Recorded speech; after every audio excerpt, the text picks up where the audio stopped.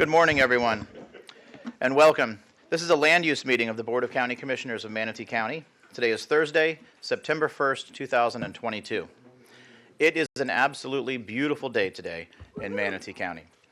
And we're going to start the day the way we always start the day. We're going to start by honoring God and by honoring our great nation. And so today we have Missy Parmenter, I apologize. I know Missy, and I didn't get her last name right. And she's from Oasis. I mean, you're from Oasis. Yeah, you're from Oasis Church. She's going to do the invocation today, after which Reggie Bellamy, did I get that right? Okay. So I'm 50-50. Reggie Bellamy will lead us in the Pledge of Allegiance. At this time, if you're able, please stand. Good morning. Thank you. It really is a beautiful day here in Manatee County. Let's pray. Lord, we thank you so much for the honor and the privilege to be in such an amazing county with such amazing people doing amazing things. And we pray right now your blessing over this meeting. We pray that you give us your vision for this community. You give us your eyes to see and your ears to hear. I pray and blessing over all of our officials. I pray that you just cover them, cover their families, protect them. And I pray that you continue just to bless this amazing community. In Jesus' name we pray. Amen. Allegiance to the flag of the United States of America and to the republic for which it stands, one nation, under God, indivisible, with liberty and justice for all.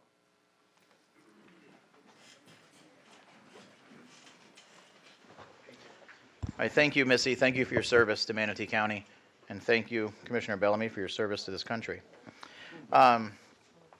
So we're going to go to announcements in just a second. We have some new technology that we're breaking in today, which is always a fun experience, and we have a pretty stacked agenda. So I think by the end of the day, we will have mastered the new technology. That's the hope.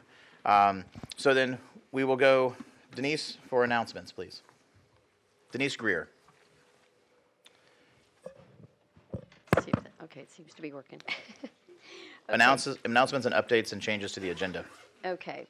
So updates to the agenda include on the consent agenda, item number 1, approval of final plat and associated documents for Lake Club Phase 4, Subphase C-2, also known as Genoa. Revised action request number 4 to read in strike through and underline format on the memo. Item number 9, Z-21-14, Goodwill Minnesota rezone. Goodwill Industries Minnesota is quasi-judicial, and it's a revised zoning disclosure affidavit attached to the memo. Item number 11, PDMU-98-08G R12, Heritage Harbor, also known as Heritage Sound, GDP amendment. It's quasi-judicial. Changes to the staff report and agenda, cover sheet in a strike-through and underline format, revised general development plan, revised ordinance deleting section 3G, and a public comment letter attached to the memo. For advertised public hearings, item number 10, PDR 1913GR, The Crossing at Palm Air, also known as Sarasota Palm Air, formerly known as Whitfield Lockwood Residential. CH East Wind Sarasota is the owner. It's quasi-judicial, and there are public comment letters attached to the memo. Item number 14, PDC-20-24 ZP Hideaway Storage Parish, Lauren and Paul, Finkema, Misha Wilson, and Hideaway Storage Fort Hamer LLC are the owners. It's quasi-judicial, and there are public comment letters attached to the memo. On the consent agenda,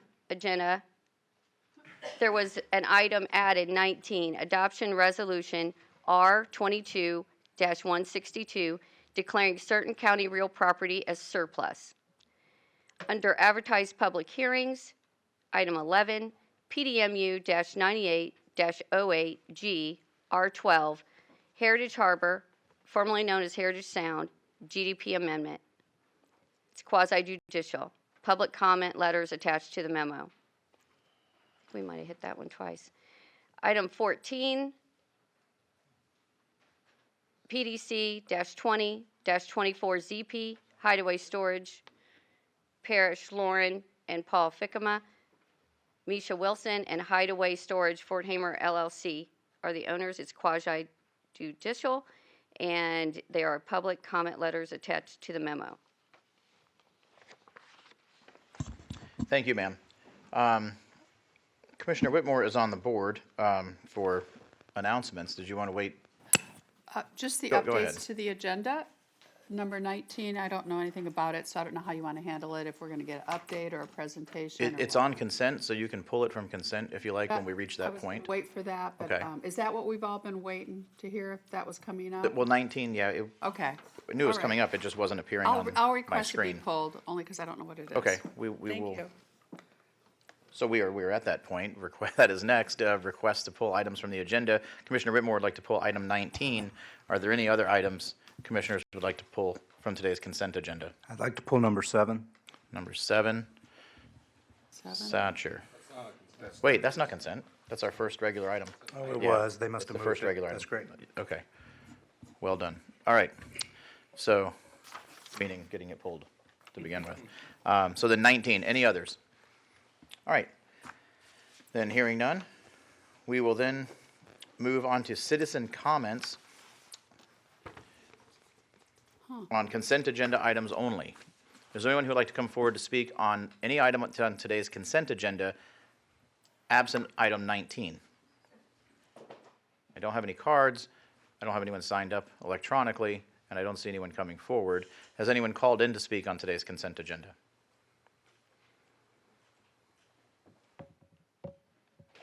No. Okay, we have no callers. We're going to close citizen comment, and we'll entertain motions for consent minus item 19, and that's how you should state it.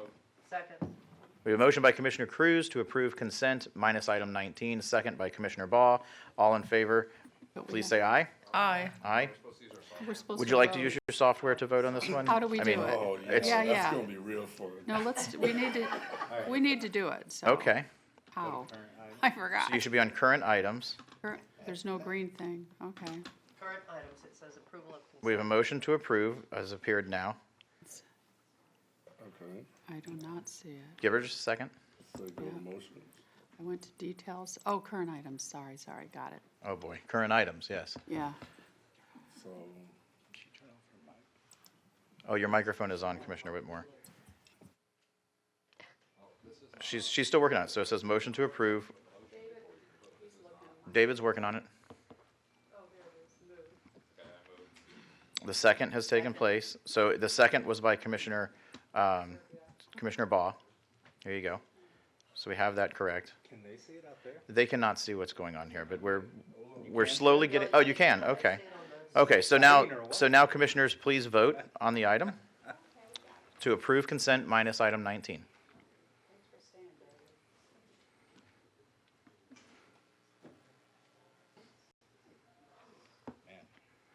Okay, Madam Clerk, has been approved unanimously.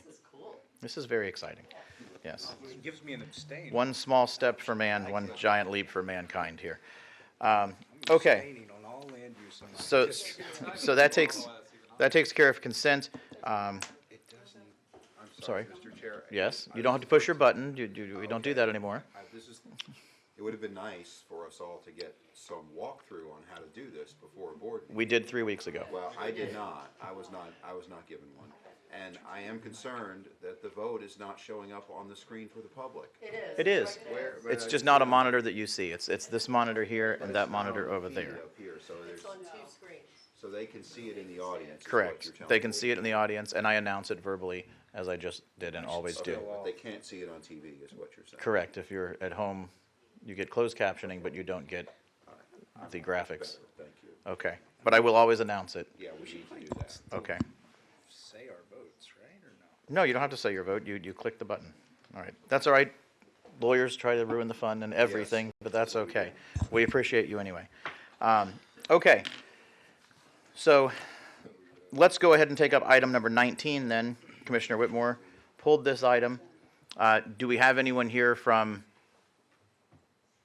staff to present number 19. So 19 is surplusing the Lena Road property. That's all we're doing. Declaring certain county property as surplus. It is the Lena Road property. Well, we will table this then, and we'll move on. Chair, I can give you some explanation. Okay. If you like. It is the administrator's item. I didn't know it was going to be on the agenda until yesterday afternoon. The purpose of it is to declare the property surplus so that the county can proceed with negotiating sales contracts, because under our surplus lands ordinance, if we're going to do that, we have to declare it surplus first, and then we have to go through a public notice process if we get an offer for a portion of the property. My understanding, based on my conversation with the administrator, is we have had some overtures of interest in buying portions of the property, and I have told them that in order to proceed with negotiation, this resolution would have to be adopted first. Obviously, any agreement would have to come back to the board for approval. How do I push my button? Says requested It says speakers. member speakers, and you click right there, but Under details? you can Why don't you dialogue with the county attorney? I'm okay with it, but, you know, we need to, would have been nice if we would have got a call from somebody to let us know this was going to be on the agenda, if you did. You know, just to give us an update. So it's just for surplusing the land. I know we had somebody that was interested in it, but now we have others. Is that, That's my understanding, based Okay. on the brief conversations I've had with the administrator about it. and if anybody wants to talk, I guess we go to current items and then we Well, the current try. item has to be updated. It's best to, Right, it's because best it to wasn't stay on on there. current items, but also I need you to move quite a bit quicker, actually, to keep us caught up. Okay, Okay. sorry. All right, so 19, not you. My current item is there, though. Yeah, so we should be on number 19, should be our current item at the moment. Current item, okay. So we've heard from the county attorney, Commissioner Whitmore. I assume you're satisfied with your statement and what you've heard. We'll entertain motions on number 19. We can't make a motion because our current item is still advertised public hearing. Yeah. Oh, Hasn't been updated. that's right. Mr. Chair, if I may. Let's just vacate the software for this item while they For get this caught up. item. The software doesn't get to stop the board from Correct. No. Okay, so- exercising its powers. So we're entertaining motions on number 19. I'll make a, what is the recommended motion? Adoption of the resolution. I'll make a motion to that. We have a motion by Commissioner Whitmore and a second by Commissioner Cruz. We'll open this item up to public comment. Is there anyone who'd like to come forward to speak on item 19? All right, seeing no one, we'll go to the phone. Has anyone called in for item number 19? Okay, so we're closed public comment. We'll hold the vote. All in favor of approving item 19, please say aye. Aye. All opposed? Madam Clerk, number 19 passes unanimously. Mr. County Attorney, Yes, sir. our next item would be Parish. Would you please introduce that item? Actually, I think isn't it 5, economic development ad valorem tax exemption, allied new technologies? I skipped right over that. You're correct. It is 5. So the economic ad valorem, tax exemption for allied new technologies. Who is here to present this item? Current items. I'll wing it if you need. Okay, we're off and rolling. Oh, Wing it. no, she's here. She's here. Oh, there it is, okay. Upon request. That's correct. If you could give us a quick overview, that would be great. Yes, I will. Good morning, Che Barnett, County Administration, Economic Development Division. And if you give me just a moment, please. And you'd either speak up a little bit or Hey, pull can the you speak microphone up? down. Yeah. Shay, please. There you go. Thank you. Thank you. Perfect.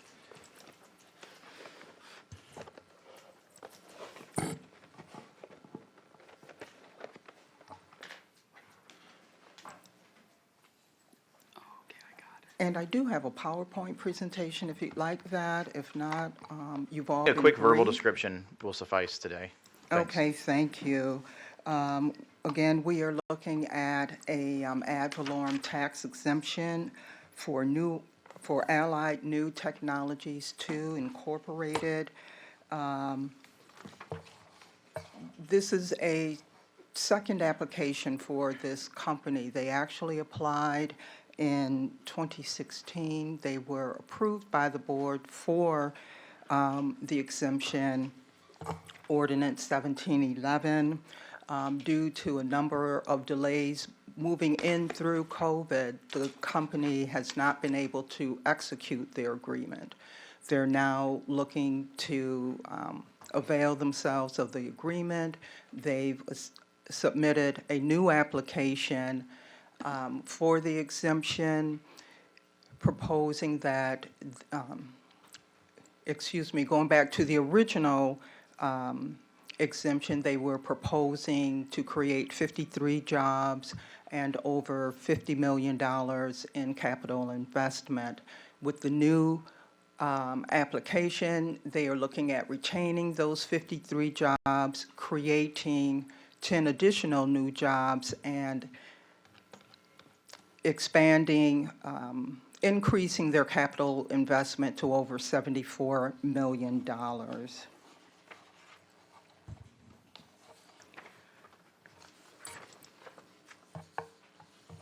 So, Mr. Chair. if you- Staff, Sir.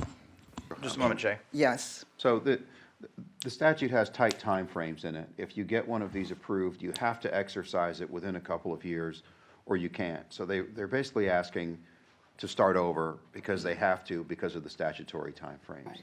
And so that requires the board to repeal its prior approval, and there, you'll see another one come back in the future. Is that a fair summary, Jay? That's a fair summary. We were hoping for the repeal and adoption of the new ordinance today. Is it ready So, today? Is it for? Yes, it adoption? is. Okay, okay. Staff engaged in Okay. yes.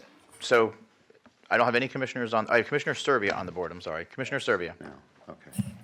Okay, so I just have a question, Shay, and we talked a little bit about this during the briefing.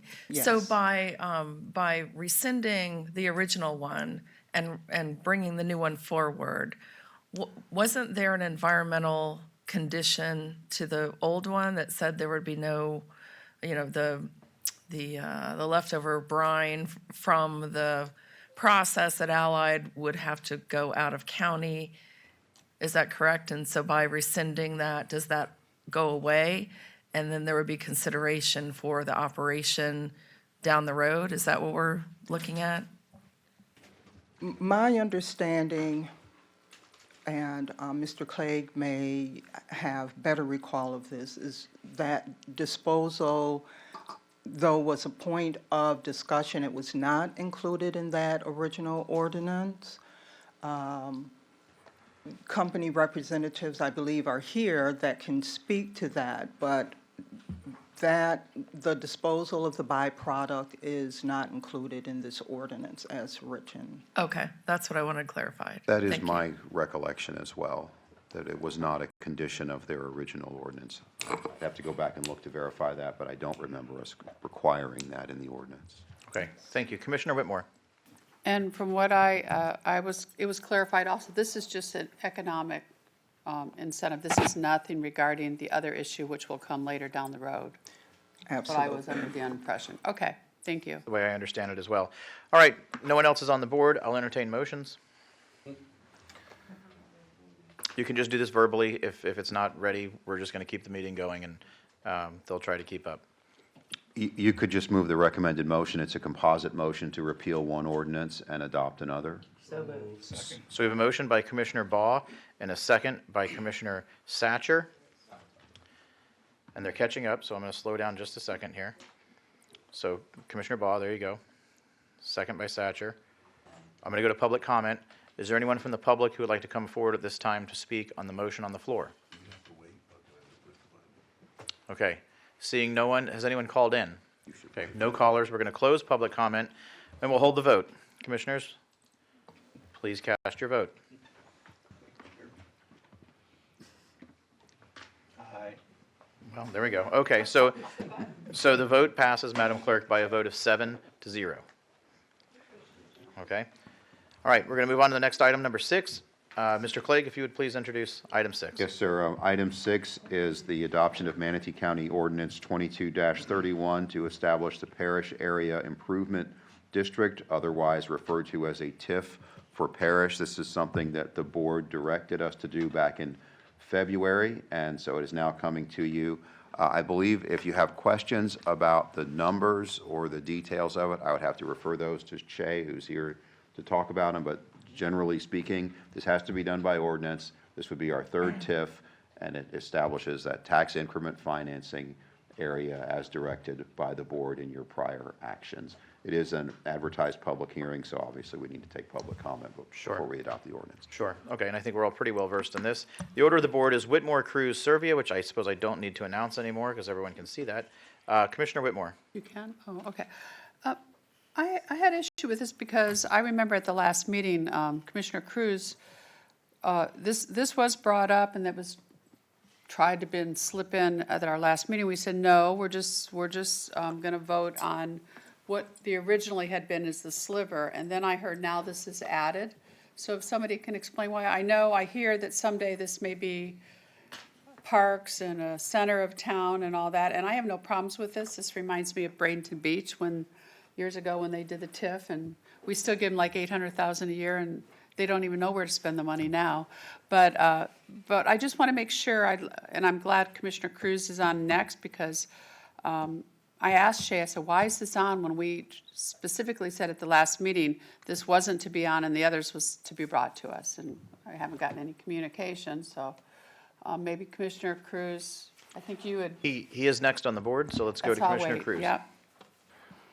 Yeah, the last time it came back, it was not correct. The map went from essentially DeSoto County to I-75. Right.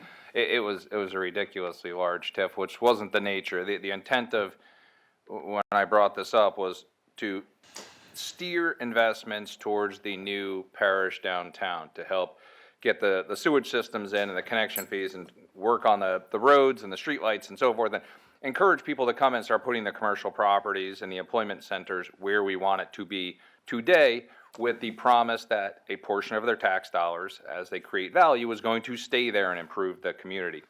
This is effectively the trimmed down version. I've actually worked with people. There are a few places that look like it's slightly bigger than it was, but there was reason behind that. There was conversations with Rachel, there was conversation with PCA, there was conversations with Scott and staff to make sure we were incorporating areas that effectively were going to be part of this greater area, like that four corners of Moccasin Wallow up there. And Commissioner Satcher requested that the Florida Railroad Museum be included in there. So it's not as slim as it was before, but it's certainly substantially slimmer than it was the last time we saw it. This was a work in progress that I feel captures the essence of what everybody wanted. My only concern with this, just since I've got the board now, is, and I brought this up, I'm not a big fan of how we calculated the percentages and numbers. I mean, that's up for board discussion. I was hoping that this would be a larger percentage at the beginning. We have 35%. I know my understanding from conversations was that's how we structured Southwest TIF. So we just kind of mirrored it. But Southwest TIF was much larger, had a much broader base of tax to pull in. So a 35% over essentially a quarter of our land, could bring in more dollars. That's why we have so much money down there. This is a much smaller area. And the goal of this, in part, is to encourage expedited development. And so my proposal was, from the start, was, well, let's do it more like 50% of the increased tax base, at least for a window of time, say 10 years, and then you can tier it back down. But that's to encourage people to start building now instead of dragging this on. So my preference for this TIF would have been a higher percentage, not 35% over 30 years, but maybe more like 50% up front, and then you can tier it down to 25% for a period. You still net out the same percentage, but it encourages quicker development because more of the tax base gets used in the early years, and it would get people moving on this area. Because once you start getting a few, for lack of a better term, cranes in the sky, more people will follow suit. So I think that incentive makes sense. So that's my preference of an adjustment to what's being proposed. And I brought this up previously. It wasn't adjusted on here, but that's a board decision, not my decision. Okay, that's really well said, and I could get behind that. The idea of 50 was pitched originally, and I thought it was too much, but the idea of doing it for 10 years and then scaling it back, I like that. So Servia, Baugh, and Whitmore is the order of the board. Commissioner Serbia. Yes, thank you. And again, we talked about this in my briefing. I wish that this would have been workshopped or come to the board and would have been developed under the Board of County Commissioners. Instead, it seems like it was developed by Commissioner Cruz and administration and now brought to the board for approval. So we didn't have a lot of input in this. I echo some of the same comments Commissioner Cruz brought up. A higher percentage should go to benefit the area you're trying to improve. And if we're making it too large so that there's too much revenue and we need to distribute it elsewhere, that kind of defeats the whole process of creating a TIF, in my opinion. I would like a more thorough presentation so at least the public understands what we're doing and that the board has a better understanding of what we're doing. So that would be my request, instead of just approving it, to have a presentation. Commissioner Baugh. My main question right now is where the district commissioner is on this issue, because it is in his district. He represents his district. I don't have a problem with it as it is right now. And I don't need a presentation, but I'll be happy to make a motion when ready, sir. So the order of the board is Whitmore and then Satcher. The district commissioner hasn't spoken yet. Commissioner Whitmore, do you mind letting him go first? Sure. Okay, Commissioner Satcher. Thank you, Mr. Chair. Yeah, I took myself off the board deliberately earlier because I'm not sure of the wisdom of saying this. The problem with this issue, the sentiments and the goals behind it are great. I am all for investment in the parish area, obviously. And so that's the area I represent, and it's growing fast, and we need the investment. And so I'm not opposing this.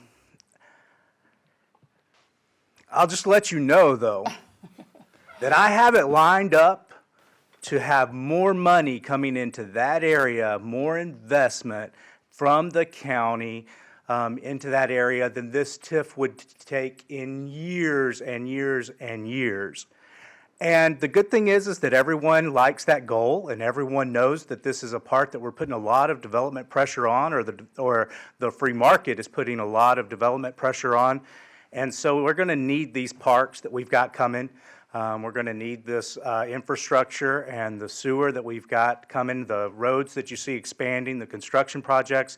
We're going to need all that. So it's good that we're making that a priority. And so I'm just hopeful that we'll never have a board that looks at this TIF and says, oh, we already spent as much as is in your TIF, forget it, we're not doing any more. I'm assuming we won't have that. That's why I didn't spearhead this project. That's why I was in favor of a wider boundary earlier, so that there would be more money from the outlying areas, because they're all going to be coming to the same centralized area for most of the things like parks that we have. So we've got some great things lined up in motion, and I'm excited about them. The TIF, I'm not going to fight the TIF. I'm in favor of investment, and I definitely, as the stated goal, I'm in favor of the stated goal of getting more investment from what's paid into that area, staying into that area, which has been a problem in the past, but I don't see it being a problem in the future. So thank you, Mr. Chair. Thank you, sir. Commissioner Whitmore. Well, for somebody that's seen the Port TIF take 10, 15 years and there's hardly anything in it, it's something that we do need to do. And I wouldn't support a wider, and this is why, is we still got a county to run. We still need that tax revenue, because there's exponential growth in North County, and that money needs to be spent there. And if you do a TIF, you're hindered on what you need to do. I do support, and I won't approve this unless we consider it. If it has to come back for another meeting, that's fine. But I agree with Commissioner Cruz and Commissioner Serbia and whoever else that we need to increase it to 50% for maybe 10 years, and then ratchet it down to 35% or whatever. And I don't know if that would require another meeting. But again, we never had a work session on this, and we haven't really, I haven't had any briefings on it except up here. So obviously, we're trusting whatever's in front of us, but I'm not going to do anything that's not done right, and it's going to take forever for 35%. Look how long it took for where IMG is, but thank God IMG did what they did, or we'd still be sinking. So I don't know, and I think the attorney wants to say something, but I'm not going to approve of 35%. I agree it needs to be 50%, and if we need to, have it come back to the next meeting. Shay, I was briefed. I know, okay. No, Did you only by brief- staff. I need, Okay, so you were briefed by Shay, Shay then? yeah. Okay, But that's the then only had briefing I think we all questions, had. But I couldn't, I wanted to Okay. talk to others. I was just like- making sure you weren't Oh, no, no, no, left no, out no, or no, closed no, out. no, never, never. Let's go to the county attorney before we move on. Mr. Chairman, Commissioners, the board, this is pure fiscal policy making. I mean, Okay, good. this is what commissioners get elected to do, first and foremost. And the board has the discretion to change that number in the definition of tax increment. So if you wanted to do that, you would move to adopt ordinance number 22-31 as submitted into the record with a modification to the definition of tax increment to increase the percentage to 50%. For the initial 10 years. With a cutoff, Say yeah. that for the initial 10 years, yes, sir. Okay, so we have a point of motion, order. we have a well, I'll get you. We have a motion by Commissioner Cruz and a second by Commissioner Baugh. Does the clerk have the motion? Are you comfortable with what you have, what you put down? I have what the county attorney said. That's what we're looking for. And make sure, as long as we have in there that 50% for the first 10 years. What does it go to after the first 10 That's years? my point of order. You need to say what it would go to after. back to the 35. We need to say that I in need the that in the motion, though. Yeah. We amended the motion. I'd like to hear from the county. Let's get the county attorney to amend the Well, motion. it's fine, we can do that, and what's going to happen here is, once the board takes action, I'm going to have to go upstairs and revise the ordinance and bring that to the clerk to reflect the board's action. But I think the way you would rephrase it is with a modification to the definition of tax increment to provide for 50% in the initial 10 years and then 35% thereafter. Thereafter. Yeah. The motioner agrees? I will cover that in the draft. And the seconder agrees as well. Okay, so we have a motion on the floor by Commissioner Cruz and a second by Commissioner Baugh. Commissioner Satcher is on the board. Thank you, Mr. Chair. Yeah, I just wanted to be very clear, because sometimes when you get into the details, things might get obscured. Be very clear that I'm in favor of the ordinance and in favor of the motion, and definitely in favor of the goal of getting more, services and things that the county is already doing in other places into the parish area and the North River area. Thank you, sir. Thank you, sir. Commissioner Bellamy, you're the only commissioner that has not spoken on this. Have you mastered the software? Just making sure you were able to get your button pushed. I'm teasing you a little bit, but do you want to weigh in before we move on? That's part of it. I don't like repeating things that I am in agreement with, so I'm where everybody else with. We Okay. can move forward on this. All right, then we're going to open this up to public comment. Is there anyone from the public who would like to come forward to speak on the motion on the floor? All right, seeing no one, we'll go to the phone. Has anyone called in? It's a slow day today. We're not getting many callers. All right, we're going to close public comment, and then we will go ahead and move forward with the vote. Commissioners, cast your votes. We should play some Jeopardy music during this time, get that piped in, huh? All right, so it passes, Madam Clerk, by a vote of 7-0. All right, Mr. County Attorney, I think your services are complete Thank you, sir. I will excuse myself and They're never allow complete, my but distinguished colleague for to today. relieve. We'll have Ms. Shank come up. All right, Denise Greer, if you would please introduce item number 7 under Development Services, Item number 7. SCF.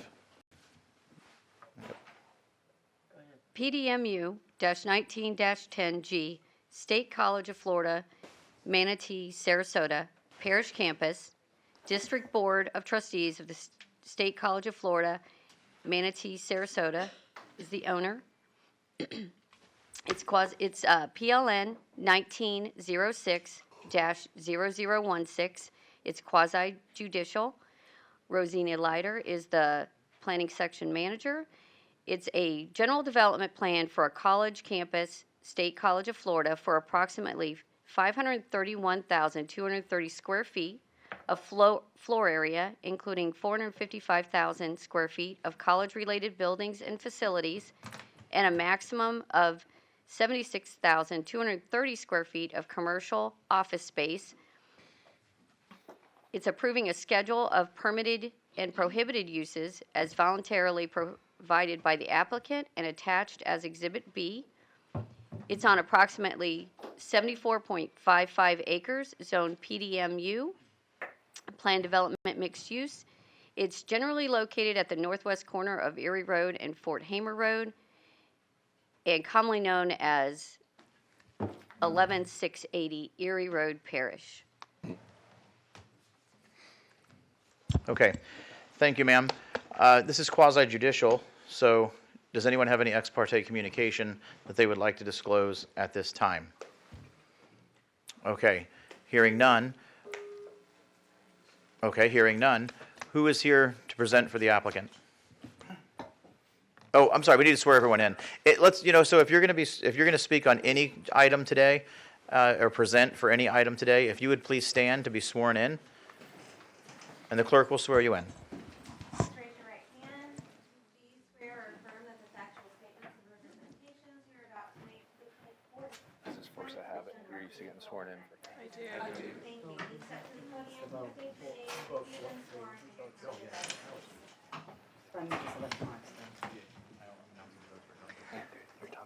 All right, who is here to present for the applicant? Good morning, Chairman, Commissioners. I'm Katie LeVar with Stantec, representing the State College of Florida. I'm a resident of Manatee County, and I have been sworn. Before we begin our presentation regarding all of the technical details of this application, I'd like to introduce Dr. Todd Fritsch. He's the Executive Vice President and Provost of State College of Florida. He'll initiate our presentation and just go through some details regarding the college and the goals and the vision for the parish campus.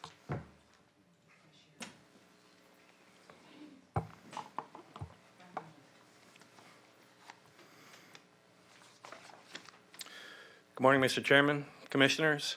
My name is Dr. Todd Fritsch, Executive Vice President and Provost, State College of Florida, resident of Manatee County. I have been sworn.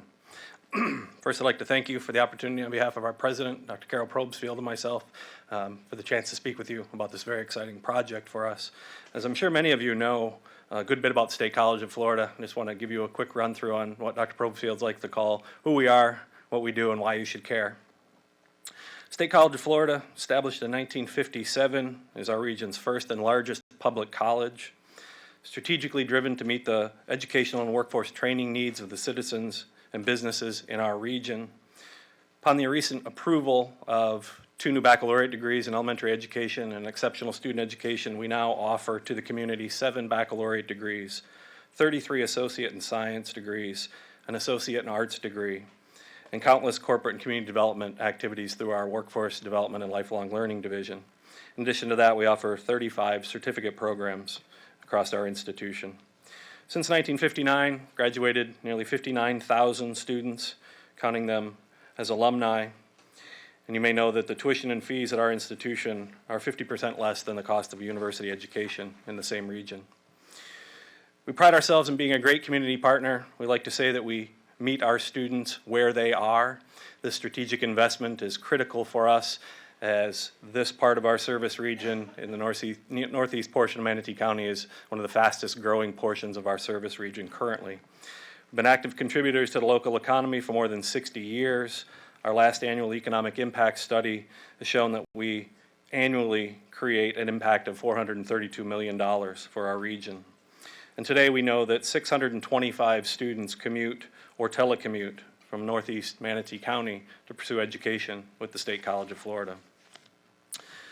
We see this as making a significant local investment, purchasing roughly 75 acres for $2.5 million a few years ago. This particular area is growing rapidly, and we've committed over $1 million of our own money in planning, development, and construction fees as we continue to pursue financial commitments for the realization of this vision. We're requesting funding for phase 1 of the project from our legislature, this particular legislative session. And as we've looked at the initial program plan for this new campus, we've been actively engaged not just with the parish community through 3 separate focus group activities, which I had the pleasure of leading in the community, but also working with area business and industry representatives, the EDCs, the chambers, members of the county administration, to ensure that as we're developing the program plan for this new facility, we're taking into consideration the wants and needs of the region. So initial programming beyond general education and the opportunity for dual enrollment with Parish Community High School directly across the street. Feedback we've received for emphasis on programming includes nursing, other STEM fields and technology, engineering, math, the expansion of our teacher education programs into that particular area, as well as additional specific to the region potential new programs, things like agribusiness have been feedback that we've received the community. SEF will commit to continuing to engage with the local community and business leaders to create certificates, degrees, and workforce development activities tailored to the current and emerging needs of the parish community.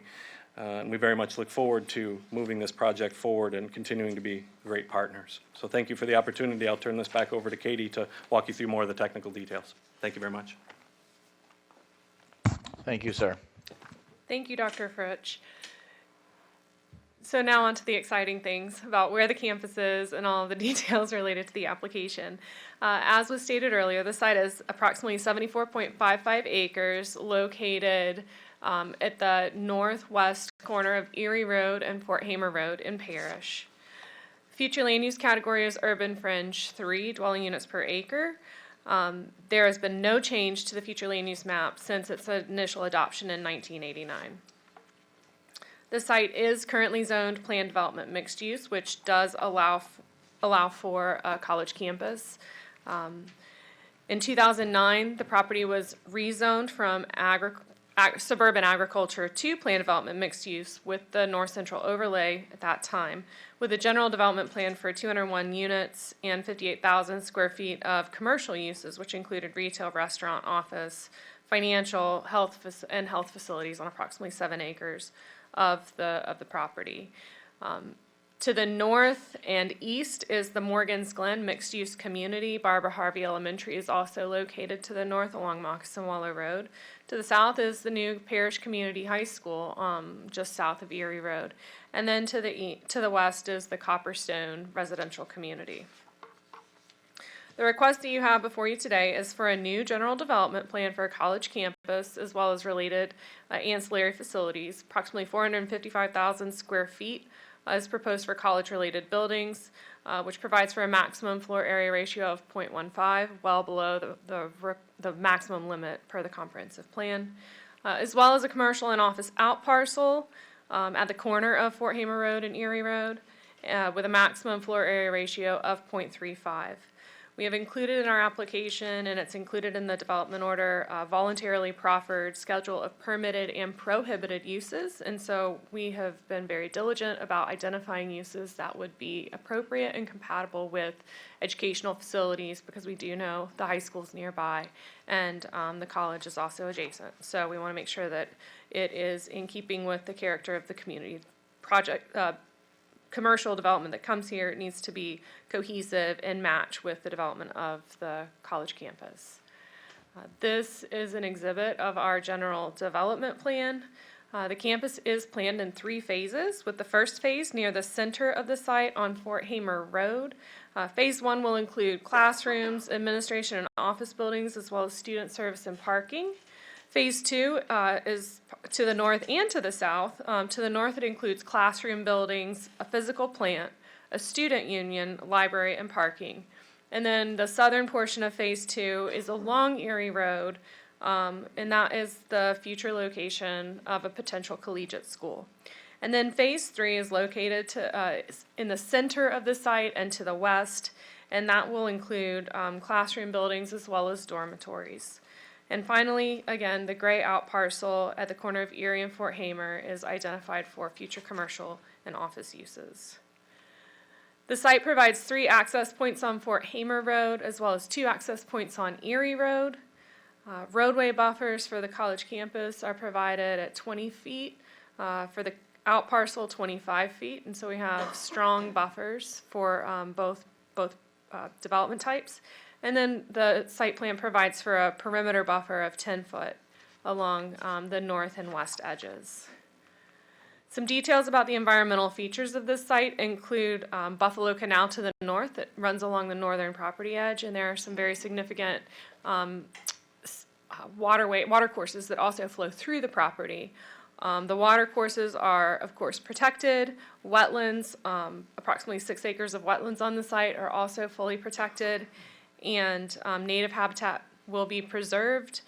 We are required by Land Development Code to preserve 5.22 acres, and the general development plan in its current form reflects the preservation of over 8 acres of native habitat. We believe that this will be a tremendous asset to the community with the other educational institutions nearby.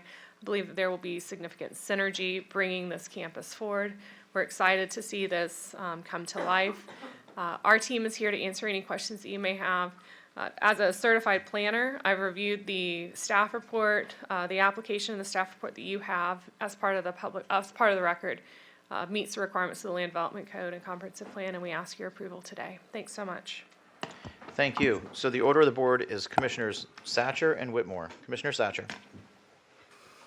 Thank you, Mr. Chair, and thank you, Katie. I just wanted to express, and I asked staff if we could have a presentation on this, because this is just great news. You got, first of all, number one on everyone's mind is traffic. So you got 632 people that are driving all the way across the county to get to SCF's current campus, and now we're bringing a campus right there, much closer, so much less driving involved. That's good news. 50% less than surrounding universities for the price, and this is, this is rank and file workforce training, a great education, but not useless degrees and wasted money. This is what we need and what makes a strong community, and so I'm excited about that. And then we're really seeing, you mentioned the word synergy, with the high school, a brand new high school right there. The road, you can see they're finally working on where Fort Hammer connects to 301. And so that's going to happen. And so the roads are improving. And why not make a place, the homes are coming because of the economic pressure. People want to move to this area and to this county. And so why not make a wonderful place for people to get educated and to really launch into life and be successful and prosperous as they go. So I appreciate this project. Congratulations to you, to the team, to President Prosfeld, and for all the hard work I know they're putting into it. And I look forward to seeing movement on that front. So thank you so much. Thank you. Thank you, sir. Commissioner Whitmore. As a proud nursing graduate from this college, I'm glad that I saw that we're going to offer it in North County, because we have a major shortage in the medical field now, as you all know. And recently, with what I've been seeing, is a lot of our workers are actually living in the counties north of us and working in the hospitals in Manatee County. So this may help them with their schooling. And I'm sure Carol and you, McGuire, would be very happy to see this day today. For those of you all that don't know, that this has been their vision since day one, and when we sold it, and then they moved away, but I'm sure I'll be calling you after this and tell them. When we first brought this up, it was in the Parish Village, and we saw a lot, and on social media, a lot of people were excited, and then when it came closer, few had concerns about traffic. But in your professional opinion, is this project compatible with the surrounding uses currently? Chairman, Commissioner Whitmore, the project is absolutely compatible with surrounding development. Again, there are opportunities for shared assets when you have a variety of educational centers co-located. I will also say that with the general development plan, a certificate of level of service is not required. So when the first phase of development comes forward, a detailed traffic study is required. That will be reviewed by your professional staff. If there are any improvements that are required to the nearby roadways or intersections that are directly attributable to traffic that's generated by the college, that will be something that will then need to be addressed prior to administrative approval of that first phase. And so traffic is something that will be incrementally evaluated throughout the process of development. And the traffic patterns in a college like this, for all of us that go near the one on 26th Street, they're all different hours. They're not all concentrated like 8 to 5. You have night courses for the working students, and so it's kind of spread out a little bit, so I'm sure you've calculated that in your numbers. But Absolutely. and the 600 number, I had not heard that before. I didn't see that in anything. I may have missed it when I was reading the information. That shows a lot, what Commissioner Satcher had said, 600 people, or either they're doing it remotely or they're driving to State College of Florida. And so this'll all tie it all in together, which is what we planned when we did Where Will We Grow years ago. This was the synergy. I know there's been thousands of new people that have moved here, but this was where the leaders at that time in Manatee County decided this is where the growth was going to be. So good job, and I'm glad to see that sign's been up forever. So if anybody says they didn't know about it, I can't believe that, because it's been up for a couple of years now. So congratulations. I'm glad to see this coming before us. Thank you very much. Commissioner Servia. Yes, I agree. It is going to be a real asset to this area and a long time coming. I have a question about, it looks like the collegiate school may also be expanded to Parrish. Is that correct? That's one of the items that's been requested. And dormitories. Can you talk a little bit about those two aspects of the project? Sure. So the collegiate school is indeed an item that is one of the uses that we've included. I know that there is ongoing consideration with State College as to whether or not they will locate, and the timing of when they would locate that collegiate school on this campus. As to dormitories, the way that folks are going to college, is continually changing. It's very dynamic. As you know, with general development plans, we have the opportunity to provide a range of uses that will be permittable for a long period of time. I mean, the general development plans don't expire. And so looking to the future, looking to potential evolution of State College, we thought that it was prudent to include dormitories as a use. We've capped the height at 5 stories, and we've committed to comply with all of the height criteria that are in the Land Development Code today, so that the impact to any of the nearby residences will be significantly minimized through requiring those setbacks of 20 feet per story over 3, again, as required by the Land Development Code. So height will be pushed closer to the center of the site. It won't have view impacts for nearby residents. And we think that it's just having some foresight now, so that if things do change, if on-site residence is something that SCF chooses to pursue in the future, they'll be able to do that. Makes sense. Thank you. Thank you, Commissioner. No one else is on the board. Thank you. We'll go to staff presentation. Who's here to present for staff?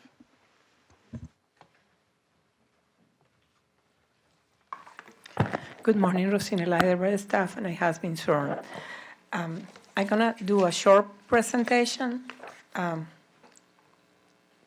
Give me a second. That is always preferred, ma'am. Yes. The applicant covered almost all the important subjects of this site, but the site is located in the intersection of 2 major thoroughfares, Fort Hammer and Erie Road. The proposal is for a total of 531,000 square feet of non-residential uses, including commercial and college-related buildings and facilities.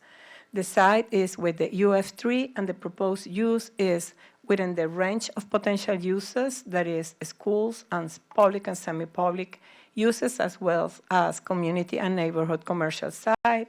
And the proposed floor area ratio allowed a maximum of 0.50 at the activity nodes and 0.35 for the rest of the site. And the applicant is proposing an overall of less than 0.70 floor area ratio. And the site is already rezoned, is on PDMU that allowed the use. And here is the plan. And to summarize, the site contains 3 phases, like the applicant explained, has 5 access points proposed, 3 for the college that are marked in orange, and 2 for the commercial site, and include a lot of drainage and stormwater facilities around the perimeters that help to minimize any potential impact to the neighbors. Also, the applicant is proposing 25 feet roadway buffer along the commercial parcel and 25 feet along Erie Road and also 10 feet along the north and west boundaries. And here is the phases that in soft yellow is the first phase, and second one is the dark orange, and then kind of pinky is the third one that include the potential dormitories. Staff is concord with all the findings that the applicant explained, and we find that the application is in compliance with the Land Development Code and the Comprehensive Plan, and doesn't include any specific approvals. If you have any specific questions, I'm here to answer. All right, thank you, Rosina. I don't have any commissioners on the board with questions, so we're going to go ahead and move into public comment. Is there anyone here from the public who has come to speak on this specific agenda item? I don't have anyone signed up prior to the meeting, and seeing no one, we will not go to the phone because it's a quasi-judicial item, so we'll close public comment at this time, and then we'll go to BOCC questions for the applicant or staff. And seeing no one on the board, we'll move on to closing comments. Rosina, I assume you don't have any closing comments since you were the last one to speak? Okay. What about the applicant? Do you have any closing comments? No closing comments from the applicant either. We'll move into deliberation. Any closing statements or comments from commissioners before we move to the vote? Commissioner Baugh. Mr. Chair, whenever we get through deliberations, it'd be great to go ahead and make a motion, sir. All right, I think we are ready for motions at this time. I'm sorry, sir. Mine's not working. Oh, you requested to speak? So you should be on current items. It's a green star. Well, once you highlight it, it's green. Commissioner Bellamy. You want to speak? Now's the time. I'm looking out for you. They don't know you're not. They don't know you're still not on the board. I'm very excited about the expansion of SCF. I just asked Commissioner Whitmore, did she attend MJC? Oh, wow. I'm not sure. MTC and MJC. And I'm not sure if everybody remember it. It was one time it was MJC, and then it was MCC, and I was actually a part of staff as an academic advisor when we transitioned from MCC to State College of Florida. But to see the movement north of the river is needed because I'm familiar with a lot of people that I'm connected to. You know, that access is very, very important. The other thing is, Commissioner Satcher, I think you're getting closer and closer to your Chick-fil-A. And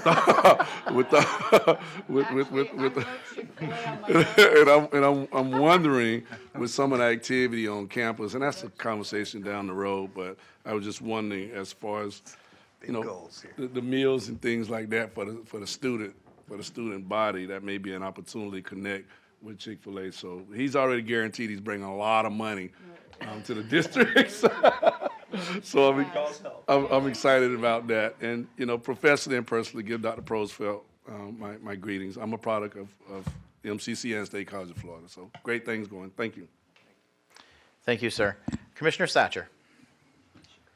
With that, I move to accept. Number 7, whatever the motion. You move to approve? Move to approve. Okay, so we have a motion to approve by Commissioner Satcher. I'll second that. So, Where are we here? Mr. Chair, so we have to say, I move the recommend You can go motion, to staff current report items, for it's the same approval. thing. Carol. So moved. Wait, you need me to do that? Oh, I'm sorry, you need to do that. Say so moved. So moved. Okay, so just for the clerk, the motion is Satcher, Backwards. and the second is Van Ostenbridge. Right. What was that? Chair can't make motions. Well, no one said anything, so I seconded. We were trying to figure it out, boss. Oh, well, I mean, you know, I'm not waiting for seniors to catch up with the technology. Get you one. Okay, so we have a motion on the floor and we have a second. We've held public comments. We're going to move forward with the vote at this time. Commissioners, please cast your votes. Yes. Jeopardy music. Dun, dun, dun. And there we have it. The motion passes by a vote of 7-0. Congratulations to SCF. All right, Denise, would you please introduce item number 8? Item number 8, Z-21-11, Armstrong Acres rezone. Armstrong Acres LLC is the owner. PLN 2109-0137, it's quasi judicial. Kevin Oatman is here as the planner. It's a rezone of approximately 3.04 acres located on the east side of US 41 North and approximately 1,000 feet north of Moccasin Wallow Road, commonly known as 10014 US 41 North, Palmetto, from agricultural suburban A1 to general commercial GC zoning district. Thank you, ma'am. Commissioners, this is a quasi-judicial item. Does anyone have any ex parte communication they would like to disclose? Commissioner Cruz, do you have any ex parte communication on item 8? No. Okay. Hearing none, then we will move forward with, where are we here? Who knows? Staff presentations and opening remarks. Good morning, Commissioners. For the record, my name is Bob Schmidt, and I'm the planner in this case for the applicant. It's a presentation upon request, so I will do what the direction of the board would like. I appreciate that. Commissioners, would anyone like to request a presentation on item number 8? Okay. Your job's getting easier, sir. Thank you. Rosina, do you feel you need to make any comments or any presentation at this time? Actually, it's Kevin. I'm sorry. It's Kevin Oatman, but I don't see so. you're in charge. We solved all the issues during the review process, and we are okay with presentation upon request. Wonderful. If you have any specific question, we are here to address. Wonderful. Commissioners, do you have any questions of staff or the applicant? This is questions. Okay, seeing none, we'll go to public comment. Is there anyone, I don't have anyone signed up, but is there anyone in the audience who would like to come forward to speak on this specific agenda item? All right, seeing none, I'm going to close public comment, give commissioners one more opportunity for questions. Seeing none, any closing statements from staff or the applicant? None, they waive that. Any discussion or deliberation? All right, we're going to move then to entertaining motions. So moved. Moved to We're gonna, he's got it up on the board here, so you can do it on the board. All right, a motion by Whitmore and a second by Servia. Commissioners, go ahead and cast your votes now. So, Oh, Mr. wait, Chair, hold We on. have to say what we're doing here. Move to Oh, you moved to approve, ma'am? the project as per the Sure. motion for approval of the staff report. Commissioner Whitmore, did you make a statement to that effect? Yes, and it's on the screen also. Yeah, on the screen, she made a motion to approve. I apologize. I Made should. it clear the record is Okay. quasi-judicial. Okay. I got ya. on the screen is Okay. what it Commissioner was. Whitmore has made a motion to approve the item as Hey, we're learning written, too. and it has been seconded by Commissioner Servia. At this time, please cast your votes. All right, success again, passes by a vote of 7-0, Madam Clerk. Congratulations, sir. Denise, if you would introduce number 9, please. Yeah, Mr. Chair, I just want to make a point. Ma'am. It's me supposed to be ADA accessible. When I haven't checked with all litigators as to whether we don't have to say motions anymore. I mean, What now? we have to be careful in quasi-judicial to say what the because motion is. People Yeah, that are we'll blind, read they Staff can't hear. report, Okay. being too abbreviated for me. Okay. That could be 88 So read the compliant. motion Yeah, that's what every she said. time? Okay, Just be a little more detailed than what you're saying Okay. now, so I'm suggesting. you're right. That's fine. We will do that. Denise. Item number 9, Z-21-14, Goodwill Minnesota rezone. Goodwill Industries Minnesota is the owner. It's PLN 2111-0085. It's quasi-judicial, and Kevin Oatman is the planner for Manatee County. A rezone of approximately 2.31 acres, generally located on the south side of State Road 64 East, approximately 2,000 feet west of Lakewood Ranch Boulevard at 10106 State Road 64 East, Bradenton, in Manatee County, from agricultural suburban A1 to general commercial GC zoning district. Commissioners, this is quasi-judicial. Would anyone like to disclose any ex parte communication on this item? Okay, hearing none, we will then go to the applicant. Who's here to present for the applicant? Good morning. My name is Rachel Layton. I'm a certified planner. I have been sworn. I'm a Manatee County resident, and I'm a planner with My Carter Construction. This is also presentations upon request, but I can give just a little bit of color to this one. It is in a mixed-use future land use category, so the A1 zoning is no longer appropriate. Everything on this section of State Road 64 that's on the south side of the road on your way to Lakewood Ranch Boulevard has become commercial uses. So we would ask the board this morning to approve this request. Thank you. Thank you, ma'am. Commissioner Whitmore is on the board with a question for the applicant. Well, this is a presentations upon request, and you hadn't asked. I don't need one. She's a Yeah. frequent flyer, so she was giving you a quick Right. overview, which we appreciate. So, Commissioners, are there any questions for the applicant at this time? Okay, seeing none, we'll go to Rosina before Kevin to see what she would like to do. Report, unless you have a question to. Any questions for staff? Okay, hearing none, we're then going to go to public comment. No cards filled out. No one signed up electronically.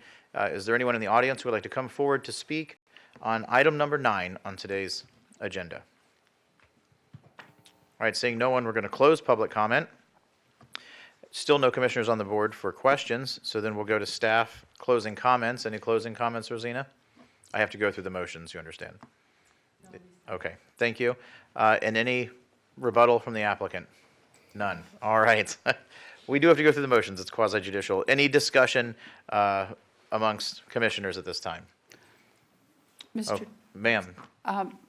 You haven't taken me off. I wasn't going to speak, but I'm still gray on your monitor. Couldn't press it if I wanted to.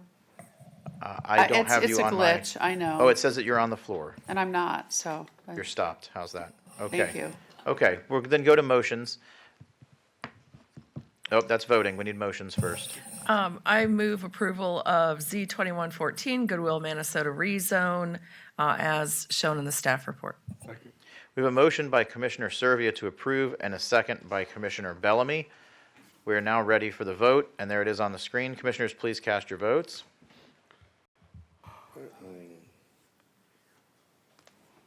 Okay, Madam Clerk, it passes by a vote of 7-0. Denise, would you please introduce item number 10? Item number 10, PDR-19-13GR, The Crossing at Palm Air, formerly known as Sarasota Palm Air, formerly known as Whitmore Lockwood Residential. I'm sorry, Whitfield Lockwood Residential. Sorry. I don't need another Boy, she's job. really cashing in here at the end, huh? Go for it. I'm naming it after, I don't think Mike would like that. CH East Wind Sarasota is the owner. It's PLN 2202-0040. It's quasi-judicial. Marshall Robinson is here as our principal planner. It's amending and restating zoning ordinance number PDR-19-13ZG to approve the following changes to the general development plan. 1, modifying stipulation D3II, allowing the secondary entrance located on Lockwood Ridge Road to be emergency access only.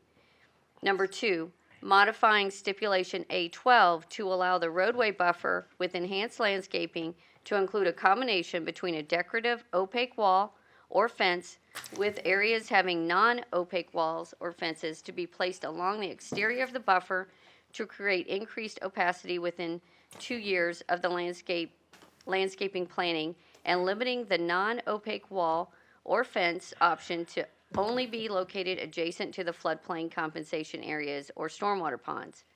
Item number 3, modify stipulation A12 to eliminating the required landscape buffer at the northeast intersection of Whitfield Avenue and Lockwood Ridge Road along the floodplain compensation area, and requiring fencing along the south side of Rattlesnake Slough to screen improvements and development from the public right-of-way for property zone PDR, Planned Development Residential, consisting of 2 parcels totaling approximately 37.27 acres and generally located at the northeast and northwest corners of Whitfield Avenue and Lockwood Ridge Road, and commonly known as 4831 Whitfield Avenue and 6824 Lockwood Ridge Road, Bradenton.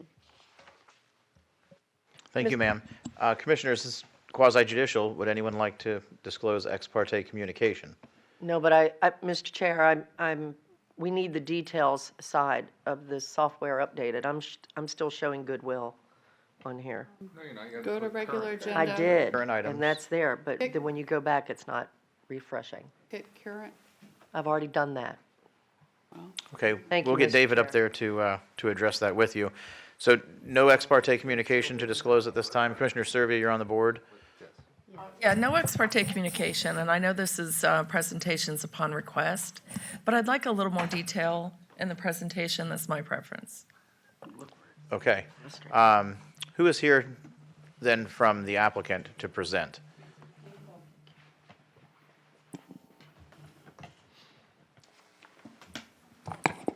Thank you, and good morning. Clint Cuffle with WRA Engineering Principal in the 7978 Cooper Creek Boulevard, and I have been sworn. And I do have a presentation, if you guys want me to go through it. I have no problem doing that. If you want to bring that up, Rosina. Yeah. I can just present. I give you a PowerPoint, but I can go ahead and go through it. There's three stipulations that we're here to amend on the GDP. The first one being we showed 2 access points on Lockwood Ridge Road. There was very strict guidance in the actual ordinance that said the second means of access had to be full and open. We're here to propose. We do have 215 units north of the slough, and we're here to propose that the second access be emergency access only. We did talk to a lot of the neighbors next door. The key here is we're not doing any changes to anything on Whitfield Avenue.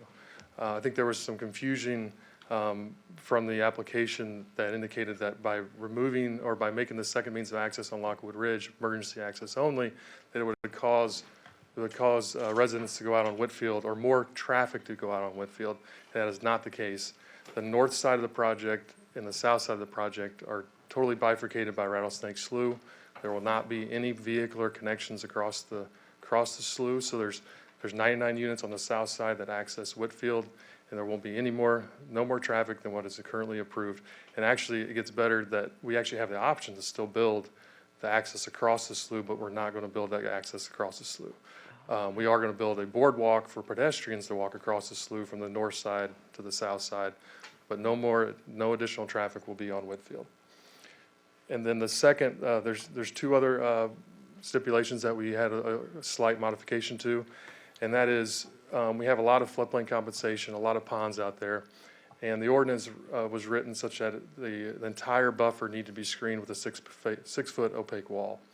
The client, the builder of the project, wanted to have a little more aesthetically pleasing buffer, that in areas where there's these large floodplain compensation areas, to do more of a split rail type fence with a landscaping on the outside. So you can see a little bit of vistas through there to the environmental friendly areas. But anything adjacent to the building or anything adjacent to the actual parking lot that screens from the right of way will still have the opaque wall, so no light, no lights from the cars will get out into the right of way. So that's kind of the summary of our request. The site is currently under construction right now, so it's moving well. And All right, thank you, sir. Commissioner Servia is on the board. yeah, just one follow-up question, and thank you for that detail. So we have some letters that may not reflect the current opinion of the people in Palm Air. So has there been work done with the Palm Air community, and they're no longer objecting, like the president of the Palm Air Community Council? Are they still objecting to this? Is that Barbara? Yes, Barbara. I've talked to Barbara, and she's now, as of last week, she is satisfied. That's why she's not, I don't know who Barbara is, but she's not here, but I talked to her on the phone. Yeah, she said she was unable to make the meeting, but the letter says that she's not supporting the development. Yeah, but- I've actually reached out to her Okay. since then, and she was satisfied with my Okay, discussions with her. perfect. And Thank there's you. only one of them that I could not get a hold of because there was no phone number or no email. Everybody that sent public comment in, I've emailed them, I've talked to some of them as well, because I think it was just a miscommunication. They thought this request was to put more traffic on Whitfield, and that's not the case. There's no changes to anything going on Whitfield. I appreciate your follow-up with them, too. Okay, no more questions. Thanks. All right, thank you, Commissioner Serbia. Commissioner Baugh. Yes, I would just add that I've had several from that area call me as well. And, from what I gather, everybody's fine now that, you have gone over it and they have a better understanding of what's going on. So thank you for that. I just wanted to thank you. Thank you, Commissioner. All right, no one else is on the board. We'll go to staff. Rosina, who is presenting today? Marshall. Yeah, Marshall. This is quasi, yes.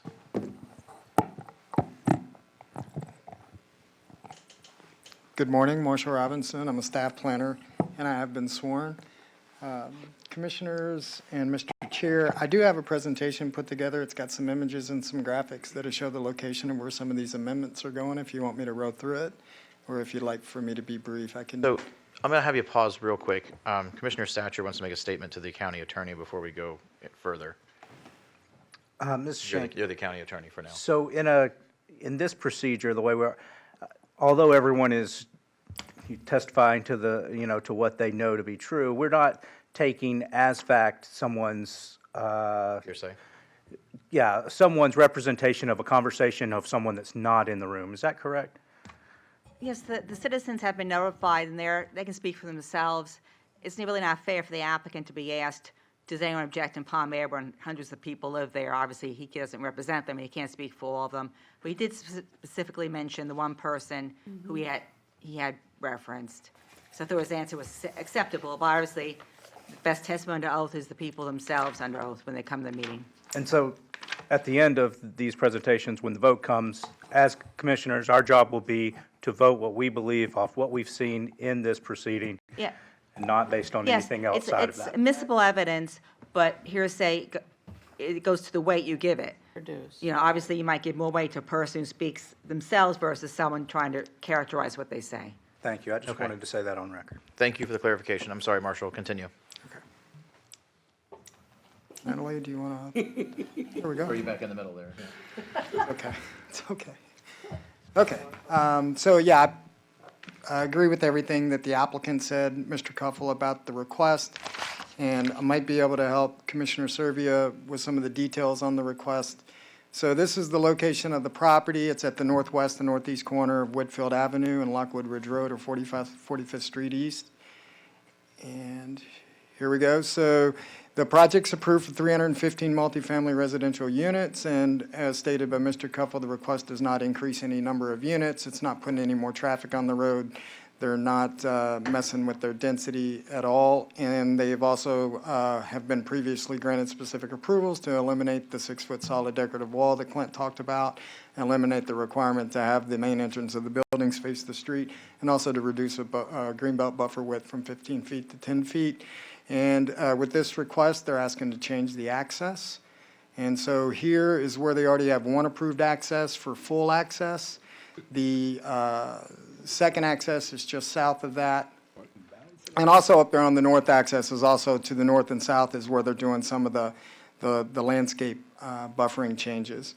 The south access there is where there's an optional right-in, right-out, and the request is to reclassify that access as an emergency-only access. Clearly, Marshall is better with new technology, as we see the boxes bouncing around. Well, I want you to be able to find And the it, rest of because I know the maps are kind of small, and That's your great. eyes, Oh, yeah, your eyeballs might not Fantastic. find where we're talking here, so.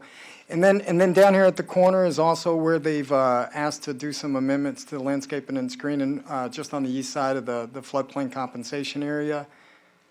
And I forgot, there we go. And then we've got another segment down there, just below the wetlands, where they're doing some treatment revisions to the landscaping and buffering.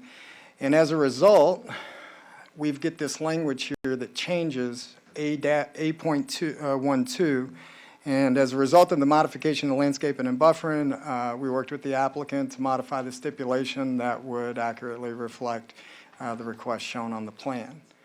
This is a look at the overall landscape plan. It kind of highlights where the locations of some of these decorative fences that are non-opaque are going to be.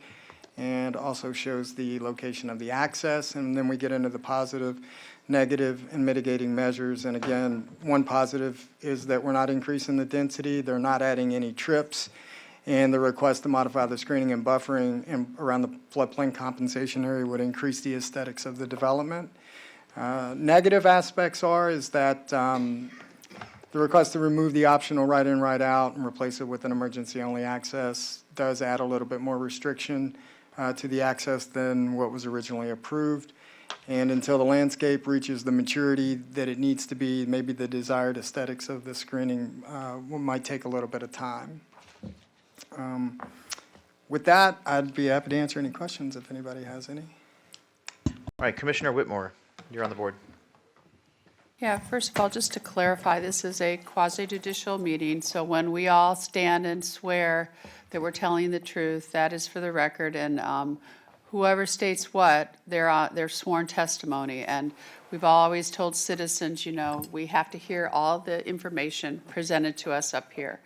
So if we have something in writing, and then we have somebody else that's clarified it under oath, then I consider both. I mean, that's what I've always learned up here.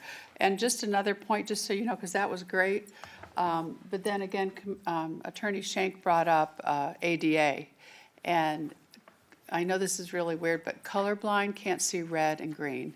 So that was great for me, but for future, for y'all, because remember John Chappie, when he was up here, when they were red chart, they had to change all the colors for him. So that's just for future, and she mentioned ADA with this new system. Thank you for the reminder, Commissioner. Yeah. I appreciate that. Yeah, you're welcome. Yes, Commissioner Chappie had decorated my office prior to my taking Very it. gray. It was bland. Couldn't see colors. It's true. Well, when there was a big hoopla over redoing my office, he said, I'm colorblind, and I did the office. And I Yeah, was like, it was- that explains it. It was brown. So there's a lot of beige. Yeah. Okay, so any other questions for staff? All right, seeing none, thank you, Marshall. Thanks, sir. We're going to go to public comment. No one has submitted public comment prior to. Is there anyone in the audience who would like to stand up and speak at this time on this specific agenda item? Okay, seeing none, then we'll close public comment and we'll go to BOCC questions. Again, do we have questions of staff or the applicant? Okay, seeing none, we'll go to staff closing comments. Do you have any closing comments, Marshall? No? Okay.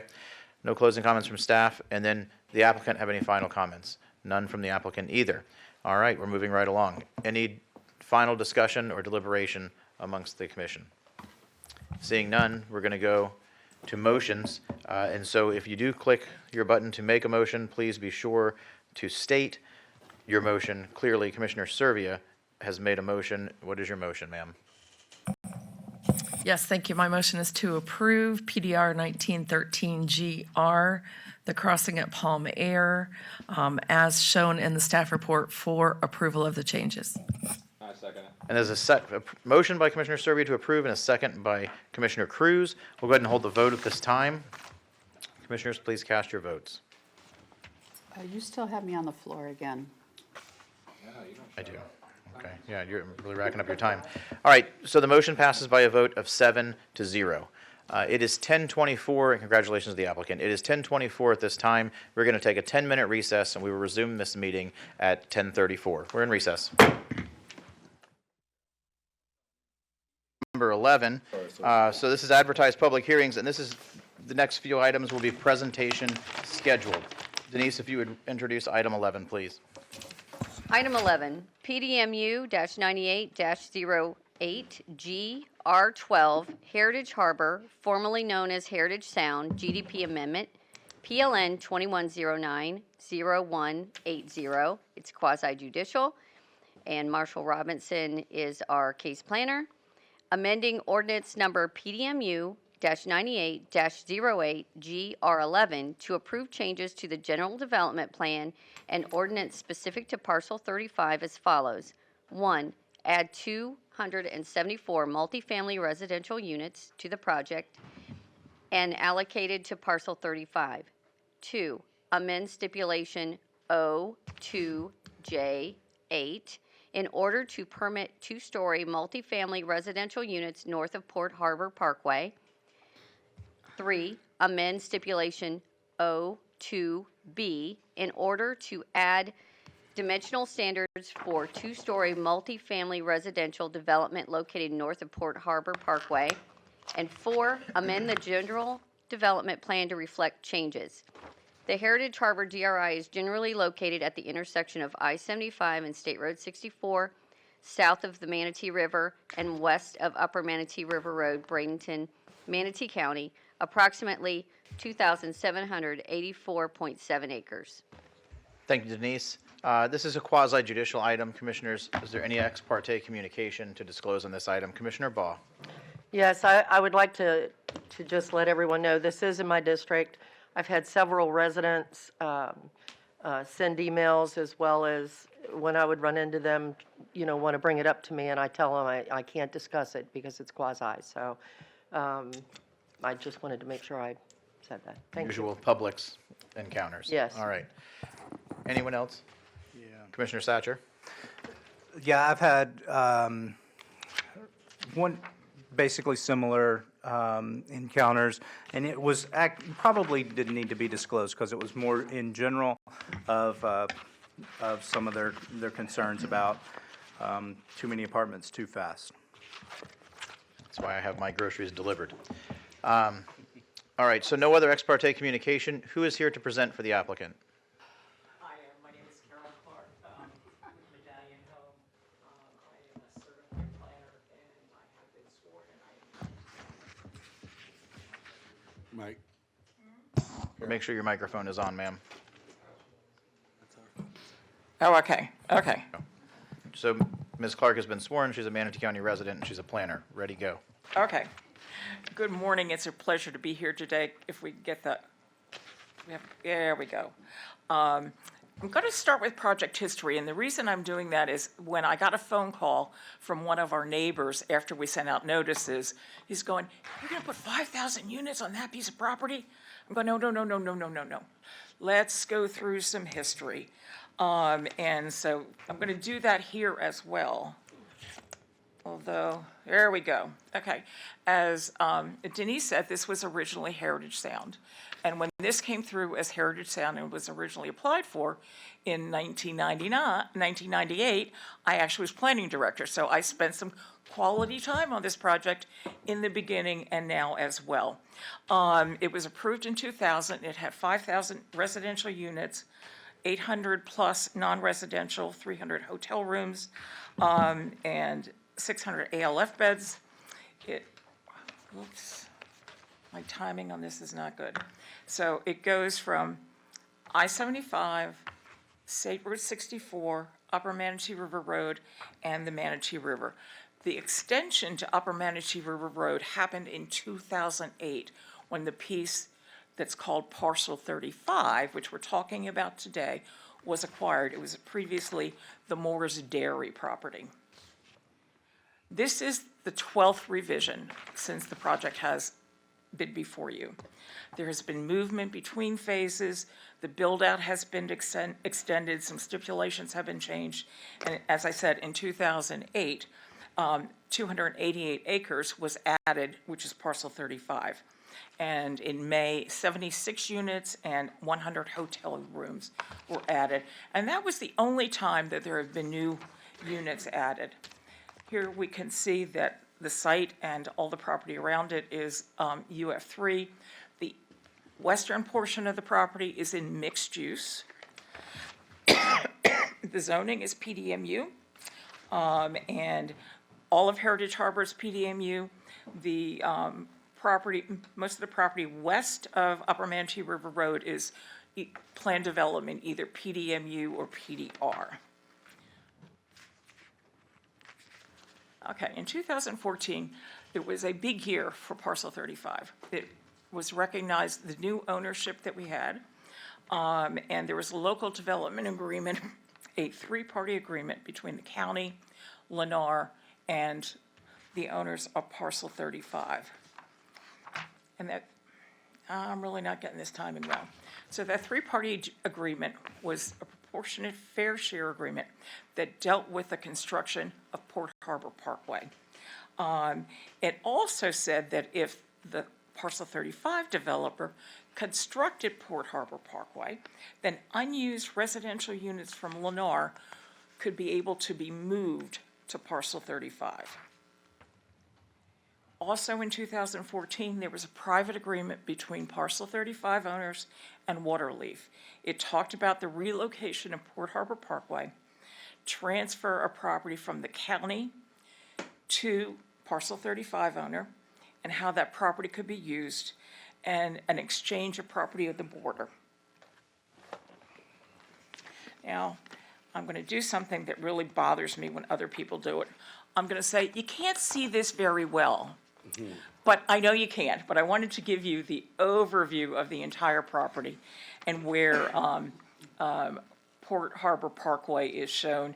It's going through, meandering through the western portion of the property, and is coming out just on top of parcel 35, which is at the east, the rectangle to the east.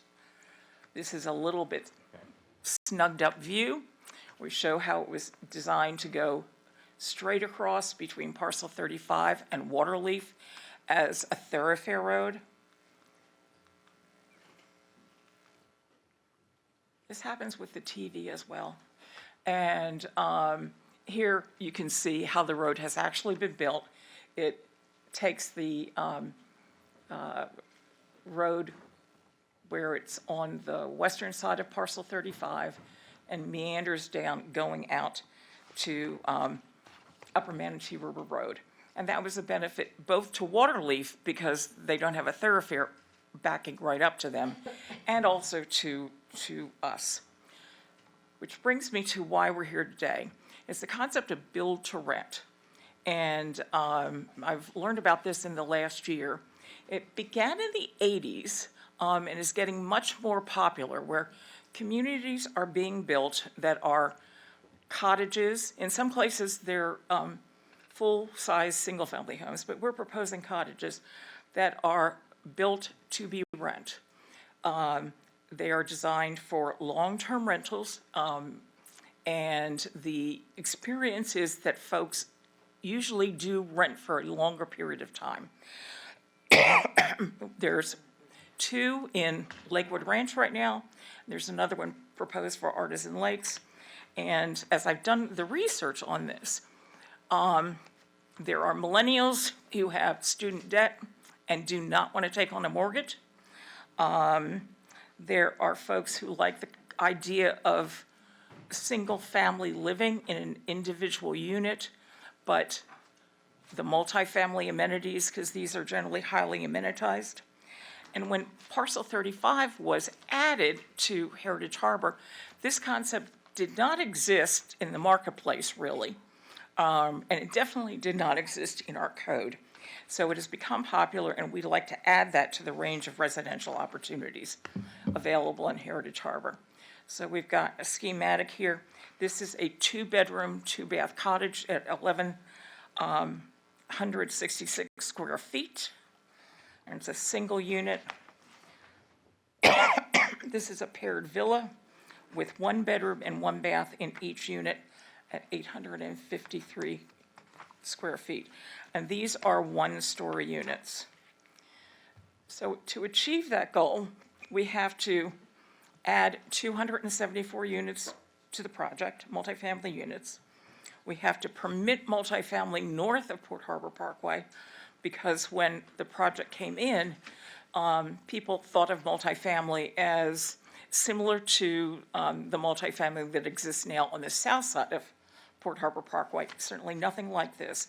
We have to have dimensional standards for those units, and we have to amend the GDP to accomplish that. I'm going to go through each of those. So again, as I said, the number of units in this project has only changed once, and that was last May when the 76 golf villas and 100 hotel units were added. So when we came in, I had done an analysis in 2019 to figure out how many units are left so that the transfer of units from Lennar to parcel 35 could happen. And my goodness gracious, that was harder than you would have imagined. And I was sitting here in, I think maybe a planning commission meeting. I go, I know what I'm going to do. I'm going to go to the property appraiser and get me some big aerials. And I'm going to count all of those units, which is what I did. I counted each of those units and looked at the property appraiser to see what kind of unit it was. The county this year then trued up those counts, and they did a research which had more information than I. The good news was that our total numbers were really, really close. We were maybe 10 units off or less than that. We were very close. But some things I had counted as single-family attached, they had counted as multifamily, and I think their definition is correct. So we now had true numbers, and we utilized our land use equivalency matrix, which allows us to take one type of unit and exchange it for another, and it is one of those things that can make your head explode. And I know I've said that before, making your head explode, but that's one of them. You have to be really focused in. So we did that, and that's how we got to the fact that we need 274 units to make this work.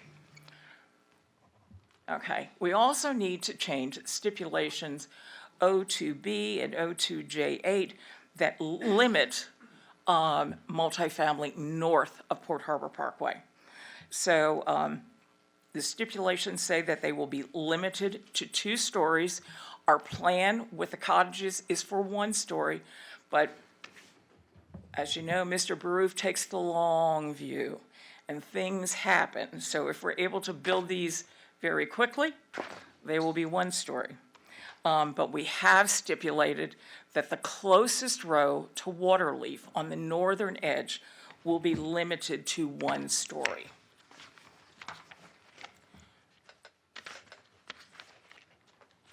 We also have dimensional standards. So a 42-foot rear setback, which is the setback from the northern property line, and that is for any multifamily building or any multifamily accessory uses. And that is in recognition of the 42 feet that have been given by Waterleaf to the county, and then for Port Harbor Parkway right-of-way, and then given to, exchanged to us. So that will be kept free from multifamily buildings and accessory uses. An additional 200-foot setback for trash compactors and dumpsters.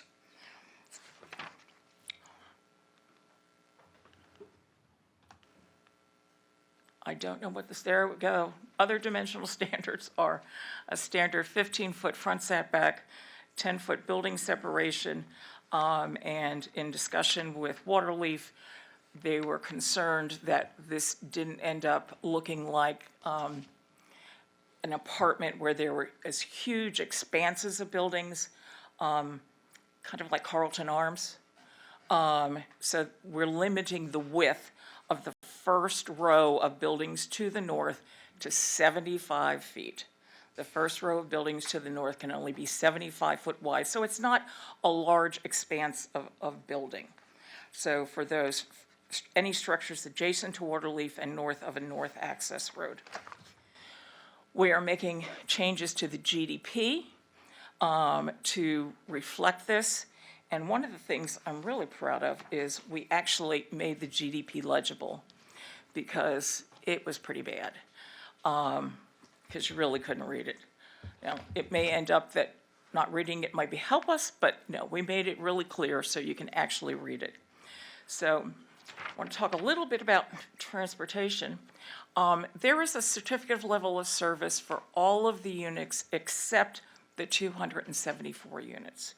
So stipulation A3 clarifies that before we have a preliminary site plan or final site plan, for those units, we need to amend the DRI and get that certificate of level of service. And we've engaged the folks to do that traffic study. And we have both of those applications in process. So they will be doing the analysis to make sure there is sufficient service and also doing the operational analysis for the particular site. This is consistent with the comprehensive plan. It is really finishing out a 20-year project, and it received unanimous recommendation of approval from the Planning Commission, and we'd like your approval as well, and I'm happy to answer any questions. Thank you, ma'am. I don't have any commissioners on the board. Wait, I gotta figure it out too. I have commissioners that are trying to figure it out. Commissioner Cruz was the first to figure it out, Dan Whitmore was the second. followed by Commissioner Whitmore. Commissioner Cruz.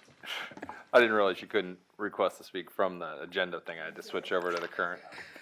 Yeah, two questions. One, the one story near Waterleaf that you're talking about, I know that was a topic and a lot of the comments. That's a legitimate stipulation, right? This isn't just we're gonna do our best to do this. That's, as a condition of this approval, you're saying that northern row of homes, multifamily, whatever you wanna call them, is going to be one story. Yes, and actually, we have it in there twice. Okay. I shared it with Mr. Rudisell, and he goes, why is it in both places? And I said, belts and suspenders. So it's in there twice. All right, so this is a real one story. This isn't It's like a real 4 months one from now, story. there's gonna be a modification that's in conformance with the It's a comp real plan to one make it story. two Now, stories. if something happens and we end up putting single-family detached there, we have the ability to do two-story single-family detached. That's not what we're hoping to do, but we're not changing that. It's the one story for the multifamily. So you're saying as long as you build this in accordance with what you're saying, you're gonna build this one story, but if you voluntarily switch it to building something else, then the one story goes away and you can build 2 stories. Correct, something that's already It's not approved. really guaranteed to be one story. It's guaranteed to be one story if you build this product type. Multifamily, right. Multifamily, and we're asking for multifamily, so we're not changing what we have the ability to do right now. But, so if we have to go back to that, but, and Waterleaf would probably say, we'd rather you go back to single-family detached. Let me make sure I'm understanding. Most people on the planet, when you think of multifamily, you think apartments. That's traditional multifamily. That's why there's terms like duplexes and triplexes.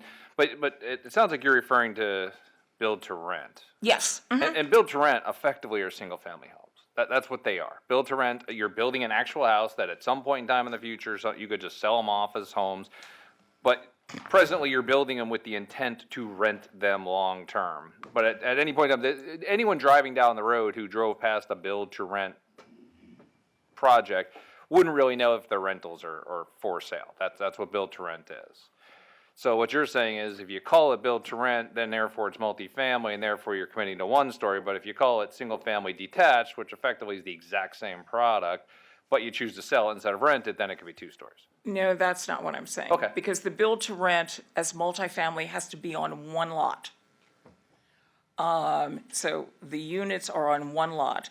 Single family is on an individual lot, so there's a home on an individual lot, so it is configured differently.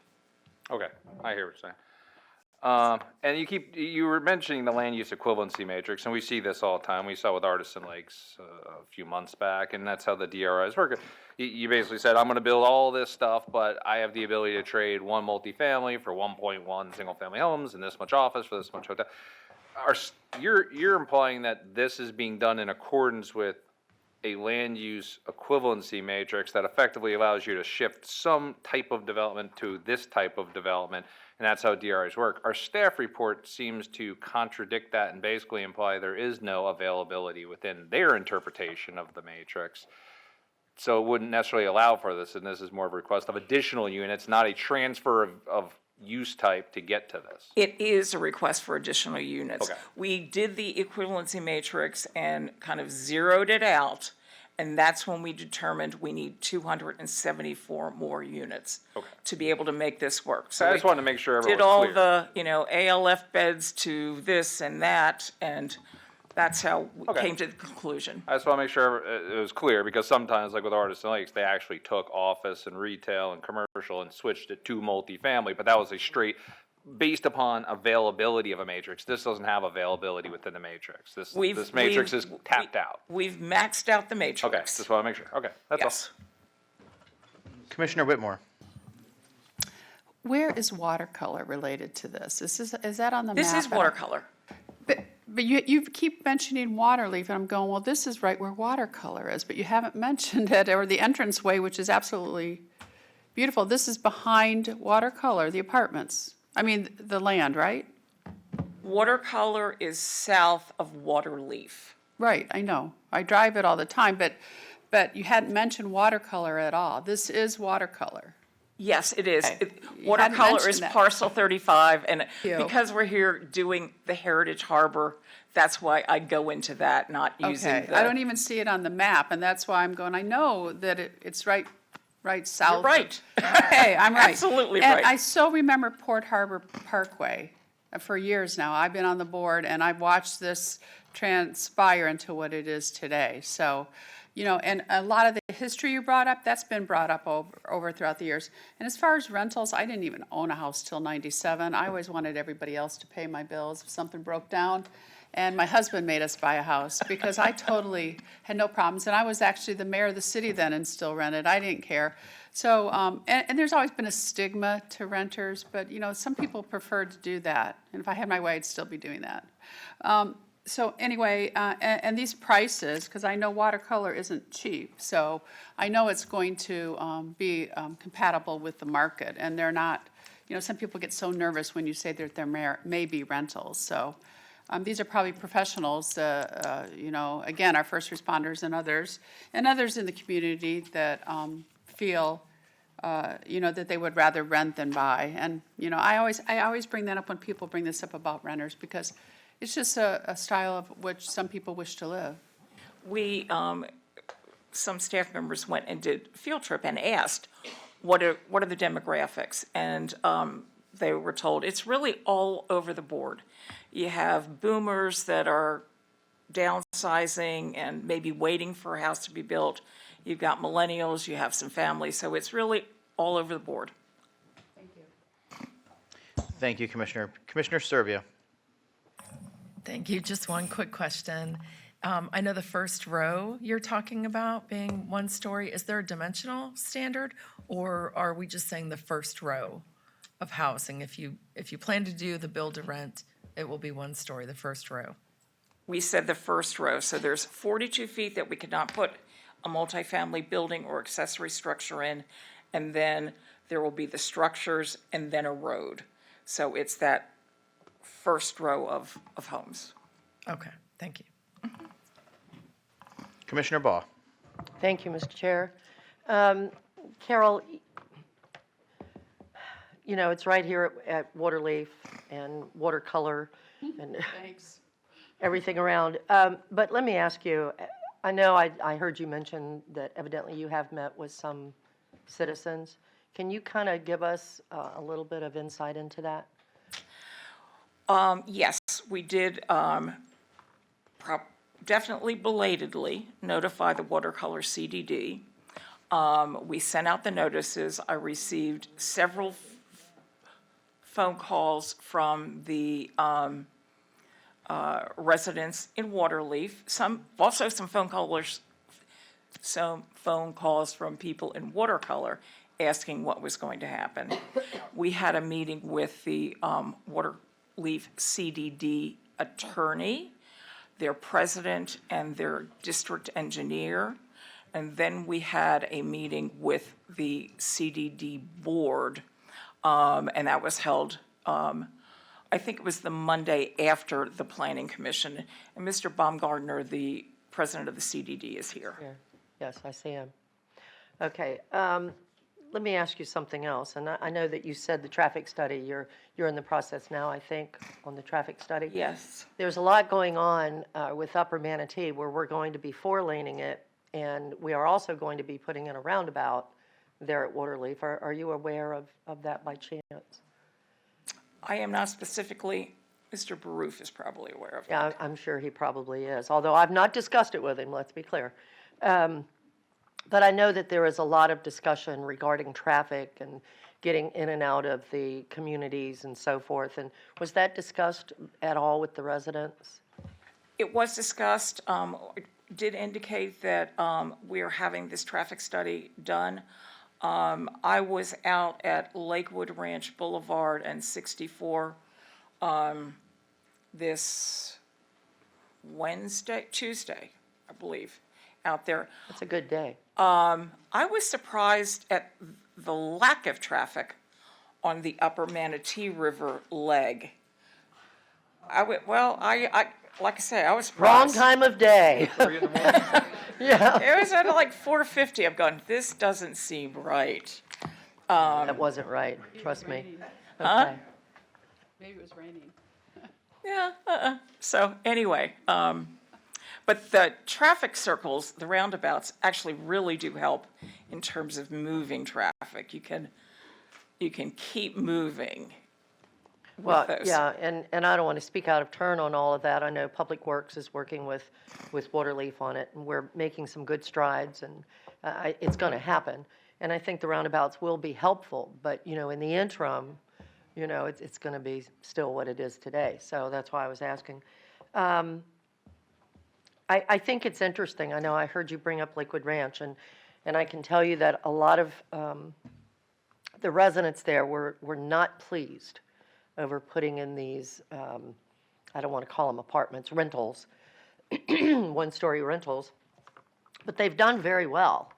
And they haven't had a negative effect at all in Lakewood Ranch, and they're all rented. I don't think there's any vacancies at all. But the interesting thing to me, in watching that area, and obviously I watch the Heritage Harbor, Upper Manatee, and Lakewood Ranch, they're both in my district, is that the majority of people that are in this area are seniors who don't want to, own anymore, and also professionals. So it's very interesting. Have you looked into any of that in your study with what you're proposing today? Not for this particular, but in my review of the literature on these projects, again, they say you have millennials who don't want to take on a mortgage. They, want to have the amenities that you get from multifamily. So you don't have to have somebody come in and pay for them fixing your dishwasher. And others are baby boomers who are paring down. So across the board, I think. And my only concern that I've heard with the project, and it's not really, I don't think it's going to be something that's a problem, but, I definitely, the one story there by Waterleaf, I think is very important. So just wanted to mention that. Thank you. I'll probably have more questions as we move forward. Thank you, Commissioner Ball. I don't have any other commissioners on the board to question the applicant, so then we'll move on to staff presentation. Rosina, I think you're presenting this one, are you? No? Marshall? Mr. Robinson. I'd be happy to let Rosina give my presentation. I'm sure. You can do some other work back at the office too, right? Yes, sir. I think Carol's presentation was spot on. It went to the Planning Commission packaged one way, but after discussions on the floor of the Planning Commission meeting, Carol had met with the Waterleaf representation, and they had worked some things out, and as a result, we've reconciled the staff report and the latest and greatest information that's in the backup for the agenda to reflect, the conversations and the amicable agreements that were made between the applicant and the representatives of Waterleaf. As Carol said, we went through an exercise to figure out where these units were, how much there were, and then how much the applicant would be fall short in order to be able to gain the achieved number of units, and we arrived at 274 units needed for the request. And I would mention that there's another component to this project that involves the DRI.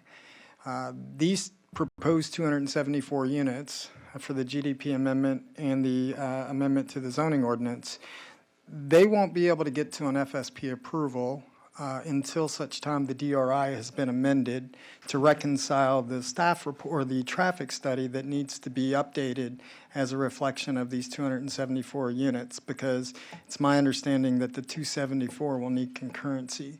And in order to do that, I believe they need to go through that DRI amendment process. But we do have Marie Wahid from our Transportation Public Works Planning section here, and he can speak more on that if anybody would like some more details for that.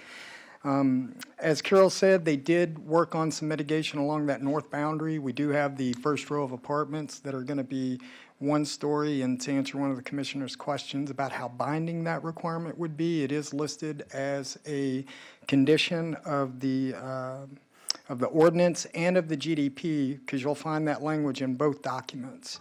So it is a requirement for when it ever would to come in on FSP to develop those multifamily units. The reviewer for that project would ensure that the closest row of the multifamily product meets a 42-foot setback along the north boundary and that it's limited to 1 story in height. And that language would be found in STIPs O2J8 and O2JB, where previously there was a stipulation that had a prohibition on multifamily development north of Port Harbor Parkway. And that is being amended to allow these multifamily units. I don't really have anything to offer. I think that the Waterleaf folks were okay with the development standards that were agreed upon and put in the staff report. And I believe that we are reconciling the additional units by requiring the DRI to be amended with an updated traffic study. Thank you. I'd be happy to answer any questions if anybody has any. Okay, thank you, Marshall. Thank you, sir. We don't have any commissioners on the board for questions at this time. So then we're going to move into public comment. No one submitted a request to speak ahead of time, but we'll open this up to anyone in the audience who would like to come forward to speak. This looks like the Waterleaf section over here. So have Heritage Harbor, sorry. Have any of you not been sworn in? Okay, so you're all sworn. Wonderful. So then, you can come up by age or alphabetical order or height or whatever you choose. But at this time, if you'd like to speak on this item, please come forward to the podium. When you reach the podium, please state your first and your last name, your county of residence, and then you'll have 3 minutes to speak on this specific item. Thank you, Mr. Chairman. Oh, yeah, wait till you're at the microphone. I'm sorry. So you're on the record. Yeah, my name is Eugene Ziner, and I have been sworn. Board members, What's your county of residence, sir? I'm sorry, I live in Stony Brook in Manatee County. Thank you. I'm also on the Stony Brook Board of Directors. I'm a past president and CEO of the Heritage Harbor Master Association. I consider myself an elected official because I had to go through several elections to be there, so if I get an extra few minutes, I would appreciate it. You'll have 3 minutes, sir. 3 minutes, okay. I understand that this request is a concept and not a final building site plan, and I think Carol will agree with me on that. My number is 476 units, is that correct? I understand that it's 274, but at the Planning Commission, they talked about it would go up to 476. I would like that clarified. It's on a small acre of parcel adjacent to Port Harbor Parkway and will dramatically increase the traffic density. My understanding is the road currently has a D, letter D rating, and I advise that if these units go in, that rating will drop to an F.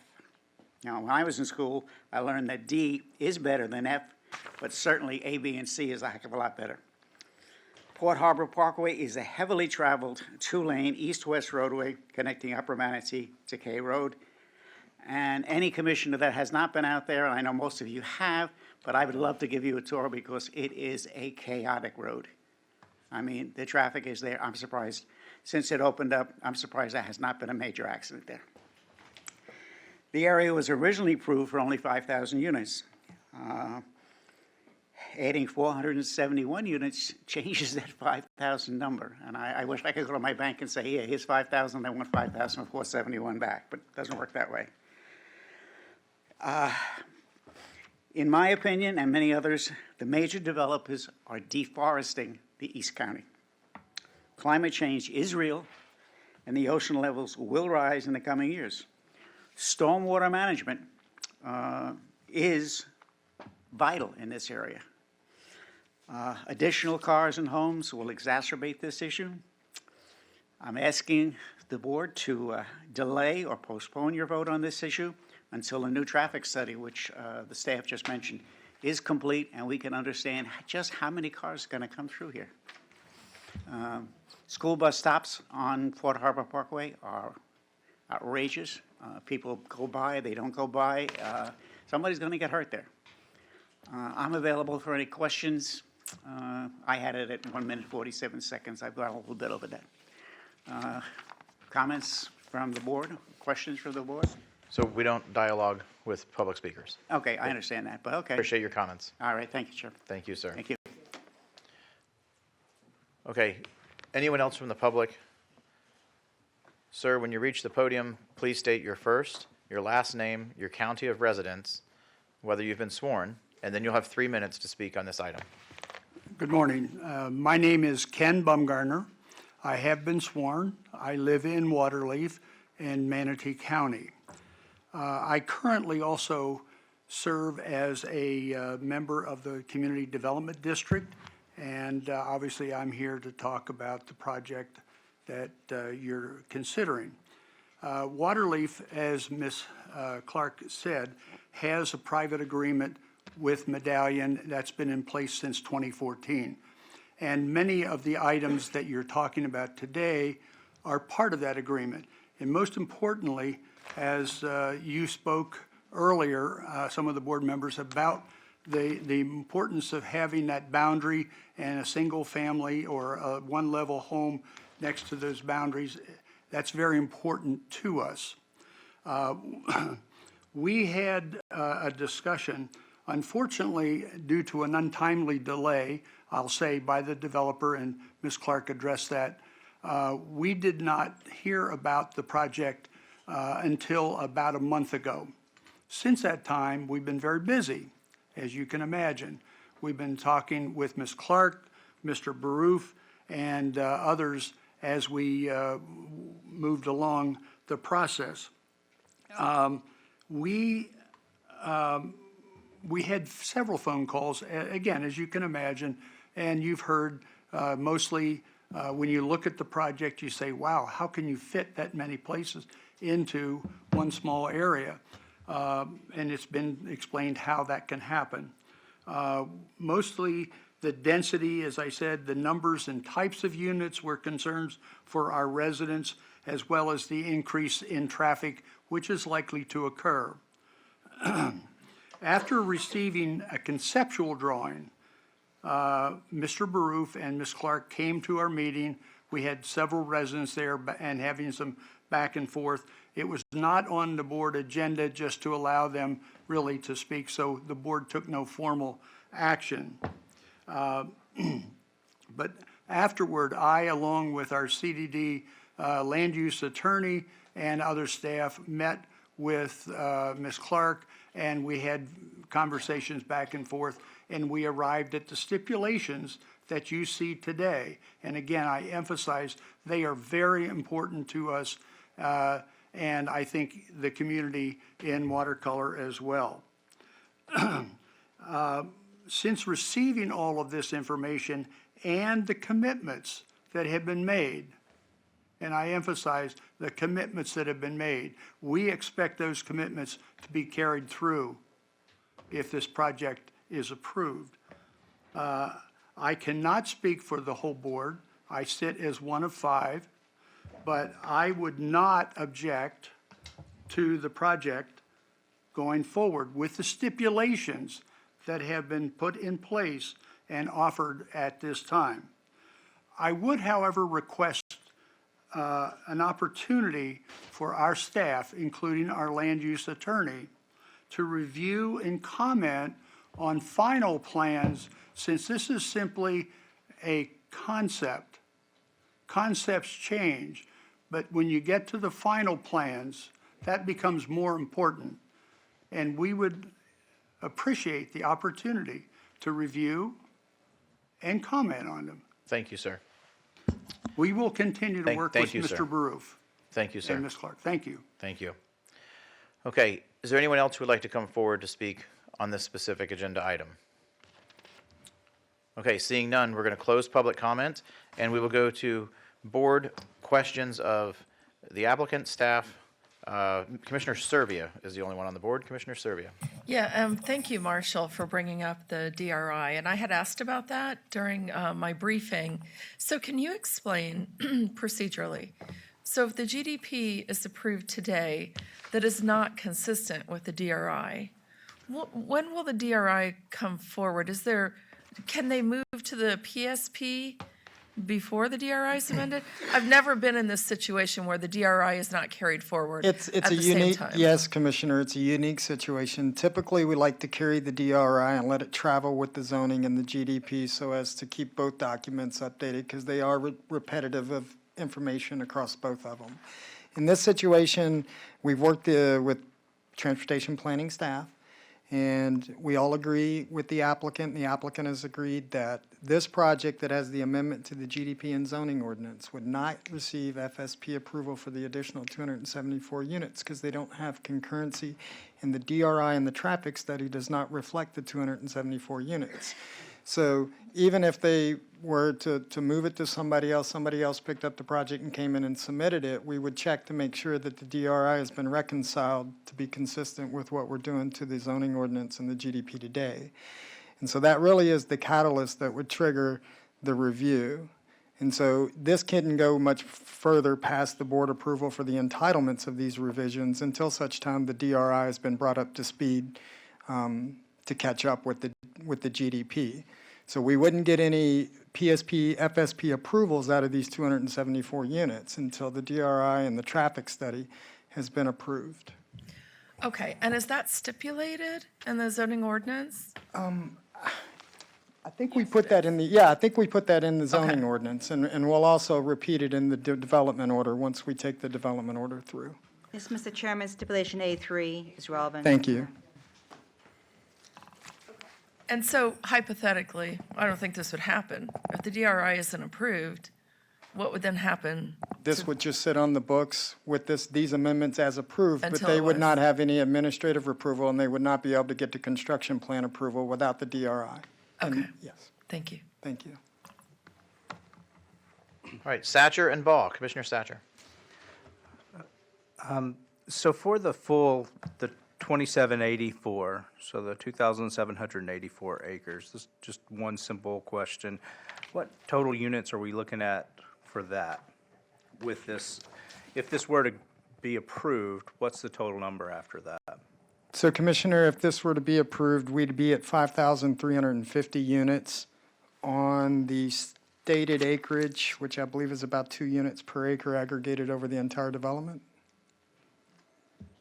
And you can see in the staff report, Commissioner, as of the last amendment that was made in May by Mr. Grimes representing the golf course, that took it up to 5,076. That's the number for the overall number of approved units. And this request is striking that 5076 out and replacing it with 5350, which is where your 274 additional units come from. So around 2 per acre Yes, sir. for the full, okay, thank you. And that's an adjustment from about 1.9 previously, I believe, if that's correct. Was it?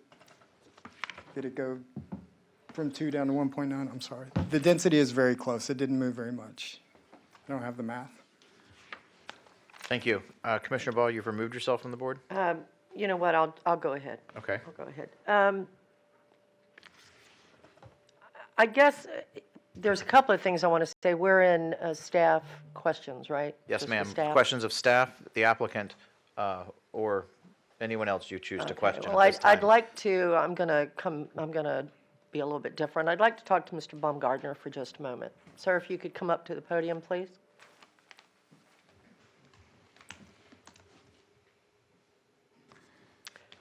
And he has been sworn as you question him. Yes, ma'am. That's a question. Ken, how are you, sir? It's good to see you. I was very interested in what you were saying. So I am to understand that if this moved forward with the stipulations that were agreed upon by the applicant and by your staff, that you would be in approval of this project moving forward. Is that correct? Did you say that? I would certainly support it, yes. Okay, I just wanted to make sure I understood that because I want to share with you why that's so important to me. I have dealt with the developer on another project very similar to what you're talking about here. And the developer went in and met with the residents. And it was a great relationship that was founded from it, and it's still there today. I hear from them often. So I just wanted to let you know that I take that very seriously when when you make that comment. So I will have more questions as we move along. I just wanted to make sure I did understand you. Yes, Okay, Ken, thank you. thank you. Thank you, ma'am. Thank you, sir. Commissioner Cruz. This is just a clarification for staff or just verification for Marshall. To go along with what Commissioner Boss said, that's what I'm asking. You know, Waterleaf's okay with it because of the single story in that first row, and we had the conversation, well, it's only single story if it stays multifamily, and hypothetically, if it's switched to single family detached, that stipulation effectively goes away. But I'm looking at the development table here and the adjustments being made, and what we're approving right here, the way I'm seeing it, and tell me where I'm wrong, is we're adjusting the overall DRI multifamily units from 2016 to 2,290. That's a specific line item within this matrix here for the DRI. So all we're approving is solely the possibility to develop multifamily, correct? We're not adjusting, there's a single family detached separate line item of 2,270. So if they ever wanted to come back and switch this from multi to single family detached, which therefore would allow the two-story, am I correct to assume they would have to come back before us to get that table adjusted, or no? No, Commissioner, they already have those other residential product types as permissible uses Okay. within the ordinance But aren't and the they capped development out though? order. Haven't they built all 2,270 of those single family detached in the DRA? No, I don't believe so. I mean, I'd have to go back through the tracking chart to see just how many units are left on the table for development, because we would draw that down out of the FSPs. This is only dealing with what you can and can't do on a piece of property in a given location. The entitlements they have for single-family attached and single-family, what this is doing is this is adding another 274 units to be located in parcel 35, and then adjusting the overall numbers up to 5,350. They don't have to do multifamily there. They could utilize one of the other unit types that are approved. It would be our job to go make sure they have enough of them to put there and that they're not exceeding what they're allowed. And the stipulation that was talked about would only be triggered if a multifamily product were to come in on an FSP construction plan submittal. We'd say, oh, they're doing multifamily here, the closest row has to be, and then we would implement the conditions. But if they came in to do one of the other types of development there, like single-family detached or attached, there's no such stipulation that gives them any restrictions on dimensions other than the development standards that are approved for single-family there. Gotcha. Okay. Thank you, sir. All right. No one else is on the board. Marshall, I don't assume you have any closing comments? No, sir, thank you. Okay, thank you. Carol, do you have any rebuttal? Just some clarifications. Again, Carol Clark with Medallion Home. Want to address what Mr. Ziner said. He said we're adding 476 units. That's not correct. We are proposing 475 of these multifamily units north of Port Harbor Parkway, but we need to add 274 to get to the 475. And this is that moving the numbers around thing. Regarding the density, when the project was originally approved in 2000, it was at 2.03 units per acre. When the 288 units were added in 2008, that dropped the density down to 1.82. With our proposal, the density will be 1.92, which is less than was originally approved for the project. So we're not increasing the density significantly, and we will be doing those traffic studies. Regarding the DRI, I'm working on that right now, and we're going to get that in, and the process has changed significantly. So we're going to get the CLOS for the traffic because we had the numbers now trued up. And we're going to also make some changes that have been made to the GDP that we're just going to reflect in the DRI, but it's increasing the numbers, which is why we need to do that. And I also want to thank Marshall because we were making changes to ordinances and staff reports late at night. And he was a yeoman in terms of dealing with that, so I appreciate that very much. Thank you. right, thank you. Commissioner Ball, you're on the board for deliberation and discussion. No, I'm off. You're off the board for Yeah, deliberation and okay. discussion. We don't have anyone on the board for deliberation and Well, discussion. in that case. Commissioner Ball. In that case, I'd like to go ahead, and I'm sorry, I'm a little slow at this. We're ready to entertain motions, by the way. Move to approve the recommended approval motion. Second. All right, so go ahead and do that on your screens real quick. It should be up now. Motion by Baugh, second by Bellamy, should come up soon. There we go. So we have a motion by Commissioner Baugh to approve and a second by Commissioner Bellamy. All in favor, please click the yes box. Our attorney wanted us to say more than that, though. I thought she read it sufficiently. Ms. Shank? Recommended motion. Approval motion, I said. As long as the motion staff report's referenced, I'm okay with it. And it was. Yes, thank Okay. you. All right, Madam Clerk, the motion passes by a vote of 7-0. Commissioner Bellamy. Yeah, I just, as we move forward with this technology, with the concern, and I think she's already talked about it, of the attorney about the ADA compliance, is there any way we can have the motion, whether the motion is for approval or denial, can we have the wording on the screen? So they're trying to do it now? We can. That's going to slow things down significantly, and sometimes when we start really moving through items, I mean, it was never on the screen before this technology. We used to read it more. No. No, we would say the motion, Title. I'd like to make a motion to approve as written. Right. Attorney says there's ADA issues, so it's up Well, to you but guys. let's discuss that Well, that's, out of this meeting. that's just issues to look at. Yeah. Let's discuss that outside of this meeting. Let's move on to item number 12. Denise, if you'd please read item 12 into the record. Item 12, PDC-21-17 ZP Lorraine Self-Storage TTL Luxury Properties LLC owner, PLN 2108-0058. It's quasi-judicial, and Laura Gonzalez is our planner representing Manatee County.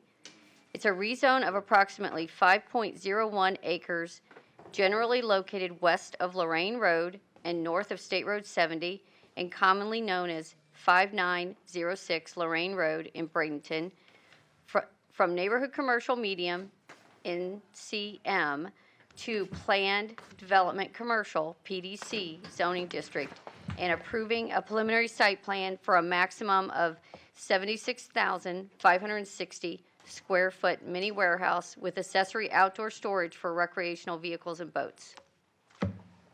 Thank you, ma'am. This is quasi-judicial. Do we have any ex parte communication to disclose at this time? All right, seeing none, who's here to present for the applicant? Good afternoon, morning, Chairman, board members. Again, for the record, my name is Bob Schmidt with Land Planning Associates, and I have been sworn. Denise, in your reading of the request, I thought the address was 5802, and I just want to make sure that the record is correct. It's 5906. It says 5906? Yes. And the reason I bring that up is, I had this rezone before you back in October of 2020, not for the same application. It was from A1 to GC, and the board deliberated and said, well, there's a lot of things you can do in GC that we don't like especially a Wawa or gas pumps in Can we particular. just pause real quick, because I want to get the address correct before well, we go any further. Okay, I'm sorry. Rosina, what do we have for the address for this item? Let's just triple check that. So I'm going current items, number 12. Somebody down the road will get some sort of entitlement that Well, they the had no ordinance, idea. Go into detail. the Still proposed bringing up the ordinance, last vote. in the ordinance title refers to 5906 Lorraine Road. I did that. Yeah, 5906. that's what we're showing. Schmid? I could be wrong, but I pulled up the GIS maps this morning, and that's why. You sure you're here for the right? Poor Bob. I apologize, but again, and not to belabor the point on the history, but I had this rezone once before, and that's why I thought it was 5802.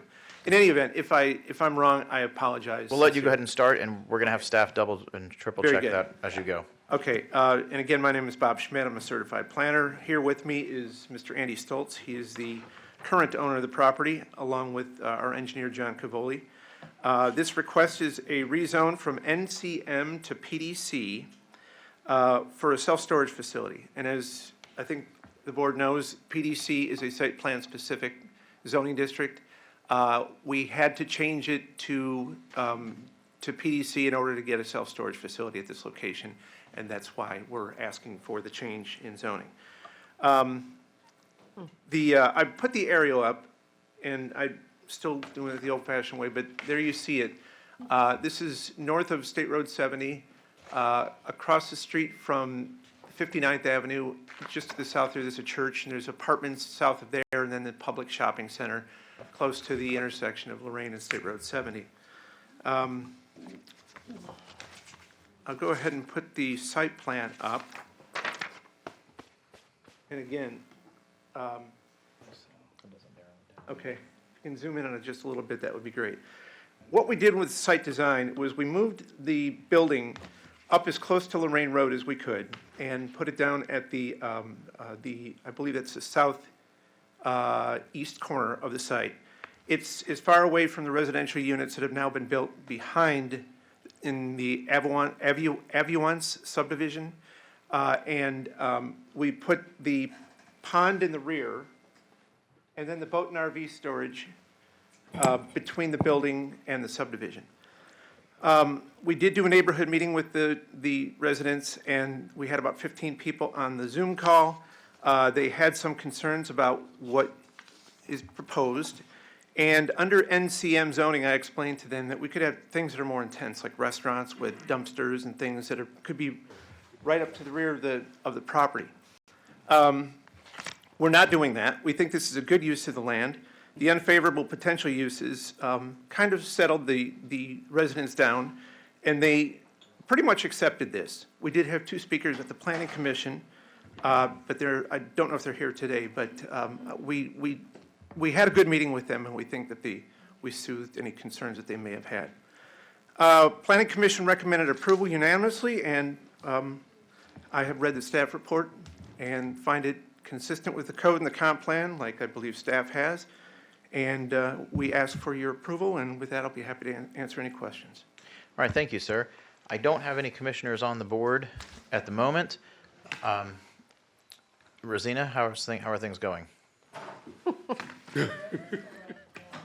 Verify that when you click the parcel is 5906, and maybe at some point. My they'll come sincere back. apologies. That's okay. We just like to make sure that we're on point. So the address Yes. is correct as it appears in the agenda. So with no questions for the applicant, then we will go to staff presentation. We do have someone on the board. Who's on the board? Denise Greer is on the board. Ma'am? Denise Greer for staff, and I have been sworn. When I put both addresses in GIS, it's the same parcel. Same So parcel. Okay. Interesting. GIS shows the same parcel with both addresses. Speak to the property appraiser about that. So no questions for the applicant, then we will go to staff presentation. And Laura, where are you? There she is. Laura will be presenting for staff today. Hi, good morning. This is Laura Gonzalez, and I have been sworn.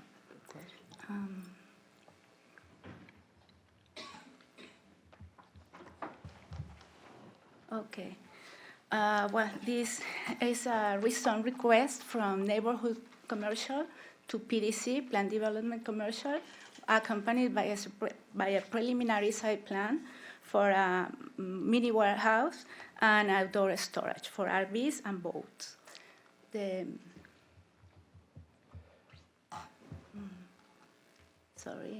property is located west side of Lorraine Road, and I would like to highlight the surroundings. The subject property is surrounded by worship places to the north and east, residential uses to the west, and there is a vacant residential common area to the south. The future land use category is Res 1. In addition to low-density residential, this land use designation allows neighborhood commercial uses with a maximum intensity of 0.23 and 0.35 at activity nodes as the subject property that is located at 1,200 feet of the intersection of two functionally classified urban collector roads, Lorraine Roads, and Rangeland Parkway. The requested zoning is PDC. The proposed use is a permitted use in the PDC zoning district and is subject to the specific standard in section 531.31. We can see here the proposed preliminary site plan. The project takes advantages of the maximum intensity allowed at activity nodes and proposes one building that is towards to the east side of the subject property. Also, it has an area, an outdoor storage area that meets all of the 50 feet separation from the lot lines. The maximum height is up to 3 stories. It will be a gated facility with a 6 feet opaque fence provided along all lot lines. The buffer meets code requirements. The setback exceeds code requirements, and it's important to note that there is a stormwater pond that to the west side of the property that provides additional separation from the adjacent residential uses to this side. Also, the buffer to the east exceeds code requirements. This is a positive aspect. This is a non-residential project in an appropriate location with minor impacts on water, sewer, and roadway capacity in this area. And its proximity to the residential areas will reduce travel distances and contributes to maintain roadway level of service.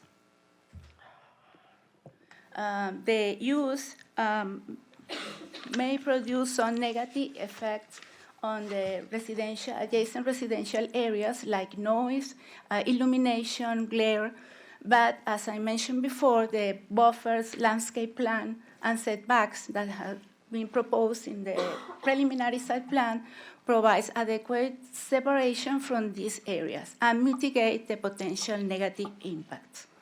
Also, a lighting plan will be required with the final site plan application. With the proposed stipulations, staff finds the request to be consistent with the comprehensive plan and the applicable requirements of the Land Development Code. It concludes my presentation. Do you have questions? Yes, ma'am. Commissioner Baugh has questions. Just one in particular. In looking at the map, I'm trying to figure this out because I am so familiar with the area and yet I can't seem to get my arms around this. Where the self-storage site is, there looks to be a development that is under construction right beside it to the, I believe it's west, on Lorraine Road. What development is that that's under construction right there at the storage site? I know that to the north there is a worship place. To the south there is a vacant residential area, but I'm not. Am I wrong? Is it not there? To the west. No, it's there. The west, I'm sorry, not east, west. There looks to be a development that's under construction there, and I can't There is figure out- another, to the east, there is another worship place and a vacant area north of this. I'm sorry. What is it? We're trying to concentrate on the west side of the West. property. I'm trying to figure out what development, neighborhood, it looks like a neighborhood, homes being built, that's under construction, single-family homes. What is that? Tom, help me. Tom is here, sneakers and all. Sorry, I just can't make it out. Good morning, Mr. Chair, fellow commissioners. For the record, Thomas Gerstenberger, Public Works Department, and I have been sworn. If I can have the map, please. I believe the subdivision Commissioner Baugh is referring to directly to the west is the Avance subdivision, Okay. KB Homes. All right. That's going to be the... Hold on just a second. Commissioner Satcher, Under Whitham Development, a few years ago, was, the name of the project was Whitham Development, and right now has another name, but was approved a few years ago, like a single-family residential. The parcel that is to the south is the Stormwater Pump, And adjacent to the subdivision is a single-family home that wasn't part of the subdivision. Commissioner Thatcher would like to dialogue with you, Yeah. ma'am. Commissioner Ball, I believe just to the north of there is the Jewish Community Center. It is. So Yeah, that it kind is. of, and then when they put up that community there to the south, it had all the yellow signs. I forget the actual brand of who was building it. I think, yeah, maybe KB. It was So, KB, Yeah, so that's where we're at, right next. KB Homes. So Yeah. I don't know if that helps or not. It does. My concern, of course, is the self-storage unit. I mean, people go in there 24 hours a day, and there's lights and so forth. So I found it curious that would be the location with homes backing up right to it. So just a question. Thank you. This particular project provide additional separation because they locate the stormwater pump on the back, and they have the building really separated from the existing units. Denise Greer, would you like to, you're next on the board, followed by Commissioner Whitmore? I'm sorry, I was going to reiterate what Tom had just said. so. Okay, thank you. Commissioner Whitmore? And storage units are so non-intense, except usually on weekends when they're moving in and out, or at the beginning of the month, the end of the month. So I've never had a complaint about a storage unit in 16 years from any neighbor. And where I live, it's pretty dense, and there's storage units all over, and neighborhoods all over. So this is about, to me, it's about one of the lowest intense uses, except end of month, beginning of month, and sometimes on Saturdays or Sundays. So I think this would probably be compatible with the area. Commissioner Baugh? Yeah, and it is low intense. I totally agree with what Commissioner Whitmore said. But I have had some complaints, from residents on some storage units. But I was just surprised, and I couldn't figure out what neighborhood it was, so that was why I was asking. Oh, your microphone was not on. State all that over again. No, I'm just kidding. Okay. I'd say she agreed with She Commissioner Whitmore, she agreed though. with Commissioner Whitmore. Commissioner Baugh, that's why she had the microphone off, yeah. Commissioner Baugh, you're the district commissioner? Is that correct? Yes. Okay, thank you. All right, no one else is on the board with questions. So then we'll just move to public comment. Is there anyone from the public who has come in? I don't have anyone having signed up previously. So is there anyone in the audience who would like to come forward to speak on this specific agenda item? Anyone from the public for this item? Okay, seeing none, then we'll close public comment. We'll go once more to commissioner questions. You can question anyone that's been sworn at this point. Would you like to question anyone? Okay, seeing none, then we'll move into closing comments by staff. Laura? No. No I just comments from want to staff? And is there a rebuttal from the applicant? No, other than my apologies and the confusion, and I should have, anyway, I apologize Well, for it that. sounds like we were both right, so Yeah. the address was correct either way. No Thank big you. deal. And I do appreciate you bringing it up, to be sure.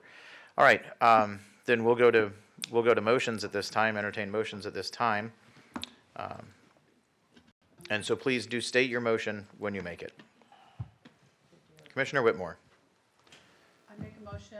microphone. I make a motion to approve PDC 21-17ZP Lorraine Self-Storage. I second that. Okay, so we have a motion by Commissioner Whitmore to approve the motion as written, and we have a second by Commissioner Thatcher. Everyone, please go ahead and cast your votes at this time. Oh, wow.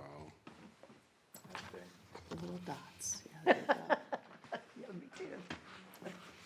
Okay, Madam Clerk, it passes by a vote of 6-1 with Commissioner Van Ostenbridge in opposition. Congratulations to the applicant.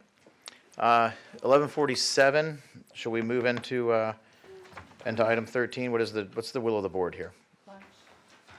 We have one vote for lunch. I mean, I can do that one fast, but if no one else can, it's only 10 minutes left. We haven't taken a break in a while. Took it 10:30. Yeah, we did. We took a little, but not in a while. We have 12, 13, and 14, and then there are a couple little items at the end as well. 13's going to take a while. 13 is going to take a while. Yes, it is. Who would like to go to, the raise of hands, who would like to go to lunch? Oh. No, we're not going to do that. Is there anyone who wants to keep grinding? No. Okay, then we're going to go to lunch. This meeting will recess until 1:30.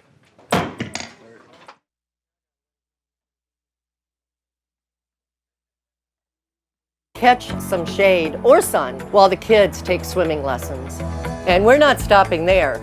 Future proposed projects on this site could include additional ponds, an amphitheater, gymnasium, a baseball and softball complex, dog park, a playground, BMX track, basketball and volleyball courts, clay tennis courts, a Manatee County Sheriff's District office and fleet facility, additional green space, and a skate park. By the way, our new East County General Development Plan calls for approximately 280 additional parking spaces in Phase 1, with up to 500 spaces included in future phases. So everyone has a chance to realize what I've known for a long, long time, that District 5, Lakewood Ranch, and Manatee County is a great place to live, work, and play.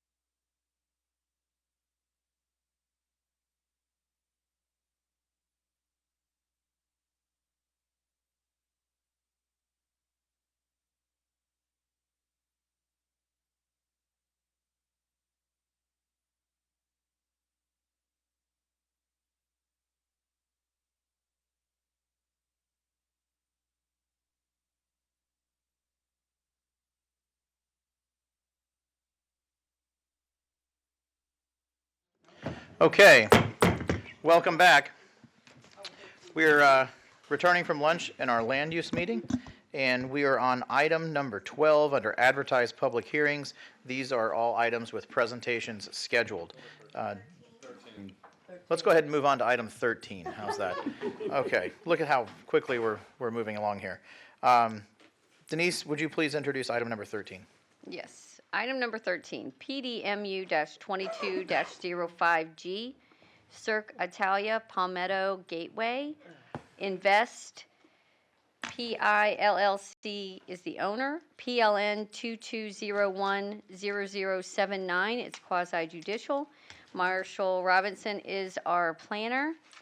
It's a general development plan for, one, a maximum of 40,000 square feet, temporary recreational event area. 2, maximum 65,040 square feet of agricultural, commercial, retail, community service, miscellaneous, recreational, residential, up to a maximum of 10 multifamily residential units, residential support, and warehousing uses permitted in the PDMU, Planned Development Mixed Use Zoning District, as further detailed in the schedule of permitted and prohibited uses voluntarily proffered by the applicant and attached as Exhibit B to be approved here too. Said general development plan depicting the proposed uses is approximately 7 buildings on approximately 12.05 acres and generally located north of where Business 41 and US 41 North merge, and on the east side of US 41, commonly known as 3216 US 41 North Palmetto. Thank you, ma'am. Commissioners, this is a quasi-judicial item. Would anyone like to disclose any ex parte communication at this time? Commissioner Whitmore. I saw somebody at a restaurant this afternoon, and they said they were watching our meeting, and I said, what? They were watching for this coming up, so that was that.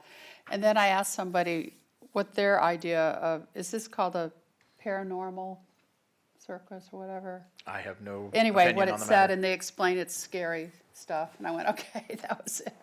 But I'm being honest, that's all I've heard. I appreciate it. And I missed the original meeting, just so you know, I was sick that day, so I didn't go the first hearing on this. Okay.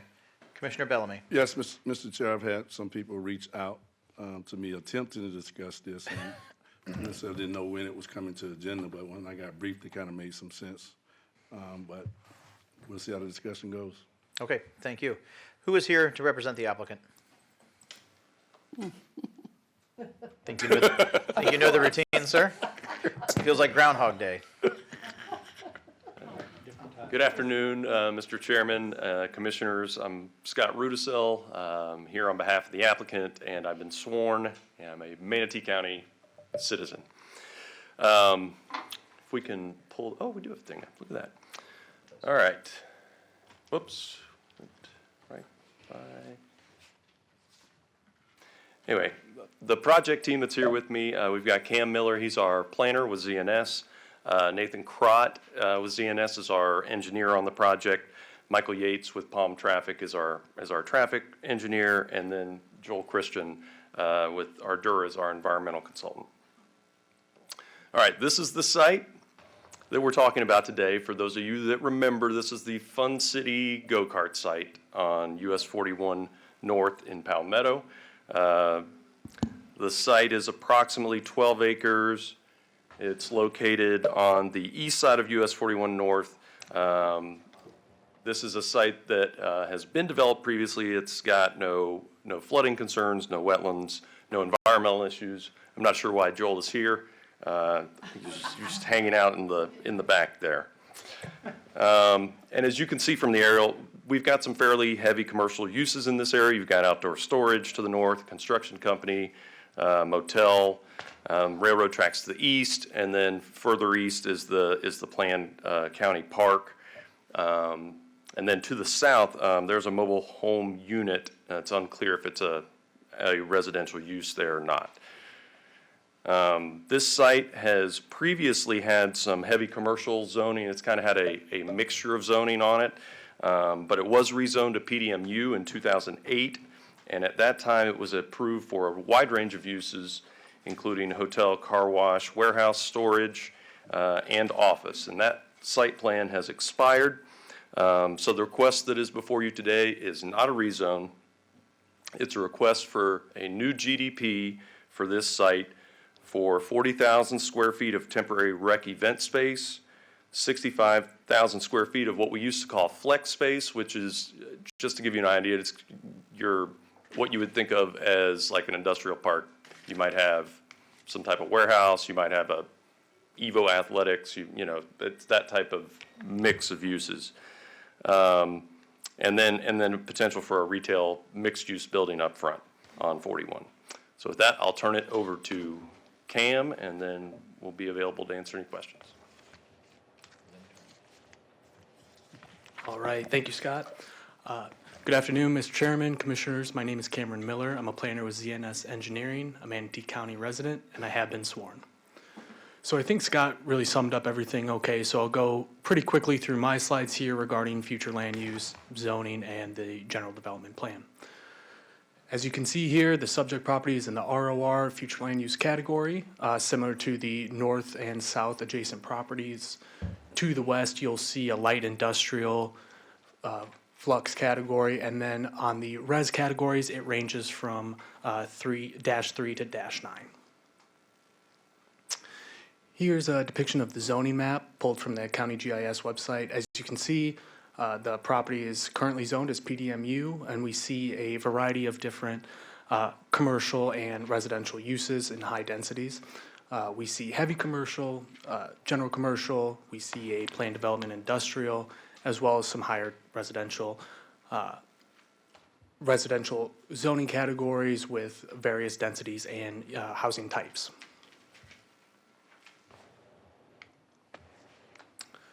As Scott mentioned, this is the previous approved preliminary site plan that was expired. It was approved in 2008.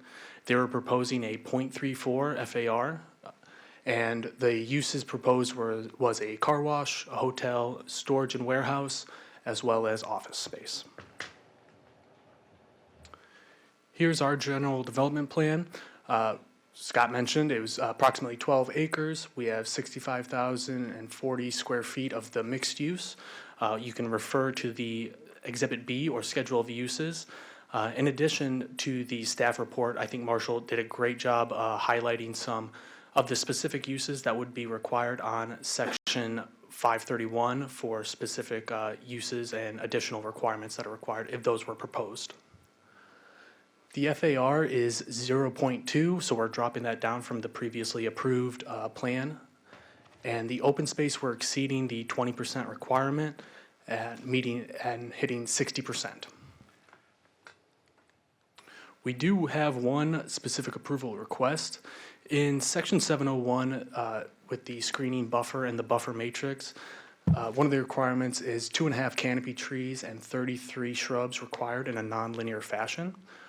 We're proposing an alternative of having the same number of plantings, but in a linear fashion to allow for access to drainage, maintenance easements, and railroads if need be for any maintenance or access concerns. We also are going to require some trees clustered in areas adjacent to buildings, parking areas, and retention ponds for an additional and more intensive screening buffer. So that's a quick gist of all the planning matters. I'm going to hand it off to Scott, and I'm more than happy to answer any planning and zoning questions. Thank you. Thank you, Cam. We did receive a unanimous recommendation of approval from the Planning Commission. I think this is the right location for this type of project, and we're happy to answer any questions you may have. Thank you. Commissioner Whitmore is on the board. Yeah. In my briefing, maybe you brought it up, 10 multifamily units. Did you just bring that up, or is that? That's in there as an option for the building on the front as a potential use there, either as mixed use or with a handful of residential units. Okay. And I do recall the issue of what the organization is, and I had asked Sarah, and I'd written down that you can't regulate content of the shows. Do you agree with that? Whatever your business is, that government can't regulate the content? Well, I mean, I would agree that the content of whatever goes on the site is not relevant for considering the land use approvals on the Right, project. and that's what Sarah said. But- Paranormal, you know, personally, I have don't know what it is, and I probably don't care to know what it is, but that's when I asked and I heard it was like stuff that's scary. Wasn't there in this intersection, and I always look to the right, and maybe it went away, wasn't there an adult entertainment in that area? Oh. No, No, there I was. don't notice those things when Scott I would have drive no around idea. town. Hey, do you remember what my husband's business was? Always That's all great I when need to your say. mother-in-law asks that question. Yeah, but my husband was a plastic surgeon, so. But anyway, wasn't there one though for years? Oh, you're not allowed, I'm not trying to be funny. No, No, there- that wasn't the same location, respectfully. It's further south? Yeah. No, it was further south then, I'm assuming. Okay, I'm I'll sorry. agree with Commissioner Bellamy's recollection of the location. Okay, now, okay, we'll go back, let's go back and get professional. But I was trying to be professional because I kept seeing that intersection for years. I saw that sign there. Temporary, the only thing that we have to do is, you can't do this project unless you get a because you do a temporary tent when you have the shows, whenever they have the shows, and you can't do it without FDOT approving it. Is that correct, my understanding of my briefing? Yeah, we're going to have, first of all, let me just take it a step back. We're asking for approval for temporary rec event space, okay? It's not specific to Circuitalia. Yes, we do anticipate that that would be one of the potential users there, but this could be, you could have dog shows or Oh, thank like you. Van Gogh experience or, whatever it may be, something like that could go in this location as a temporary rec event. What do you even go there? But yes, we're going to have to get FDOT approval.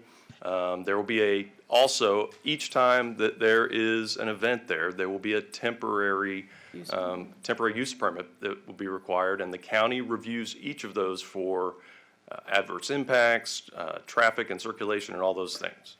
So to get serious, then what you're asking us to approve is a piece of property that could be used a few times a year for whatever, but they could use it for other things, other entertainment things, as long as they get a permit from the county, a temporary use permit, correct? Right, the temporary rec permit is a max of 21 days. Okay, So it would be, it's the type of uses that right now would pop up in a parking lot somewhere. Right. You might see circus or whatever it is, or Christmas tree sales, something like or that. Christmas on Main like Bradenton does. Right, any type of that type of Okay. event. You have a place here now that's actually designated for it. You just have to, with parking and those sorts of things. I'm sorry to embarrass you. I just thought for sure I remember seeing that for years, so, okay, sorry. Thank you. Okay, tough act to follow. Commissioner Servia, you're next. Yeah. Might as well give up. I just have a question about the property to the south. Is it under the same ownership as this land that we're looking at today? It is not. It is No. not, so it's separate. Correct. And that owner did reach out to us about a potential cross-access at some point in the future, but that's the only connection that we've had with them. Yeah, because that's what I was wondering about access. Access is already, I think, a little bit challenging, and it's going to be really challenging for the property owner to the south. So, yeah, I hope that. We've been looking at, we may have to redesign the pond a little bit if we want to provide something there, but they have reached out on that. Okay, thanks. Thank you, Commissioner. No other commissioners on the board? Hold on. Commissioner Baugh has been inspired by something to speak. Commissioner Baugh. I just want to make sure I understood what you said. So there's going to be housing on the front of this, is that correct, did you say? It's proposes a 5,000 square foot building of mixed use or retail. So potentially some residential units up front, but we're not sure at this point. It's just in as an option. Okay. And I liked the way Commissioner Whitmore worded it. Is this really something might pop up in a parking lot? I mean, I'm not sure I understand that. Can you explain to me why you feel that way or why you said that? It popped up in a parking lot? Well, that's where you, like, a lot of the temporary uses now, that's where they go. Like, for example, the Christmas tree sales are like, the Circuitalia has previously been in the parking lot at the mall, the DeSoto Mall. Oh, that figures. Right. Okay. So, I mean, you know, it was also at, what's it called? Riviera Dunes in Palmetto, but yeah, it's the type of temporary, when the county gets these types of permits normally, it's on either like an open space somewhere or in a parking lot or something like that. Is there let's get serious. If you really, put in what we know this client wanted to do before, I'm assuming it's the same thing as what they brought before us before. Is there going to be an age limit on children that go into this thing or, let's get real. Yeah, I mean, it would depend. First of all, Circuitalia, we never really got it that far into this before. I mean, but Circuitalia has 4 different shows, right? Right now they do. 3 of them are family shows where the kids get in free. They have one show that is their scary show that is adults only, or 17 and up, like an R-rated movie. So yes. So they don't permit show. children under the age of 13. To be clear, Commissioners, the content of the show is not relevant to the, excuse me. Mr. Chair, I think I still have the floor, and I understand what you're saying, but We don't in all regulate that? honesty, you know what? We set policy. We need to know Not on it. that, you don't. Well, You do then if not I set can't ask policy. my questions and get the answer I want, I won't vote for it. You can ask your questions. I'm just making it clear that you do not set policy on the content of the show. Well, you do it your way, I'm going to do it mine. So is there anything else, Scott, that you can tell us about this paranormal circus that we're looking at possibly having that children that are over 13 can go into? Did I understand you right? That's with a parent, they over 13. That you asked if there was a cutoff for kids to go into the show. It's 13. It's just like an R-rated movie. It's 13 and up with an adult, but nobody under that age. Okay, thanks. Commissioner Bellamy. Yeah, I understand what the chair is saying, but also respect what Commissioner Ball is saying as well. And I want to talk specifically. Is your mic on? I don't know, sir. He just stuck his head out. Not in my voice trouble. I want to talk specifically about access right now. I'm very familiar with the property. I do know the difference between where Fun City was and the strip club was. I'm born and raised in that area. To be honest with you, I currently live less than a 4 or 5 minute walk away, crossing the railroad track, to be honest with you. As far as access, there's only one way in and one way out. That's right. And we're going to have a circus there with multiple people driving in and driving out. And if something go wrong, we only have one way in and one way out. I'm just saying, from the information that you're talking about, with 4 different shows, with four different shows, and the way current society is, right? Things go bad very, very, very quickly nowadays, and we only have one way in and one way out. So that's concerning to me. The other thing, I think, the chair and Commissioner Barr kind of hit on it as far as the concerns, as the way obviously the community looks forward to it, looks at it. And I don't know, now I can ask this question, but I'm sure she'll tell me, what's the difference between this location and the last location that we denied? Well, I mean, The projects, what's the difference? I think the big difference is we're not, the prior request was in the middle of a residential area. It had residential uses surrounding it, and we don't have that here. Well, I disagree with you respectfully. Respectfully, because again, I'm very, very, very familiar with the area, and if you do a half a mile radius, there's residential. If you did, now what you all say is 1,000 feet or 1,500 feet or whatever that terminology you all use to say, well, it's not residential, but I can probably stand on 29th Street and throw a rock across the railroad track and hit that property. And I'm also concerned about, there's a lot of other entities that are around that immediate area that will potentially be negatively impacted based on the potential anticipated event that could take place. So I'm gonna use your word, right? So my concern is in that, the access, I just don't think, you have to be very, very careful what you put there when you're talking about, events and things like that. And if you're gonna have a pop-up event anywhere, the biggest concerns is, access. How are we gonna get the people there safely? How are we gonna get them out safely? So, that's just my concerns right now. I'm not necessarily sure which options are, to be honest with you. That's one of the things that we've always dealt with that property, in that area. As far as a resident, that's one thing that can't nobody take away from me. That area right there, being born on 22nd Street and raised on 30th Street. The project is on 33rd, am I correct? What's the address on 30th? Yeah, but it connects to the 30th on the bike side, on the other side of the railroad track. Yeah, on the other side of the railroad track, as well as the 88 acres that we are developing right now. So very familiar, I'm very familiar with it. So I'll stand down now, but I'm concerned about access.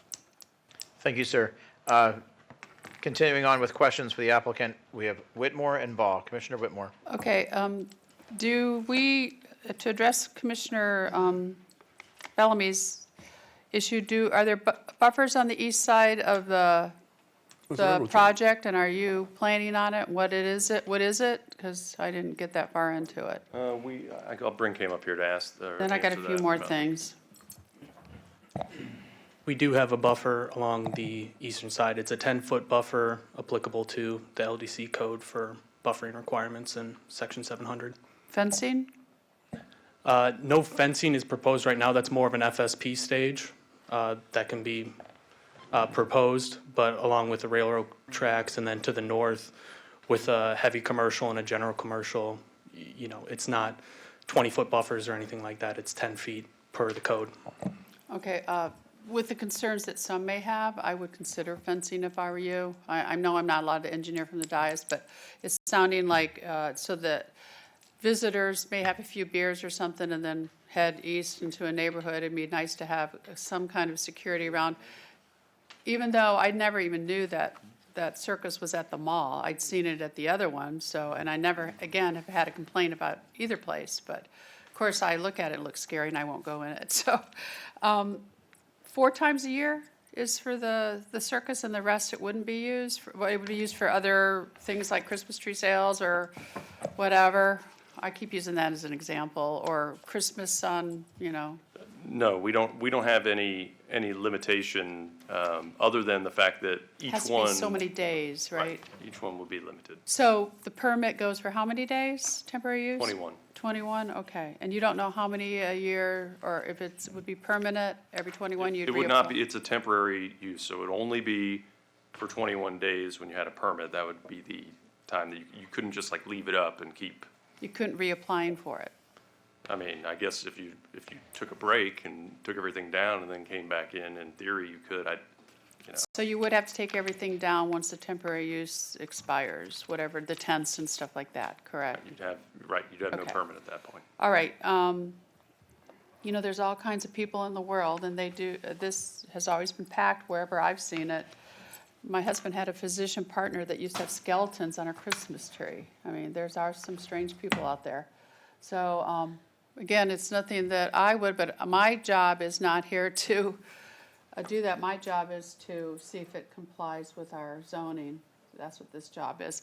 What about the accesses that Commissioner Bellamy, you said you talked to somebody that across access? Well, I'm just asking him. Oh, you mean, what is our access? You have one. Right, And it's then a you said single- you talked to the neighbor south, Commissioner Servia? The neighbor to the south is looking for cross-access because they're going to have a difficult time getting an access point on that road.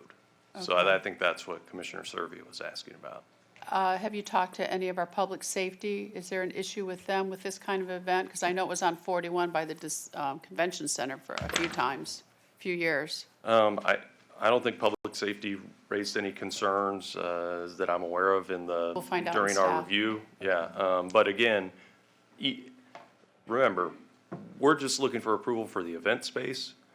Each event would have a separate review process based on what they're actually doing.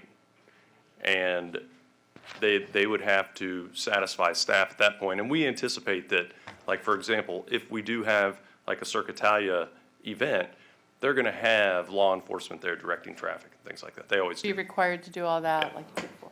And I do remember that the other issue before was on, it was at 53rd, and it was somewhere around there, or 63rd, but it was, there was residential all around you, and there was churches around you, right? There was a church. I remember. It was Yeah, it was it abutting residential, Okay, yes. all right. Okay, thank you. Commissioner Baugh and then Commissioner Bellamy. Yeah, just a couple of questions. So, in your opinion, this is compatible with the area? Yes, absolutely. Uh-huh. And, I really can't get over, we're wanting to compare this to a Christmas tree lot. That's And that's a another stretch. So my concern is there are homes near this location.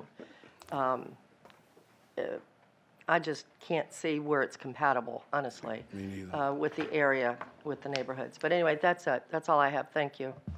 Commissioner Bellamy. Yeah, I go back to the half-mile radius, on the run, the Catholic Church, the residents, to the north of the Catholic Church, and I am struggling to find the name of that right now. The residents as far as, on 30th Street across the railroad track, please, and if you take the half-mile radius, I can identify at least 4 to 7 other, churches in that immediate area. Please don't try to identify that there are no residents in this immediate area as far as saying that it's compatible, because you do have some mixed use there, and right there in the area where you are referring to of the past strip club, which is now an auto shop, which is still within that half-mile radius. We have a tremendous amount of residents right now. As a matter of fact, a relative just bought a house in that immediate area. So when we start talking about compatibility, make sure we're being, I'm not saying you're being dishonest, but make sure we do not, dismiss the residents that are there. They should be included or be thought of when you're talking about bringing any type of event, any type of event to that immediate area when you start discussing compatibility. Can you bring your chart up? Can you bring your chart up as far as the traffic crossing the bridge heading north, which is to the east, is east of 41, right there, if you're heading north toward the Skyway, and if we could just give you a visual of my concern about access. There are two 41s there, Business 41 and then the other one that go through with your heading north. If there was an event, can we get that diagram back up here, please? It's in our. The aerial? Yes, Ariel, you actually had it up within your presentation. We get our presentation back up. That's it? Yeah. He actually showed, when I seen his diagram up there, I seen it. Right here, too. And I guess my point. Right there. Oh, Bayou Estates. Okay. Yes, Bayou Estates is the other one. Someone just sent it to me. Thank you for letting me know that.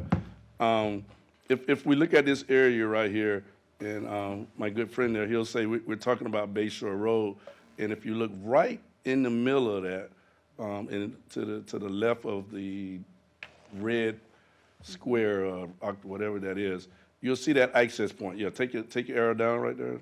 No, you went up. Take it down, down, down. Right there. That's the access. That's the only access point to this property right here, which is concern one.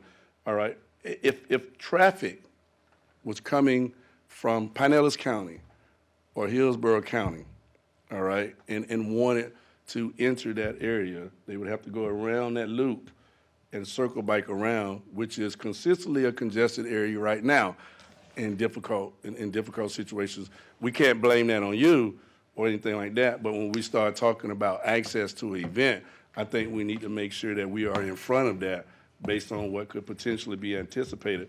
And if you also look at your diagram, to the bottom of it, You can see those residential homes right there, which is what I was referring to as far as across, right? Yes. Those are residential homes, right there. And then if you take that arrow all the way on the bottom and stay down, that would be 29th Street, right there. So I'm very much familiar with what does it have to do with it? My concern as far as the impacting residents, and B, my concern as far as the access. I just wanted to make sure that there was a visual to my colleagues as far as what I was referring to. Thank you. All right, we have no other commissioners on the board for questions for the applicant. We'll move on to staff presentation. Let's see, who is presenting for staff? Marshall, busy day for you, sir. Yes, sir. Good afternoon, Marshall Robinson. I'm a staff planner and I have been sworn. So everybody remembers the last time we talked about a similar project over on 53rd Avenue. And of course, this is a different location with a different contextual geography to it compared to the last one. I know everybody was bringing up the paranormal stuff. The only thing that's being proposed is a temporary recreational use, subject to a temporary use permit. And in the staff report, all the uses that would otherwise, all the other uses that would otherwise be permitted in the PDMU district is what's subject to the temporary use permit. So they can't get a temporary use permit for a use that's not permitted in the PDMU zoning district. All these uses are permitted uses. It's only you go get a permit because of the duration of that permitted use you're asking to use, so it's not perpetual or permanent. That's where the temporary use kind of mitigates the long-term use of a permanent permitted use on the property. We did have a site plan, and I'll just buzz through it real quick because we do have a GDP that has a little bit more detail than we're normally used to seeing. We've got 7 buildings there, buildings B and C. Those are for non-residential uses. The building D up by the front is where the 10 multifamily uses or multifamily residential uses are proposed. And then the area A there is the 40,000 square foot temporary use permit area where if anything did apply for a temporary use permit, it would be located in area designated as A. Went through the staff report. Staff didn't have any objections to the specific approval that was requested along the east boundary to reduce the greenbelt buffer from 15 feet to 10 feet. And there is a permitted use chart in the staff report that lets you know what all the different uses could end up going into the project. I'd be happy to answer any questions if you have any. Mr. Chair, I had one. The stipulation talks about any temporary use tent structure associated with the 40,000 square foot temporary recreational event area, et cetera. So I thought the temporary use permit was only for temporary recreational events in the tent. But I thought I heard you say that all uses allowed in the scheduled uses can have a temporary use permit? Yes, it's out of the code, 521. The stipulation doesn't limit that? The stipulation A6. A6 is Limit the speaking to temporary tents.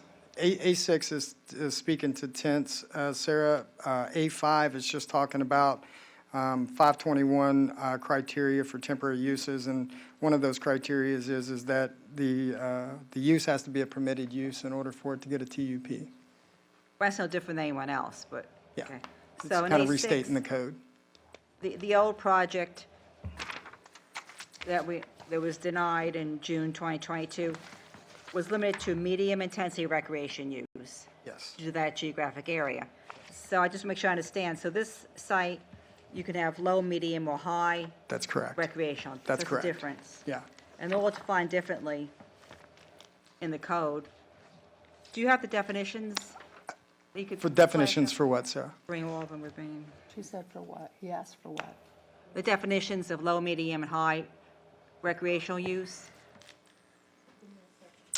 Yeah, I think Rosina can pull that up. And while Rosina's pulling that up, I'll just state that, the Section 521, temporary uses allowed in the LDC state that a temporary use must be a use which would ordinarily be allowed as a permanent use or which, because of its limited duration or because adjacent land is undeveloped or developing, would not have a detrimental impact on surrounding land uses. Surrounding versus adjacent, I will mention that this property is only adjacent to one residential existing use, and they've provided a 178-foot setback to the south from that residential structure. Do you have a definition for the term surrounding? We do not define surrounding, however, we do define adjacent. I can define adjacent. We don't have a definition for Oh, I have the surrounding. definitions, yes, on, Okay. Surrounding? well, no, Surrounding, I think it's relevant. I mean, anything surrounding, we're talking about Manatee County, talking about the state of Florida, it surrounds it, right? we have definitions, though, for adjacent. Sarah, I don't think we define the term surrounding. Commissioner No, Bellamy is but using a half a mile, which I think is ludicrous. I think it's way too far. You can travel a half a mile, go from multifamily residential to heavy industrial in a half a mile. We wouldn't be building anything. No, it's not a defined, Interesting. no, adjoining.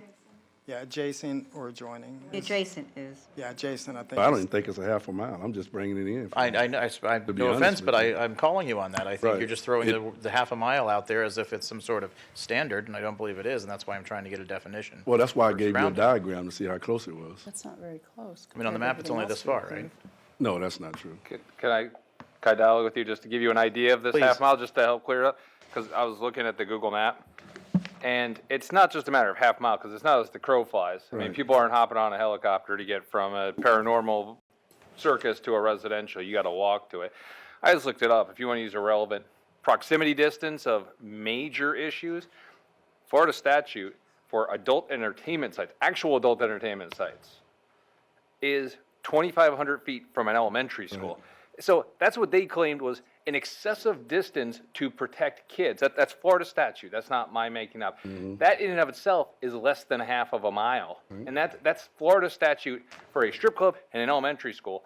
I looked up walking distance to all of the nearest residences when you have to actually walk to it. All of the residences are more than a half mile away. So by Florida statute, they're saying you could put a strip club closer to an elementary school than this property will be to an actual residence from a walking distance of people going to the show and then being able to walk It's in a residential more than a neighborhood. half a mile away from. Walking distance, because Walking you can't walk across all this stuff. Yards. I use Google Maps and use the walking thing in all of them, because you're not walking across US 41 and US 19 and running across Oh, I major see what you roads. did. Walking distance of people going to the show, because I think the argument, or not the argument, but the discussion was, what if someone goes, has a couple of beers at the show, and then goes wandering into a residential area? It's further away to walk to a residential area from this site than it would be for an elementary school kid to legally walk to an adult entertainment establishment by Florida Adult statute. entertainment. I like the strip club. No, it's. Thank you. No, it's a good example. I appreciate it. Thank you. It sort of drives home my point. Marshall. Sir, I have a hijacked your- definition for you if you'd like me to read it. Yes, sir, please. This is Yes. for Of what? surrounding, the term surrounding. Adjacent, I was It's- just going to read it because it Okay. really is the only thing available That's what to my us point is, to about use to 1,000 feet. evaluate. But adjacent shall mean to have property lines or portions thereof in common or facing each other across a street, right-of-way, or narrow water body. Or contiguous, I assume. We One would- define- one would yeah. assume. One would assume. Okay. One would assume. And the other thing that I'd like to point out for everyone's consideration, if I could get the PowerPoint back up, and then I'll turn it back over for questions, but I'd be remiss if I didn't point it out. I can get back to my maps. So I wish this map was zoomed out a little bit more, because in between the railroad and 41, north and south, you have ROR, which is one of the most robust future land use categories that we have available in the whole land development code. And the propensity for development, commissioners, is a wide range of uses under the ROR's potential range of uses that could potentially go there. So I just want to talk about the residential nature being brought up. This area, or this swath of ROR, was planned for a very robust and intense area of development based on the future land use category. Ms. Shank, does a special use permit take into account, say, it obviously takes into account the use itself that'll be taking place, but would the content of the show, let's say, be taken into account when a special use permit is applied for? Well, just to clarify, it's temporary use permit. but Temporary use. I was looking at the criteria. Circus. It's, in section 520, stands for temporary uses. it looks at the following. A, adjacent uses shall be suitably protected from any nuisance or hazardous features. B, the use should not create hazardous vehicular or pedestrian traffic conditions or result in traffic in excess of the capacity of the streets. And they look for the signage and where the access point is. And C goes more to, sufficient emergency access and services available. But I just don't understand in the access issue, is this the access point you're looking at? I mean, there is an access There's point only one. shown on the plan. Only one. Then there's Sir, also that's language about subject to FDOT approval, so we don't know what the access point is. Yeah, we don't know what the access point Okay. is, that's Yeah, right. we don't know what the access So to be is. clear, the issues that we're hearing today is content of the show, which we do not regulate, public safety concerns, which are determined, which are evaluated by the special use, or what was the term? I'm sorry. It's not Temporary special use. Temporary Temporary use, use. I apologize. That's evaluated when they apply for a temporary use permit. Then we have an access concern, which is evaluated by FDOT and by special use. All of these things we already have. Thank goodness, we have 25 layers of bureaucracy to deal with every time you want to do anything in this town. So we already have, more than enough bureaucracy and red tape for these people to deal with after this fact. Luckily, we don't have to, create more regulations and evaluate any of those items today, I guess is my point. Commissioners Whitmore and Cruz are on the board. Commissioner Whitmore. First of all, Marshall, I want to, am I on? You guys hear me? My computer keeps. Oh, we always hear you. My light's not on. Can you hear me? Yeah, try it again.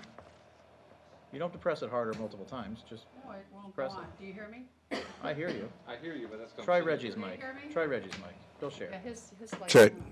There you go. Okay, first of all, I want to thank you for all the hard-hitting questions that you're getting today, and I want to compliment you. You're doing a good job. Thank you, appreciate You're it. passionate. I haven't seen you this passionate, so anyway, and a lot of different questions. If we would do what some commissioners here are speaking about, we wouldn't be doing hardly any infill projects or anywhere in the county or mixing residential and commercial, which we do everywhere with we have a lot of commercial uses around this project. First of all, just because I'm not a Misty or a Betsy, can you just give us a list of what they could use here, Sure. the uses here? Because you Sure. said there's multiple things they could do, and all we're hearing, and I kept saying a Yes, Christmas tree Commissioner. place, because that's only the thing I could think of, but I. And that was Commissioner, that was one of the things I was hoping to provide, because I knew that you wouldn't be the only one to have that question. So on page 6 of the staff report, I put together a color-coordinated schedule of uses. And these are all uses that have permissibility in the PDMU zoning district.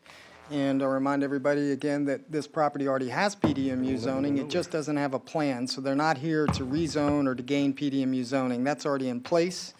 And on page 6 of the staff report, the schedule of uses are the uses that were proffered up as permitted uses by the applicant. And so when you look at it, there's a color coordination to it. And any 531 standards for specific uses that might be required above and beyond the LDC is also noted here. So I think probably the biggest is the purple commercial services. You can, business services, banking, car washes, dry cleaners, rental services establishments, construction equipment, recreation uses, high intensity, low intensity, medium intensity recreational uses. They're all permitted by right of the PDMU zoning district. They do have 531.41 standards that are required for those recreational uses. You can do residential. You see over in the left-hand column under residential, you can do multifamily. You can do residential support uses like adult daycares and things like that. There's a myriad of uses that are allowed under the range of potential uses for the RO zoning district. And this project is fortunate because it doesn't have to rezone to the PDMU and establish consistency and compliance with the code. It's already there. Our job is to see how we implement the PDMU zoning district here, and that's the reason why that we did a strikeout underlined version of the uses that could or could not go in there based on whether or not we thought they were compatible. Thank you. Is that all, Commissioner? Yep. Commissioner Cruz.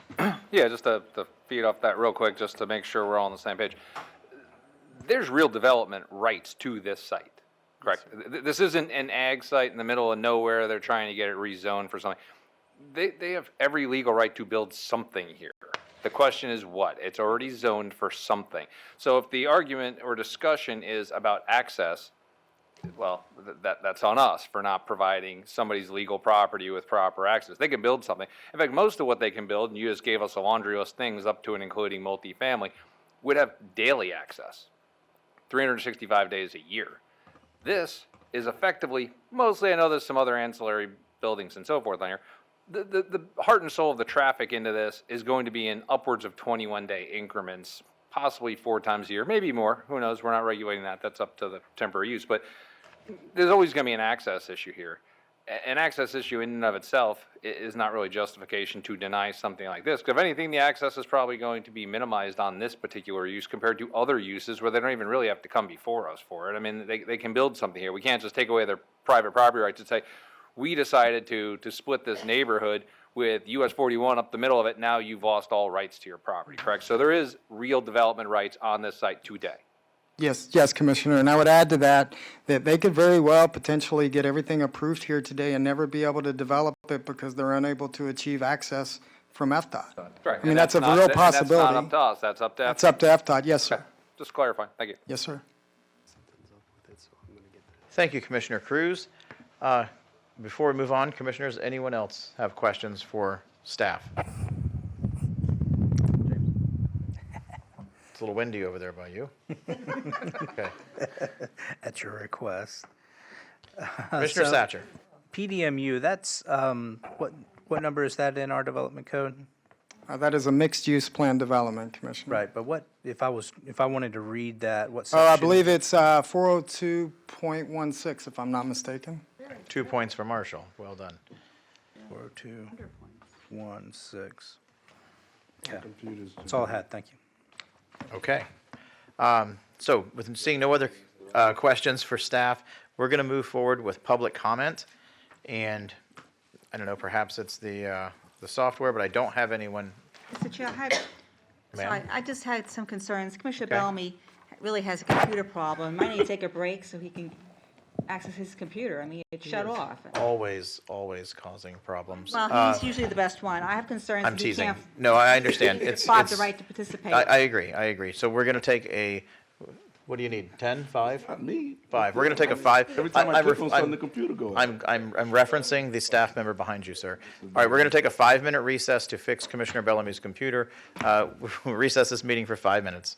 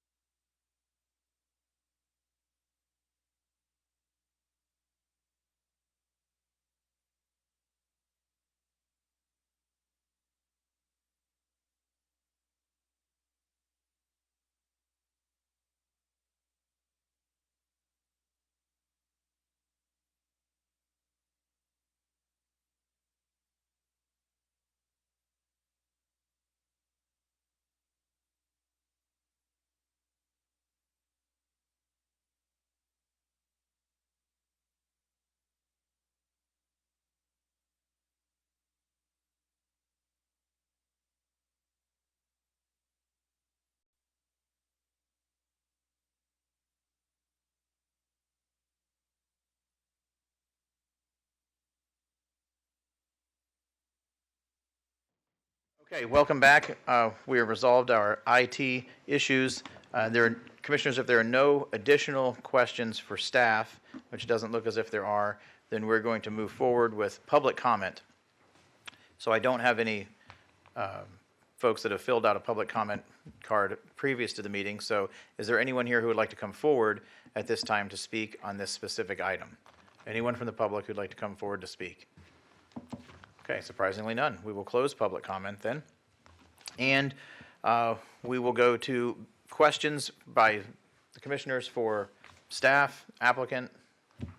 Anyone? All right, seeing none, seeing one. Seeing Commissioner Bellamy. I don't have any questions. I'm ready to make a motion.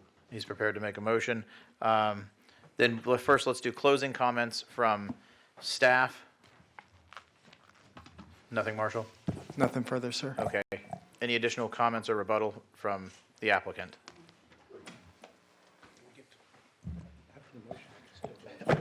Thank you, Mr. Chairman. Just a couple things that I want to hit on. On the access point, we have met with DOT on the access. We were initially proposing 2 access points, and they said, thank you very much, you will have 1 access point, and it is right there in the place that we've shown it. That's where we're expecting the access to be. That's the location where the county approved the access point in 2008. It's also the same place as the existing access point is. That was the access point that was approved for the go-kart track.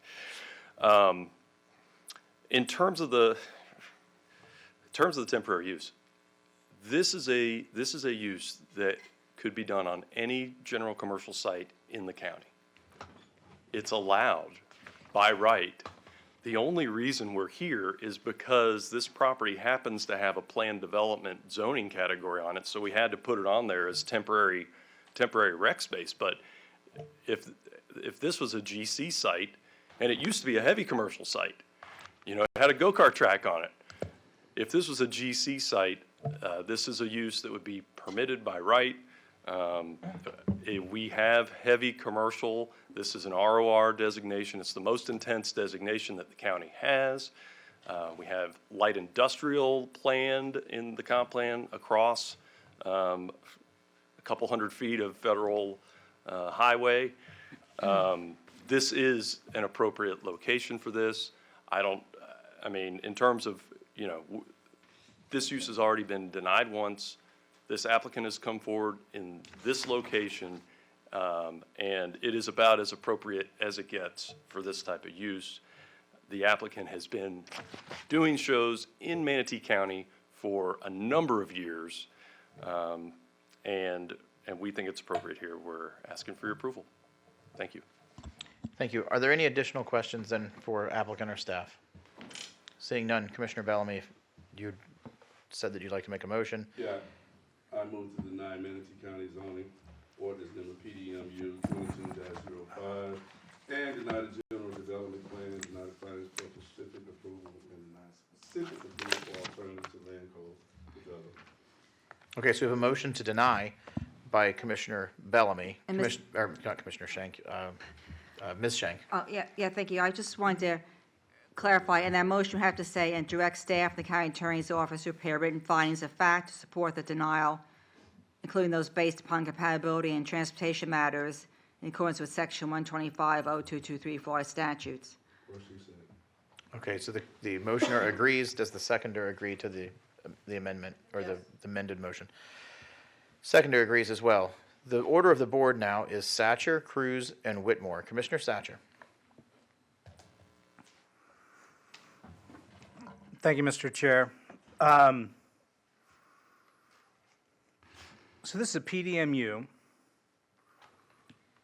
And if I understand the objections that I'm hearing, because I don't think that there's a noise complaint to the east with there being a railroad track there.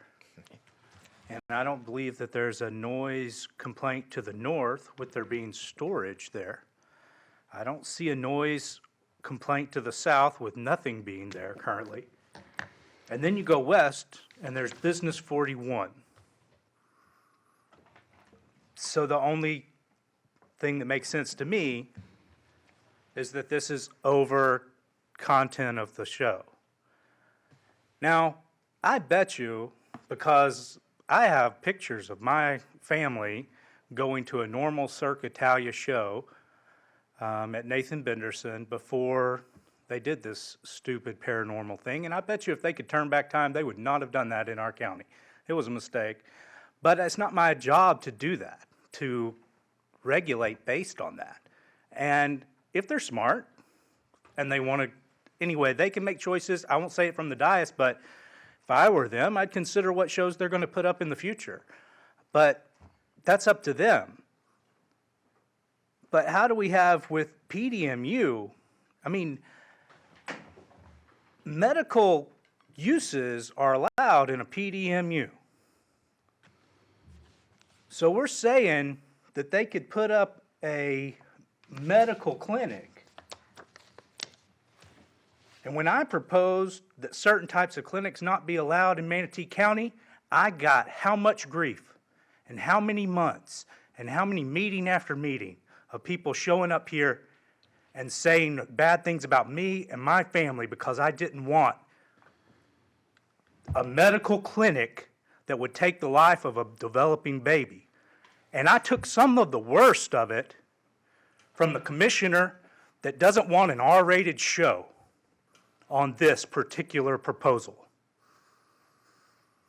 I disagree with the priorities.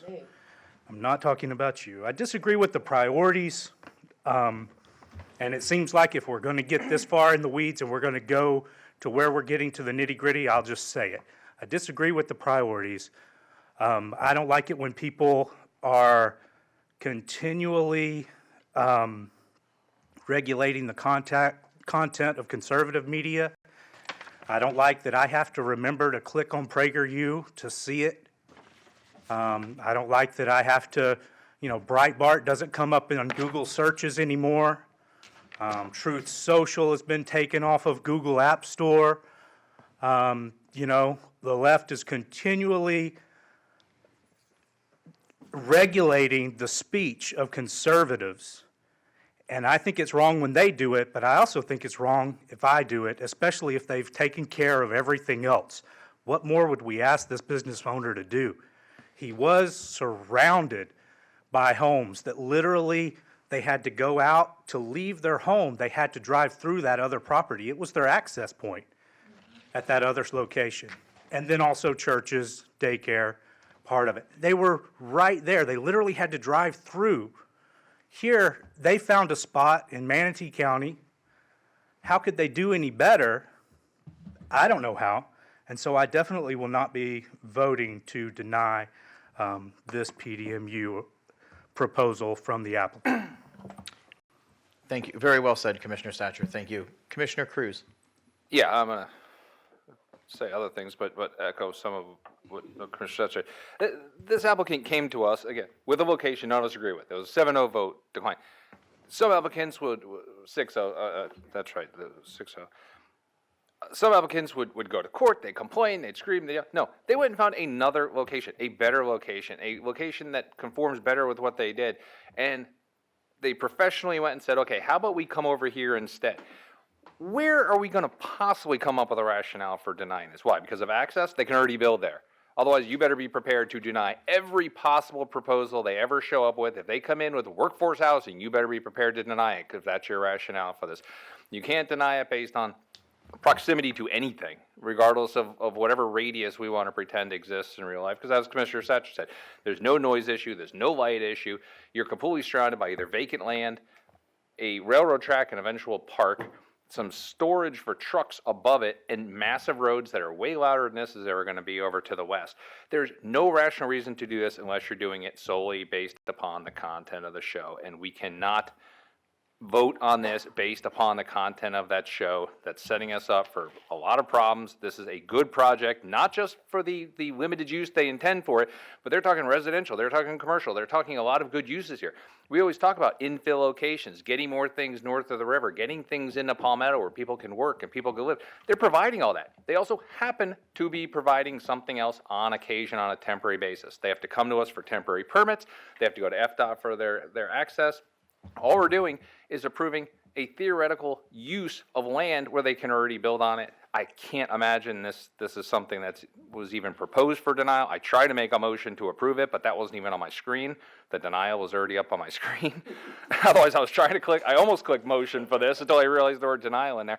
I do not agree with this. There's zero chance I'm voting to deny this. And one, God willing, this falls flat, then I will make the motion to approve. Okay, thank you, sir. Commissioner Whitmore, you're the last on the board. I'll make the second. First of all, again, I've never been to one of those because they look scary to me, and the scariest movie I've ever seen is The Shining. I don't do that. I probably will never go. I didn't know they had a kids thing, so.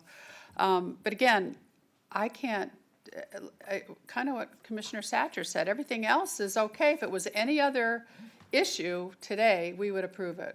And especially when you read all the uses. So I'm not going to support the motion, in all due respect, Commissioner Bellamy.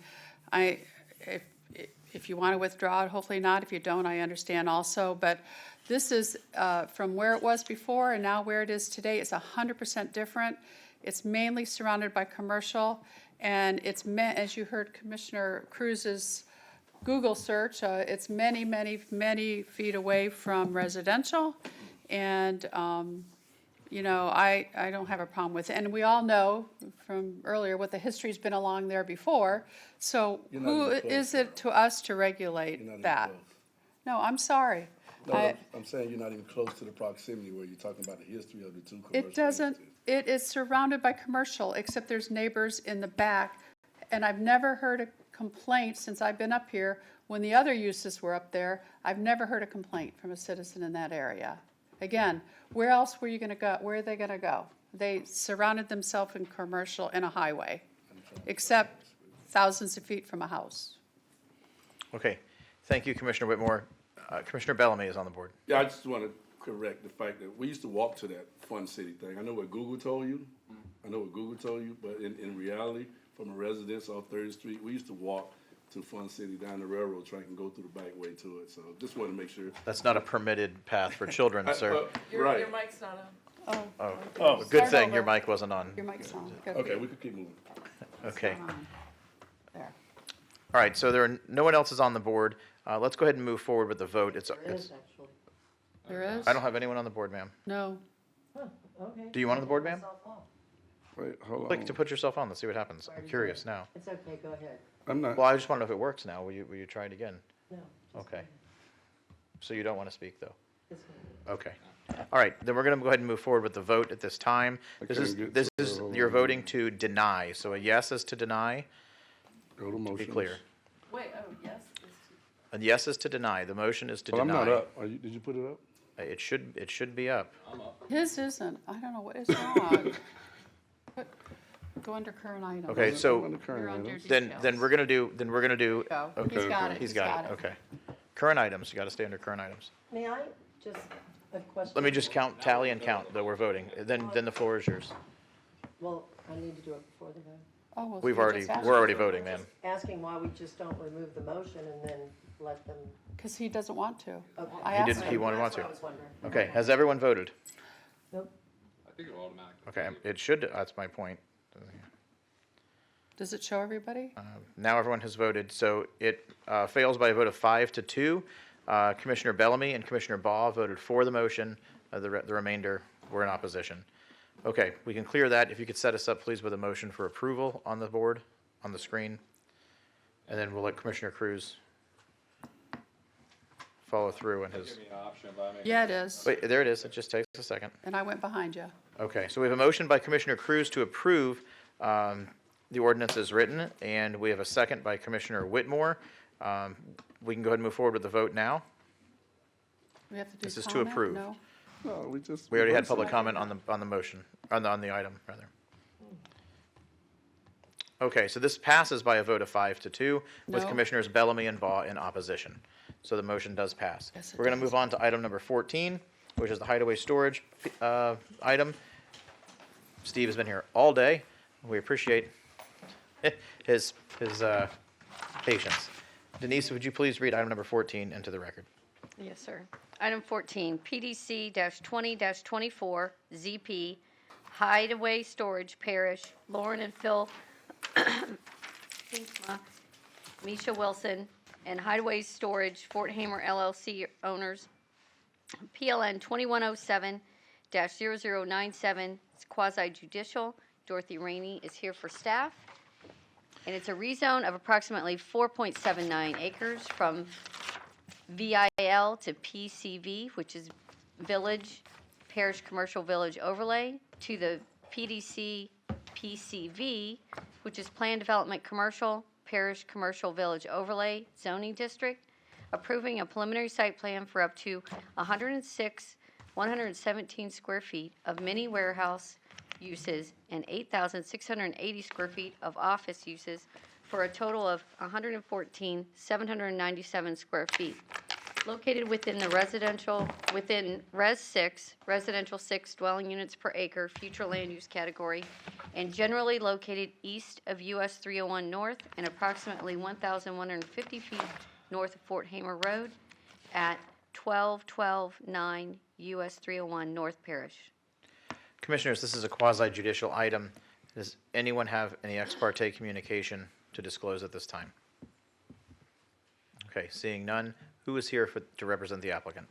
Good afternoon, Commissioners. My name is Rachel Layton. I'm a certified planner. I have been sworn. I'm here today on behalf of Hideaway Storage Fort Hamer. And I have a large group with me today. I have Steve Wilson, Paul and Lori Fikema, Misha Wilson, and they are with Hideaway Storage Services. I have Nathan Crott with ZNS Engineering, Michael Yates with Palm Traffic, and Mike Adams with Mike Carter Construction. So we appreciate the opportunity to be here today. Hideaway Storage was founded in 1977 by Steve and Maureen Wilson in Manatee County. Hideaway Storage headquarters are located at 1813 Manatee Avenue West in Bradenton. There are currently 11 Hideaway and Express Storage facility locations in Manatee County, with 26 total facilities in Southwest Florida. These are neighborhood-serving facilities. Hideaway Storage currently has 30 counties just in Manatee County. Hideaway Storage has operated an express storage facility in Parish at Old Tampa Road and US 301 since 2014. The property for today's hearing is owned by the Wilson and Fikema families. Paul is now the president of Hideaway Storage, and Misha is now the vice president of Hideaway Storage. Its family's had a long history in our community. We're here today requesting a rezoning of 4.79 acres located 1,150 feet northeast of the intersection of US 301 and Fort Hamer Road. The addresses are 12129 and 12133 US 301 North in Parish. The property has 2 single-family residences on it. There are no wetlands or native habitat. The specific request today is to rezone the property from Parish Village to Planned Development Commercial, retaining the Commercial Village overlay. As you know, the Parish area is experiencing tremendous growth. A few examples of recent development in the area are shown on this map that include the 7-Eleven, Dollar General, Fort Hamer Dental, an expansion to Parish United Methodist Church, the redevelopment of the historic Parish Schoolhouse into Forza Child Development Center, and a new veterinary clinic. This rezone is along US Highway 301, which is an FDOT highway. Fort Hamer Road extension to the north is under construction today. These are arterial roadways with high volumes of traffic. The current single-family use residential is no longer an appropriate use in the activity node. Mini warehouse is a low-traffic generator, and we have, to complement the mini warehouse use that's proposed today, an office out parcel. And those are to maintain the current traffic pattern because the traffic impact study has been approved by Manatee County. And those are both lower generating trips. The site is within the Res 6 future land use category. Res 6 includes commercial retail that function in the marketplace as neighborhood serving. The site is located within the commercial node formed by the intersection of 2 arterials, US 301 and North Fort Hamer Road. Therefore, this site meets the commercial locational criteria requirements of the comprehensive plan. The intended uses include complementary support uses with a maximum floor area ratio of 1.0. Based on the staff report, which includes locational criteria, comprehensive plan analysis, and land development code analysis, it is my professional opinion that the request today is in compliance with the comprehensive plan and land development code. Planning Commission did vote unanimously to recommend approval based on the supportive staff report. The current zoning, again, is Parish Village. The zoning map shows that Dollar General and 2 storage facilities with additional uses have been zoned to planned development commercial within this Parish Village boundary. The property is also within the Parish Commercial Village Overlay District. This district provides specific development and design regulations. The application before you today retains this overlay and design requirements. Mini warehouse even is an anticipated use in the Parish Commercial Village as outlined in section 403.4.d.1.c, as well as the potential need for an increased footprint through public hearing process.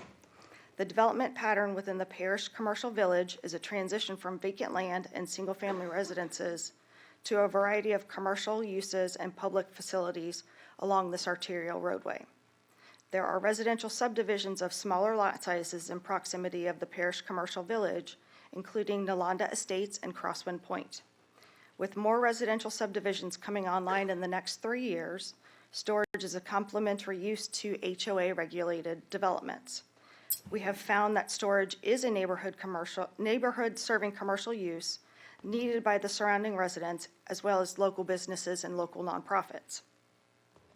As mentioned before, Res 6 encourages complementary support uses.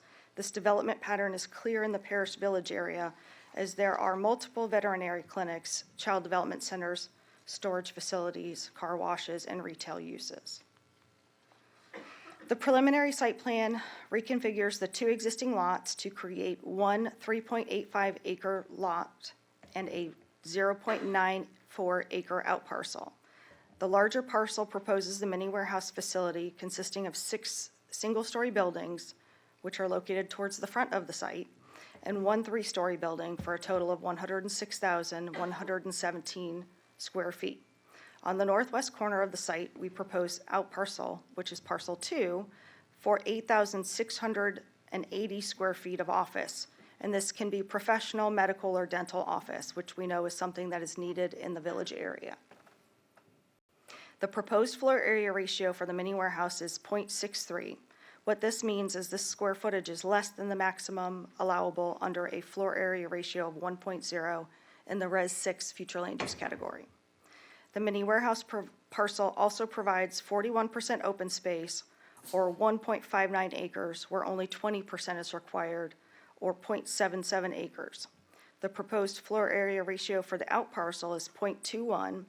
The proposed open space is 38%, or 0.36 acres, where only 20%, or 0.18 acres of open space would be required. I do want to point out the location of the stormwater pond. This is on the east side of the site. This is to meet existing drainage patterns, as well as to enhance the buffer with the adjacent large lot residential property. The existing drainage pattern flows west to east across the site. The final site plan will be designed to reduce the current peak drainage flow by 50% to improve the drainage on the site and adjacent properties. Final drainage calculations and design will be permitted through Manatee County and Southwest Florida Water Management District and must show no adverse impacts to the adjacent properties. The site has been designed to meet the required setbacks, buffers, and parking requirements, as well as the development trends in the area. The 3-story building has been set back approximately 300 feet, almost the length of a football field, from the western property line, which is US 301. The 3-story building is also set back 122 feet from the eastern property line. And this request was generated from input that we received on the site design during both the Parish Civic Association meeting we held last spring and the advertised neighborhood meeting, which were attended by Steve Wilson and myself. During these meetings, it was asked the design be consistent with the existing businesses on the east side of US 301. And both of those businesses have not only self-storage use, the mini warehouse use, but they have out parcels in front. So what we did was take a look at what we could do with the one parcel that we had where we started with this application and redesign it. So their request was to include single story at the front of the parcel and have an out parcel for commercial use. and meet the parish commercial overlay district. So following the neighborhood meeting, Steve Wilson purchased the northern parcel, and the site plan was reconfigured to put the three-story building where it is now, 300 feet from the property line, and add the commercial out parcel and have the single-story office building up front, so that we're in keeping with the design requirements and intent of the parish commercial village. The site plan has a single access point along US 301 North, shown on the out parcel, as a result of meetings with FDOT and Manatee County staff, and a shared access is consistent with PCV regulations. The site will comply with the regulations outlined in LDC Section 531.31 for a mini warehouse. These regulations require buildings to be set back a minimum of 20 feet unless a more restrictive minimum setback is required, such as the frontage, which is the 30-foot setback to the single-story building. The project has two specific approval requests, and I want to kind of talk about these just briefly. The parking request that we have is for the out parcel only, and that's to allow 11 parking spaces in a row without a landscape island. This is something that could be administratively reviewed, but as a safety measure, we included as a specific approval. The second larger of the two specific approvals is a request for LDC Section 403.4 D1C1 mini warehouse containing a commercial component in the parish commercial village overlay shall meet the following dimensional standards. Commercial building footprint, 20,000 square feet maximum. However, larger buildings require special permit approval or plan development approval. The request today for consideration is an increased footprint of 5,928 square feet, which applies only to Building G. And again, as a mitigating measure, we have set this building back 300 feet from US 301 and 122 feet from the eastern parcel. And then we have it also set back 70 feet from the parcel to the north. Staff has supported these requests. And to close, we wanted to share the renderings of the office building for the mini warehouse use. The parish commercial village again requires certain architectural styles which have been implemented in the design of the office, which faces US 301. And this gives it a more pedestrian scale. And the door, as you see, is facing the roadway. The office would also be facing the roadway and would have connectivity through sidewalks and bicycle racks and all of those multimodal items that we can provide in parish. I do want to also mention Hideaway Storage partners with local small businesses and nonprofits. They provide affordable operating solutions for small mom-and-pop businesses to store supplies and inventory with easy access in a convenient location. These local small businesses provide services which include plumbing, landscaping, custom window treatments, pool cleaning, gutter repair, and electrical. They also help nonprofits make a difference by providing storage for donated goods in a convenient location. They provide critical component of the transitory engine of our community as well. When local residents are selling their homes, they utilize storage to declutter, which maximizes the value of their home, but real estate agents also use self-storage for staging homes. They are vital for startup businesses that originate out of the home office by providing storage for both inventory and work vehicles that can't be parked at the residence due to HOA or other restrictions. So I'm going to go back to this slide. So you can see we left a space for the out parcel. We want that to meet all of the design requirements of the parish commercial village, so we did not include that. The request is in compliance with the comprehensive plan and land development code. We are in agreement with staff recommended stipulations. Planning Commission again recommended unanimously to approve, and we appreciate the opportunity to present today. We're respectfully requesting the BOCC approval. Thank you, and our team is here to answer any questions you may have.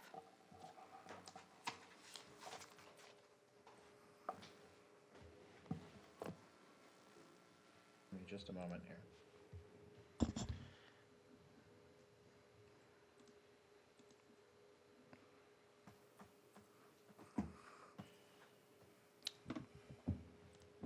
Sorry, That's okay. Technology got the best of me for once. Oh, So look, ooh. Satcher and Whitmore, Commissioner Satcher. You mentioned the meeting with the PCA. Correct. So how did that go? they asked us to redesign the site. So we went back and bought the site to the north and redesigned it so that the original plan had a two-story up at the front, and they did not like that. They asked us to take a look at putting the stormwater to the front, or moving some of the smaller scale buildings to the front. We struggled with that until we purchased the parcel to the north. And what we did then was redesign the entire site to put the stormwater where it belongs, on the east side of the property, where drainage is currently flowing. I understand from one of them that there may have been some sort of spring back there at some point, somewhere on one of the properties. And so the flow pattern was such that we couldn't put the stormwater at the front. So what we did was move the office to the front and make sure that that office building is consistent with the specific design requirements of Parish Commercial Village. And then we added an out parcel to the design of the site as well.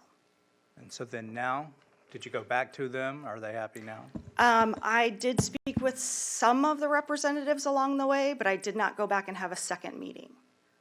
They just did what they asked. You didn't, so we don't, do we have a, are they in favor of this or not? Who's Here's they? the thing, for me, I didn't pass the parish village overlay, you know, that, and this is interesting. So why are we changing it, but they're not taking a stand on it? Is that what you're telling me? What I'm saying is that I did not go back and present to them a second time with the revised plan. Okay, and then just a technical question. When it says it is currently the VIL, but then now it's going to be. Plan development. What's the difference? Is So- it just that you're giving us the plan of what it's going to look like? What are you actually, as far so- as zoning, what's being changed? So with zoning in the village, the floor area ratio is limited. So it is also requires that the mini warehouse is a special permit. And so because we wanted to utilize the floor area ratio that is now allowed in the comprehensive plan under Res 6, we felt like the more transparent process was to go through a plan development commercial to include that design, the enhanced footprint and the use all through the public hearing process. To be honest, plan development review is actually much more stringent than special permit, because you have an additional list, two additional lists of criteria. The criteria for rezoning and plan development cover the items that are in the special permit criteria for review and consideration by the land use hearing officer, and you have two public hearings. So while in a plan development, you're not required to have neighborhood meetings, we did host a neighborhood meeting. It was last year. And then we also had, prior to that, met with the Civic Association. Okay. And did you meet with them, I would assume, since you're talking about buying a whole extra parcel, you met with them before it was filed with the county, before it was a quasi-judicial No, we had matter, to or amend our after? application along the way. So we met with them, and then when we added the other parcel, we had to go and amend our application and essentially start over. Got their recommendations for how they wanted the storage facility in Parish Village to look, and then designed it based on that as Correct. as closely as you could, As based on closely as what we could, yes. the PCA wanted it to look like. And the folks that were participating in the neighborhood meeting as well. Thank you. Thank you, sir. Commissioner Whitmore and then Baugh. I'm going to get off the board on that one. Okay, because Commissioner Whitmore. it sounds like you went through the process. You went to the PCA. They gave you their recommendations, because I was here when we voted for this. And what the original Cookie and Ben and everybody had thought that they wanted the Parish Village area to look like, so you did it. So, and actually, Mr. Wilson actually was kind enough to buy more property to be able to accommodate that. Yes. And Miss Norma Kennedy, she was involved with that, Miss Norma? She was, I believe she was at the Civic Association meeting, and she was on our neighborhood meeting. Okay. And I believe we actually had a follow-up with her even afterwards. You know, this is the purchaser is a self-storage developer. Right. And so that the perception that more storage is not what the community wants is a difficult one to overcome. So we wanted to make sure we added that out parcel so that we're having an office building on the site as well, so that we're doing what we can to add to the community. Exactly. And for instance, that bank in front of the railroad, you know. Now, that was actually my next comment I had written down.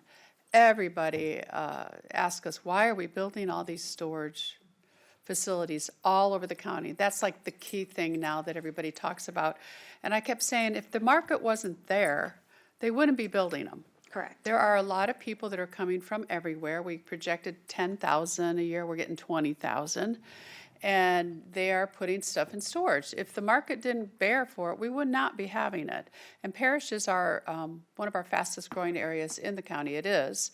And there are a lot of people come from other places that are using these facilities. So it kind of helps us in the mid-county and everywhere else in the county when we have a place which is more convenient for the citizens that live there. So, and also I'm sure they'll probably allow boat storage and stuff. When you're out in North County, you don't have that, or RV. I'm not sure if they'll do that. We don't have outdoor storage component with this application. Okay, all right. So any kind of business, commercial business can go in that out parcel, correct? We did limit it to office because Okay. of the trip generation on that road. Like office, like a Medical, lawyer dental, or doctor? professional. It could be any type of office that wants to locate in the Parrish area. You know, over the last few years, I've heard from orthodontists that wanted to be in that area. We don't have many. We just don't have enough of that type of space either. And I did read all those public comments, and I know the heart of Parrish does want to have those restaurants and retail spaces. It's just really hard to be able to give that to them on every project. I don't know how to say this the right way. You guys know I've spent so much time trying to help the Civic Association.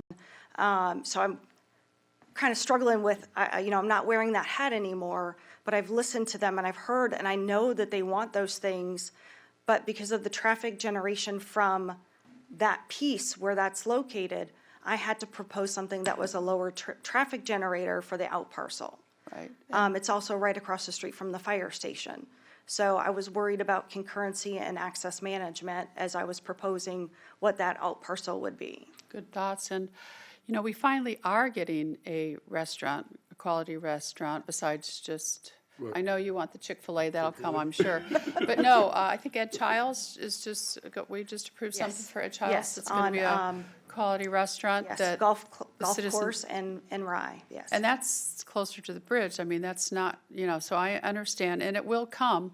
But all these people that have these businesses, they all tell me, financially, right now, it just never made sense, just like a hospital didn't make sense until, and that's probably going to be like a Lakewood Ranch where you're going to be happy if your census is 35 for a few years, because when I did phone calls recently, the average age in Parrish is like 26 to 41. So, they don't get sick. They're not going to be using the hospital. So, so it's all a chess game until your community starts growing like it did in Lakewood Ranch. So, but anyway, thank you. And I think that's the biggest thing that our board has to communicate. We don't control what the market wants to bring to us. The market knows what it's going to generate, and they're going to generate what the people want. People want more places to put to store their stuff in so they can put their car in their garages when they buy a house. So, I understand the frustration because the newer ones are looking really good lately. I keep figuring out how in the heck you get in there, but, it's just something we all have to live with. And when they stop using it, they'll stop building it. Exactly. Okay, thank you, Commissioner. There are no other commissioners on the board. Thank you. Thank you. We'll move then to Dorothy to staff presentation. I see Nicole and Charlie in the back of the room. Literally every planner on staff will have made an appearance by the end of the day. That's a good land use meeting. Good afternoon, Commissioners. Dorothy Rennie for staff, and I have been sworn. And, okay.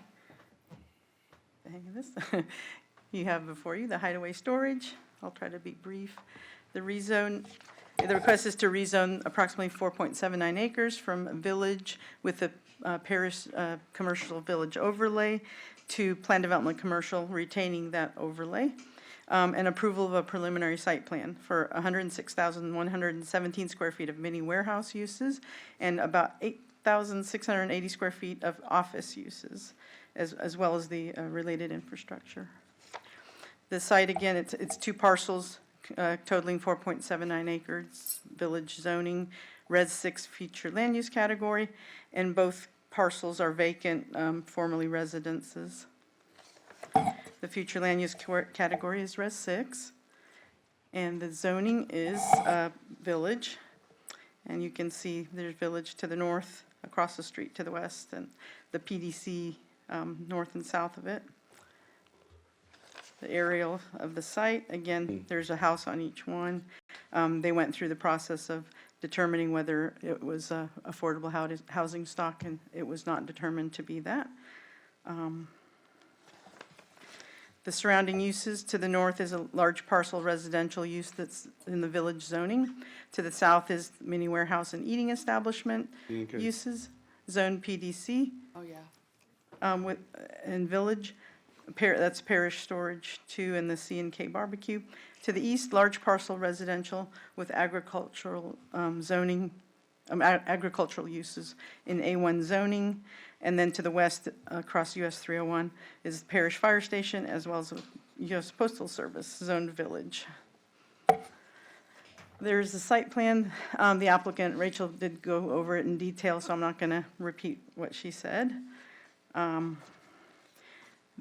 one access point that's proposed is off US 301 as a right-in, right-out. Stormwater, as the applicant mentioned, is along the east property line, which is where the water flows to anyway, from west to east.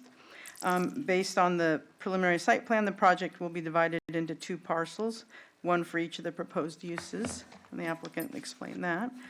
And they also went over the specific approvals, but just the increase to the footprint of a non-residential structure in the parish commercial overlay from 20,000 to 25,928.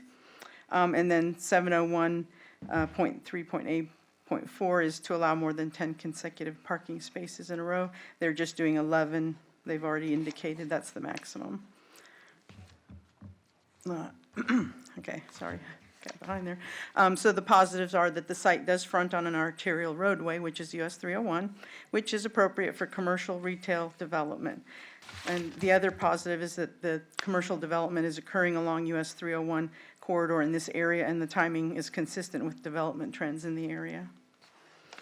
The negatives are that the site abuts single-family residences to the north and east, so there may be potential incompatibility due to impacts relative to lights, glare, and noise to the residential areas.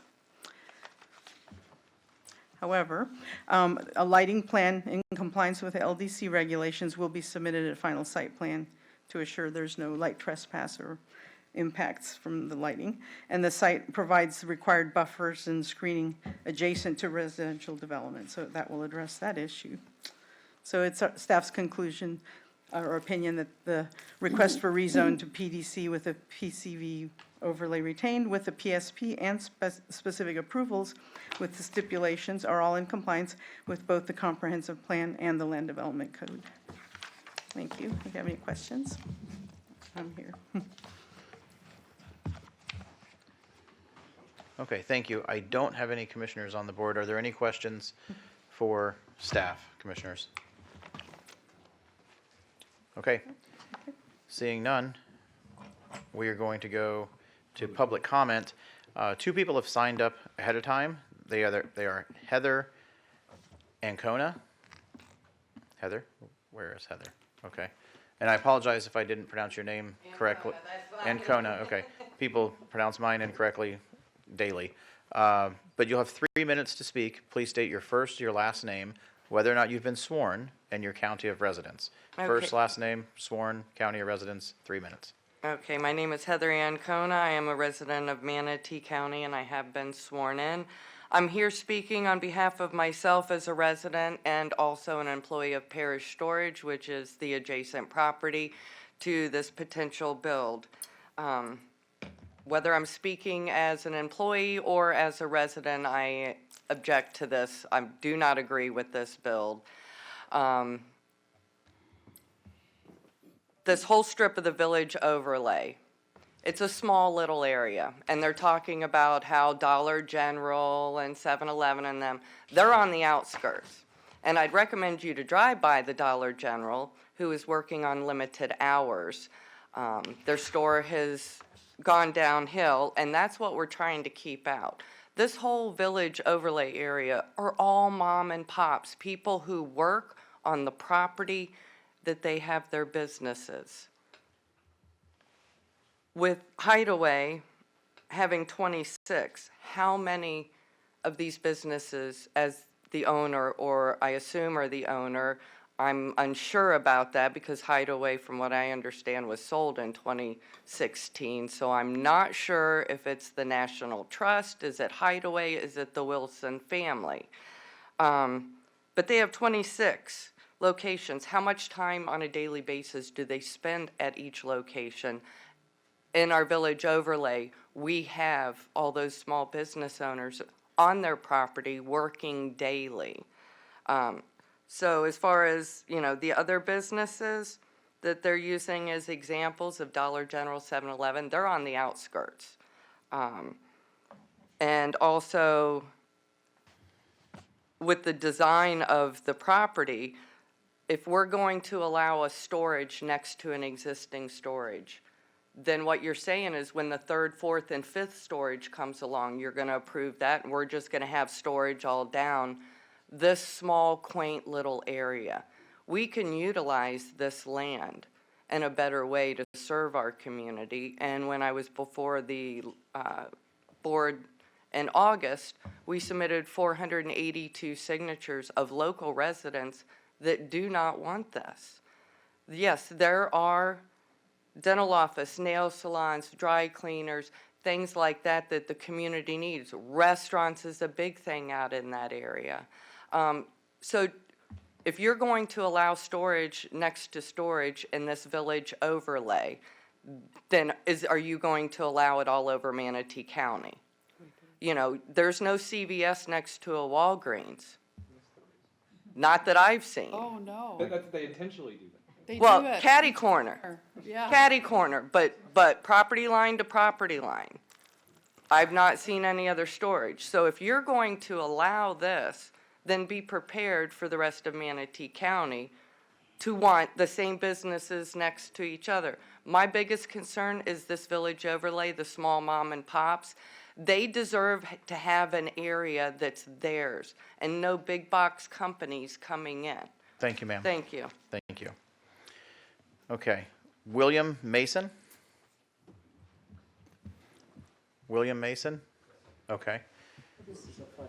So as you approach the microphone, sir, you'll have 3 minutes, of course. Please state your first, your last name, whether or not you've been sworn, and your county of residence. Yes, sir. My name is William Mason. I'm a Manatee County resident, and I have been sworn. I'm just here on behalf of, I guess, on myself as a resident. I am the previous owner that sold the land to the Wilson Group and the Hideaway Group, and we are very happy that they have it because they seem like a pretty good outfit that's doing their due diligence. My question or my concerns that we have is we still own 2.5 acres to the north, and we've had a lot of issues with flooding, and the flooding has occurred when Mr. Randall Hicks has put a berm up on the east side of, which would be the west side of his property, would be the east side of our parcel. And our biggest concern is we have that 2.5 acres, and I don't want to take away from that with the flooding and the potential. We've been very fortunate this year with a pretty light storm season, so we're not seeing the typical water like we've held in the past. But we've spent probably the better part of 20 years dealing with water that's been pushed onto us from our neighbor. We just find it hard to believe that you could do that to another homeowner and not have any repercussions. If a business were to do that, it would be heavily repercussions, there'd be fines, whatnot. So basically what I'm trying to, our major concern is, I'm sorry I'm a little all over the place, our major concern is that flooding and that water, and we need something to be done about that berm. I think with Steve Wilson and the Carter Group and all them, I think they're doing their due diligence and they want to make sure that water flows. It goes into the Gamble Creek Basin and it gets away from us. But I want to make sure when they're done that the water flows correctly, because we all know when there's more construction, the runoff isn't going to go like it normally did. There's a bayhead back in the back there behind the Hicks property where like the lady said earlier, that water flows from west to east naturally. I'm not an expert. I worked that land for 24 years. I know how that water flows. And with that big berm being right there between our property, that water hits that berm, it retains on our property. That, we've worked with that for 20 years and we've had problems. We've shed livestock. We've had many, many vet bills over that issues with the retaining of water. We've tried to divert it, retention ditches and whatnot. We're still stuck with it. My biggest concern is once this other project comes in, is this water going to keep backing up on us? I talked to my neighbor last night. She's heavily concerned as well. As far as the businesses coming in, we're going to be living to the north of it. I'll speak on that. We're fine with it. The mini storages haven't really been a big problem. Our biggest problem is to the north is the car wash. The language, the smells, the So sounds. we're staying on topic of the hideaway storage specifically. Yes, sir. Okay. Well, I was just, somebody was talking about the issues, the impacts of the environment. Well, I'm a resident there and I was just kind of enlightened on that. Sorry about that. But yes, I guess that would be our biggest concern is to make sure as an owner, still landowner, still own 2.5 acres, is to make sure that 2.5 acres stays dry and I keep my value up. That's my concern. And also my goal would be is that last 2.5 acres to bring Chick-fil-A to Paris. Thank you. If you could be car wash, Chick-fil-A storage unit, that is pretty much where things seem to be going. Okay. Are there any other, is there anyone else from the public who would like to come forward to speak? Come on up, sir. You don't have to have submitted your name. If you'd like to come up and speak, you're free to do so. When you get to the podium, please state your first, your last name, whether or not you've been sworn, your county of residence, and you have 3 minutes. Hi, I'm Randy Hicks. I'm the property owner to the east that we're all talking about now. You've been sworn in. Have you been I've sworn been sworn and in. are you a Manatee county resident? of 60 years. Thank you, sir. Yes, Name? yes.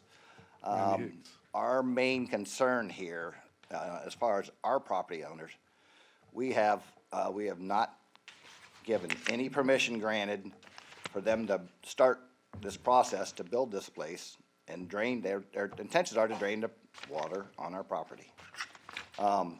We sent them emails stating we were not interested in taking their drainage. We don't want to encumber our property with drainage. It is no benefit to our property and will negatively affect our wetlands. The property that they have is permeable versus changing it to non-permeable will affect the water velocity and have a negative impact on my existing wetlands.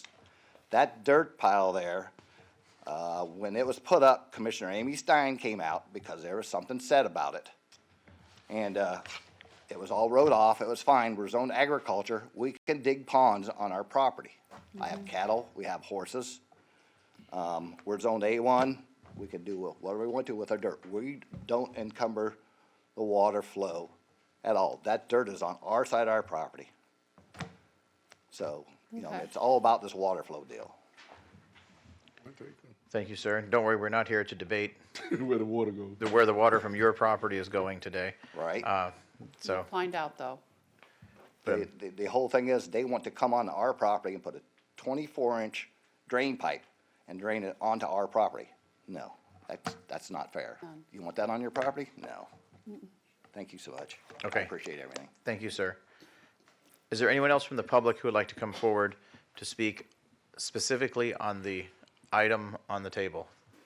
So please state your first, your last name, your county of residence. My name is Michael Todd Reed. I'm the owner, and I am sworn, and I'm a Manatee County resident. You'll have 3 minutes. And I've been here for 27 years now. I own Parish Storage 1 to the south, and I own Parish Storage 2, the car wash, and Rehab Physical Therapy to the north.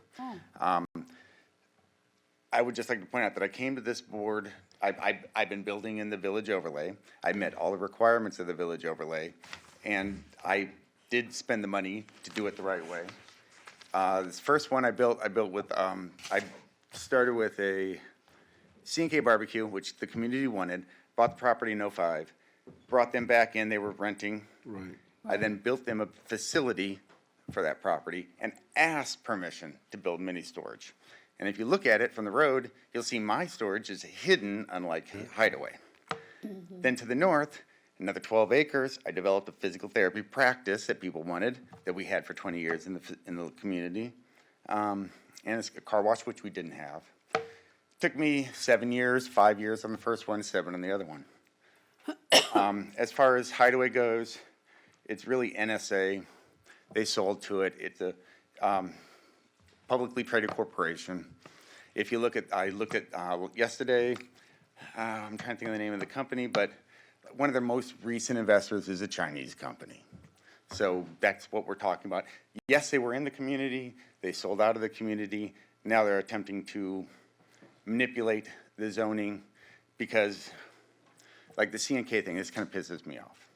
When they attempted to buy it from me, they came to me and said, well, look, you'll sell it to me, we're gonna get rid of C&K. No. Well, Please that's don't. why I could never sell it to these people. So anyway, that's pretty much it. Thank you. Thank you, sir. Is there anyone else from the public who would like to come forward to speak on this specific item? Okay, seeing no one, we're going to close public comment, and we will go to staff. Dorothy, do you have any closing statements you'd like to make? I think I would like to hear any stormwater comments you'd like to make. Here he comes. I'm sorry, sir. Your time is up and public comment is closed. Okay, so 3 stories is not. Sir, public comment is closed. Here, we're Thank not you. done yet. Wait, Thank you'll you. hear. Dorothy, if you could address, or have Tom address stormwater, it was a concern brought up by the public.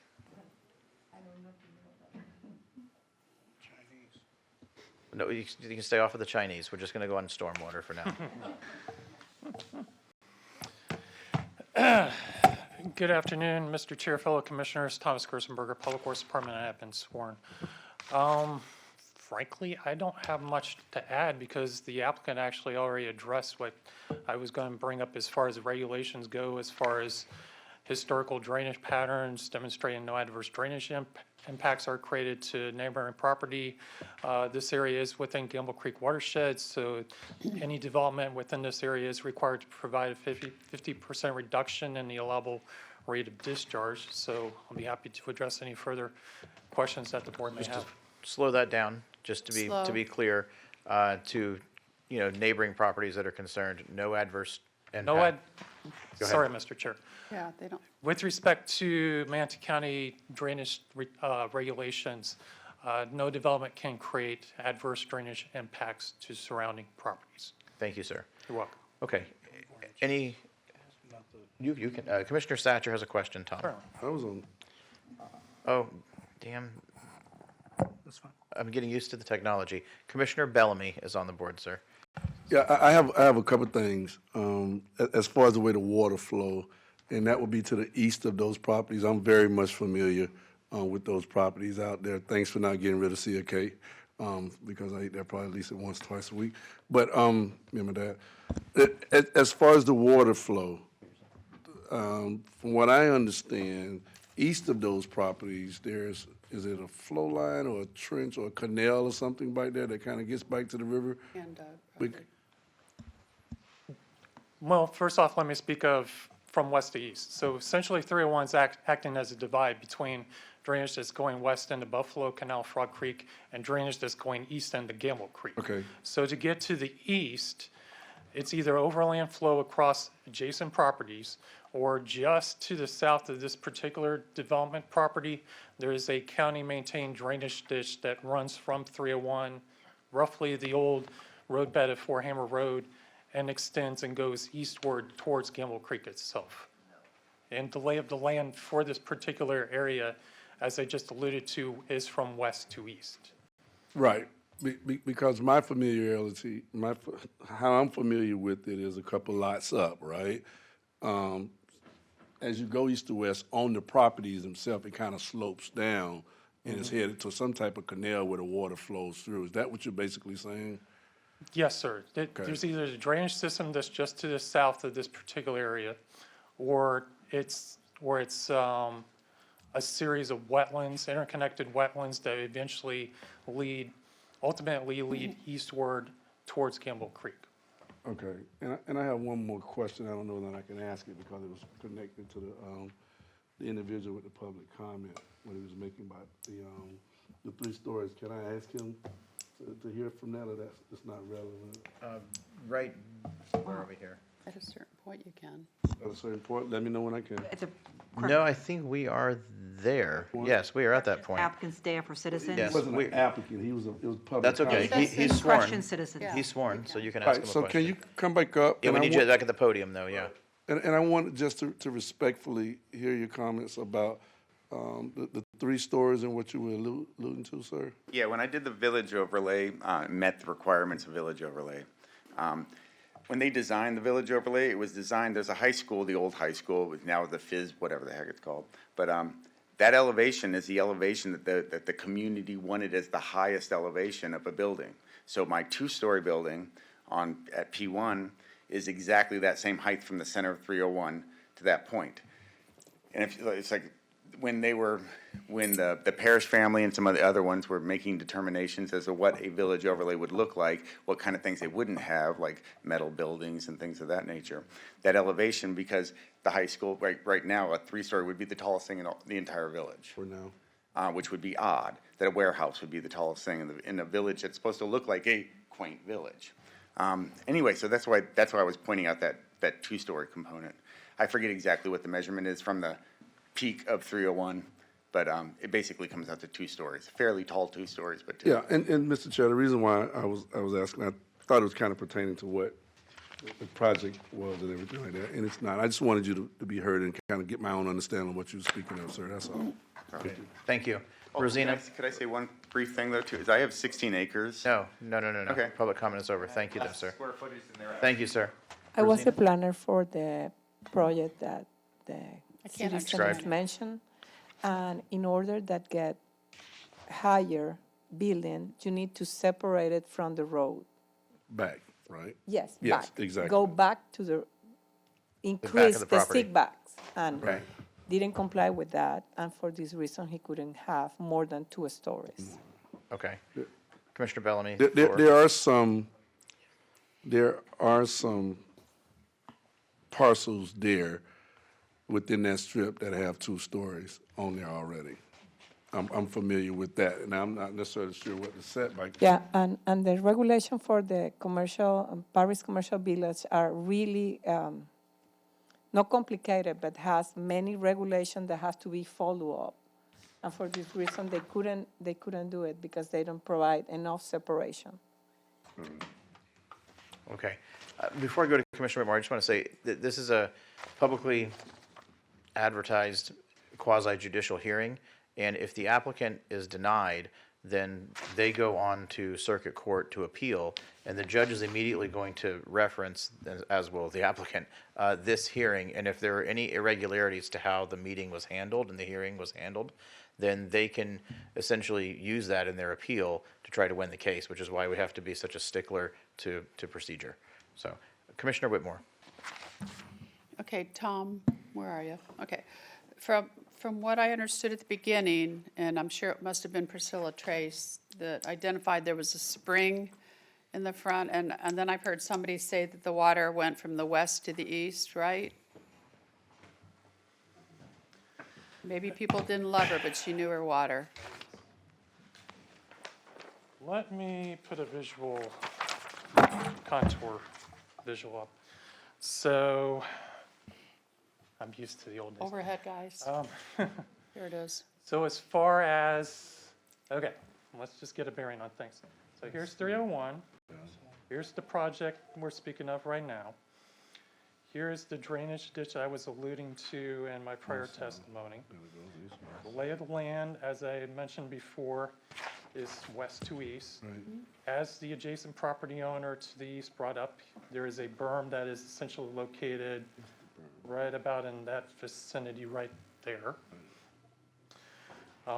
As I alluded to previously in my testimony, any development has to demonstrate consistency with historical drainage patterns. So from 301 towards the east. Now, at that point, certainly we can discuss this further with the engineer of record on this project, how they plan to address the outfall. They're locating the pond over here in the eastern portion of the development, and they're also reducing their runoff by 50%. Okay, that's what I was going to say. When you do these projects, whoever builds this has to carry 150% of the drainage off the land. It cannot go on anybody else's land. It has to be designed and engineered, correct? That is correct, Commissioner. So when we're hearing citizens say, you better not have that water on my land, according to our ordinances and according to our staff that's approving the engineering drawing and you, those projects have to prove that 100%, 150% of any runoff is staying on their property, correct? That is correct, Commissioner. Okay. Yes. And I saw that you put, I call it, everybody else in the world calls them all lakes, but it's the swale where, I mean, it's where you're keeping the retention. It's a retention pond. I like when you go to Lakewood Ranch and it's a gigantic, they go, it's a lake, but it's a retention pond. Okay, so, and then I hear about the Wilson family. They're here. I saw the daughter's name is on the application. I didn't know if they're publicly traded. I know they live in Manatee County, and I know they're doing a lot of stuff in Manatee County on other issues. So I don't know anything about Chinese and all that stuff, but I do know that they are a local business as long as I can remember. I think I used them where I live like 20-something years. Why I kept my daughter's dolls until she was almost 40, I never understood, but I finally closed it down. So when the applicant comes up, if you could just maybe clarify some information that may not be correct. I can understand why people don't want a storage next to a storage, but, and I didn't realize this gentleman had owned all that. I thought CK owned that. I mean, the gentleman that's there all the time, I thought he owned that. So, and I haven't seen the car wash. I mean, I have gone by it, but I'm going to look for it next time I'm there. So again, to me, it's about what the market holds. And if there's a demand and we're meeting all the ordinances with the parish village, the overlay, then I don't understand why we would stop something like that if there's a demand. And the owners from day one are here in the audience. So if this was some big conglomerate, they wouldn't be here, I don't think. They'd have a bunch of suits in the audience. But I would like to hear from the applicant and get a little more information on some of the comments that were made.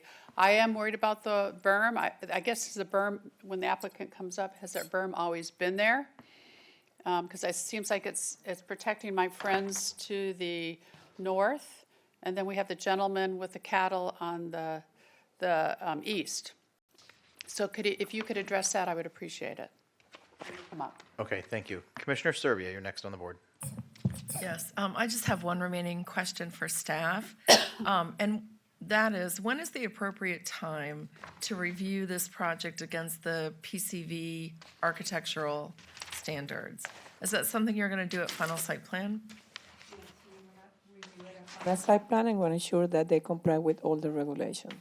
Okay, all right. So I heard Heather speak, and I understand her concerns, but, I mean, there is so much detail laid out in the parish commercial village overlay, and if they want additional restrictions, scale of project, the restriction to the types of uses, I mean, those things could take place, but we need a legislative change to the code in order to do that.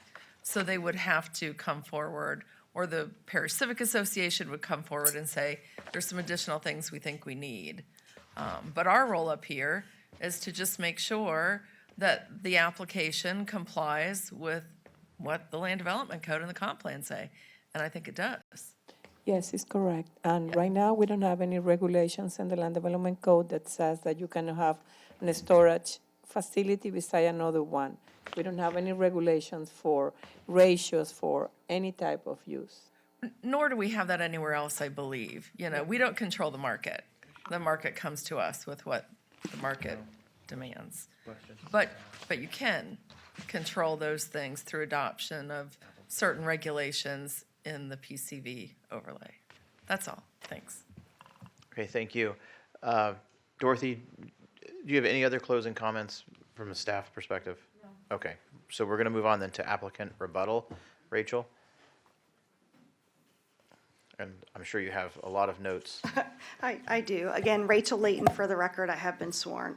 And I appreciate the comments and the process that the parish storage facility went through when they went through their processes in 2010 and 2014 for their facilities. However, the future land use and the comprehensive plan have been amended as of 2016, I believe, or 2018, which changed some of the characteristics of the underlying land use. And at some point, Manatee County, working with the Civic Association, made changes to the parish commercial village overlay district. And I will add in that I was not a part of those, helping as a consultant. So to clarify, Dollar General is within the limits of the village boundary. Yes, it's at the outset. There are no land development code regulations prohibiting mini warehouses from locating next to mini warehouse. There are only 2 uses that are prohibited from and have other than adult uses and liquor uses. Farm worker housing and residential care facilities have specific distances that need to be met in their criteria. Mini warehouse does not have that same criteria. And again, I want to reiterate, and I will bring Paul up here on the business. This is a family-owned business that began in Manatee County in 1977. They have sold some of their portfolios to a larger corporation. They develop and they manage.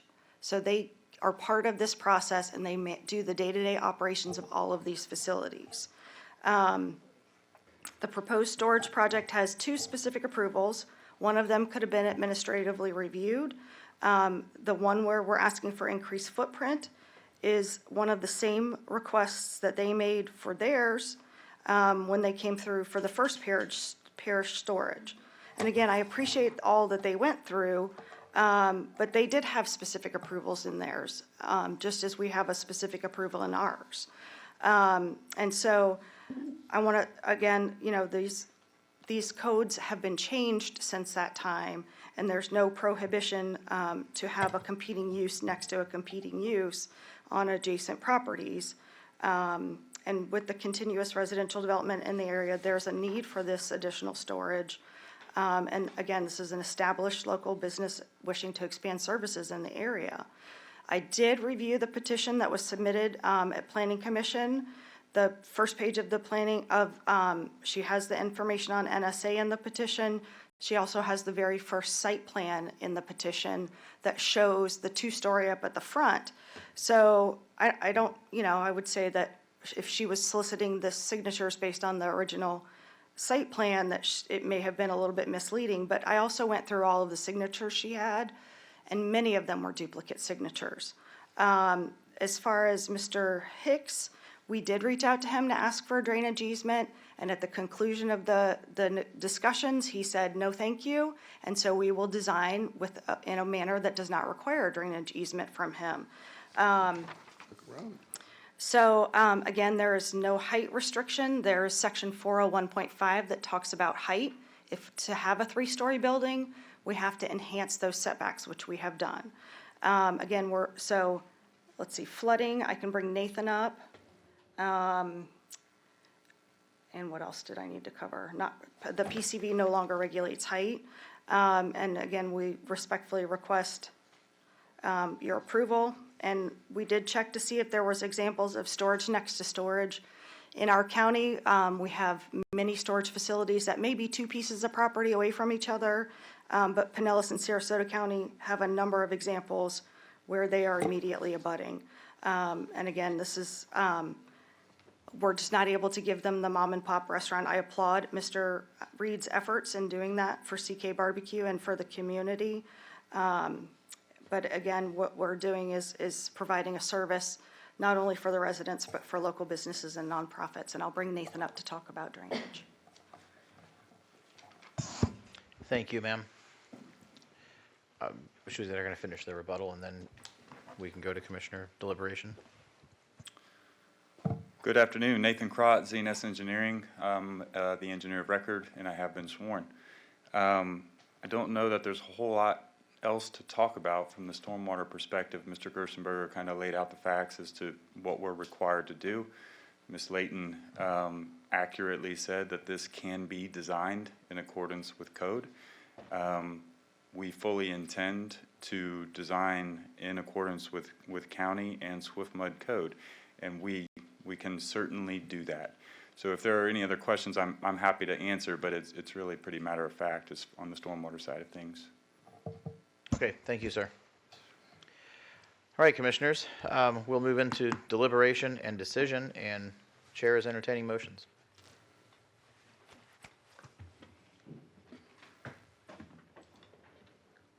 We have a motion by Commissioner Whitmore to approve. We're waiting on a second. I I second it. We have a second by Commissioner Cruz. I don't see anyone on the board. Giving you an opportunity here to get on the board. Commissioner Satcher. Floor is yours, sir. Thank you, Mr. Chair. So, as people are starting to realize, storage units are not my favorite development. However, I do understand that there's a need, or at least that there's a demand with the free market. I'm frustrated that sitting up here right now, I'm still not sure if I'm approving this for hideaway storage from Bradenton, or if I'm approving this, or however the vote goes. If we're voting on hideaway storage from, Manatee County, or if we're voting on a national corporation with, that bought it for $115 million. So that's interesting, but I don't know that I don't mind people making, I want people to prosper and do well, but I also want them to be upfront about what it is we're voting on, and I don't necessarily know that right now. However, I think our job, I'm just locating me on where my vote, where I think it's going to go, is that it's pretty tough. They've got a business. They've gone through a lot of steps. They're asking to start it. So it seems like it would be pretty tough to go against what they're doing.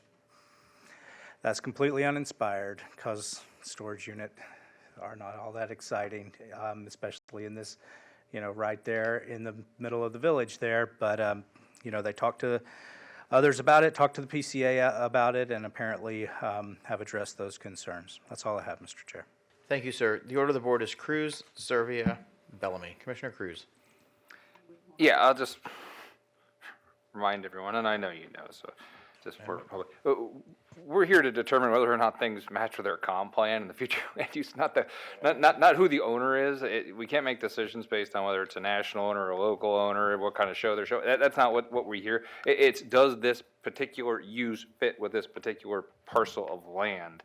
You can almost wipe out who the applicant is on all of these, and it shouldn't change any decisions.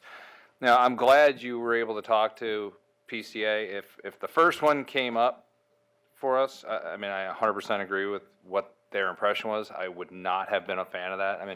I'm very protective of that parish area. We just passed the parish TIF to help grow that parish area. I don't want to do what, say, City of Bradenton did, where you got this big lockup storage thing and a kind of a first come, first serve. Once you use the land, you don't get it back. That said, I appreciate you took the time, the effort, you bought the extra piece of land, you put a far enough setback. Similar to what you do with C&K is what you see when you drive down the road. You don't see the storage behind it, and you're putting an office space in front, and presumably the sight line's going to be adequate by the time you hit that 3-story further back. I'm still not a huge fan of endless self-storage, but I get people want it, but again, you don't get that land back. But I do appreciate the effort to conform to it. If it was on the other side of 301, it's a whole different story. That's a focus on how we're going to build this. But on this side, we got storage here. We got storage a couple of parcels down. That's kind of the trend over there. We got to put self-storage someplace because people do need it.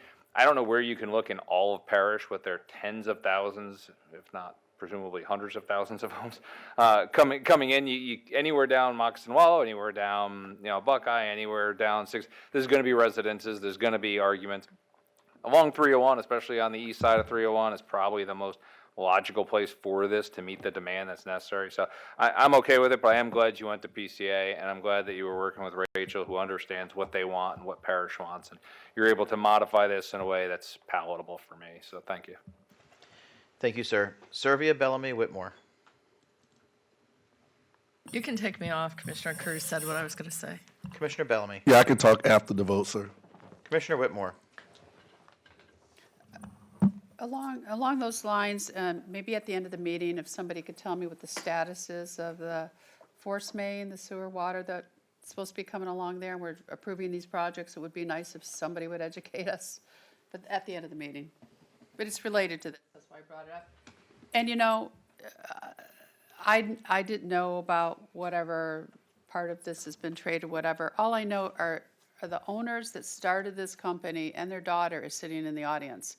And to me, if they were that, I'm sorry, I don't mean to insult anybody, but if you were some big group, you wouldn't be here with us for this little teeny project. I mean, you know, they've been sitting here all day long, and they're using Carter Construction and all these locals here. So, you know, I don't know what they own, and more power to them, free market, but I do know that every project that's come before us for Hideaway, they've been here. So they aren't hiring a bunch of suits to represent them.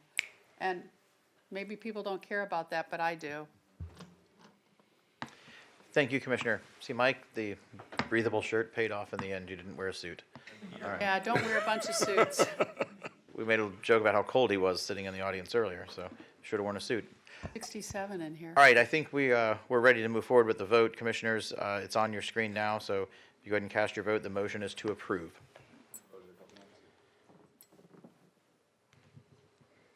Oh. Okay, so it passes by a vote of 7-0. Congratulations to the applicant. Let's take a 5-minute recess, just so we can stretch our legs and. Mr. Chair, somebody sent me a message. They can't see the votes on TV. I don't Correct, know if but I they announce ever every will one be. of them. Oh, so you'll announce who didn't vote? I announce all of them, yes. Okay. 5-minute recess. Carol.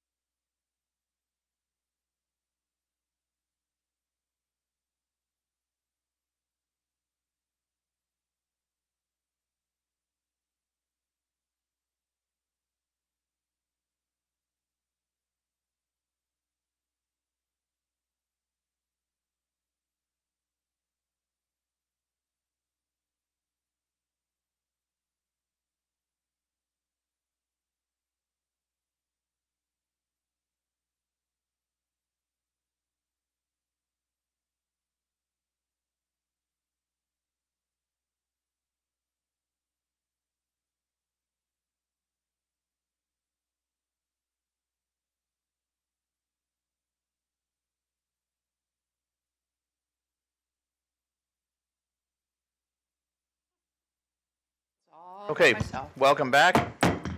And we're just sort of wrapping up our land use meeting today. Are we? Hopefully we are.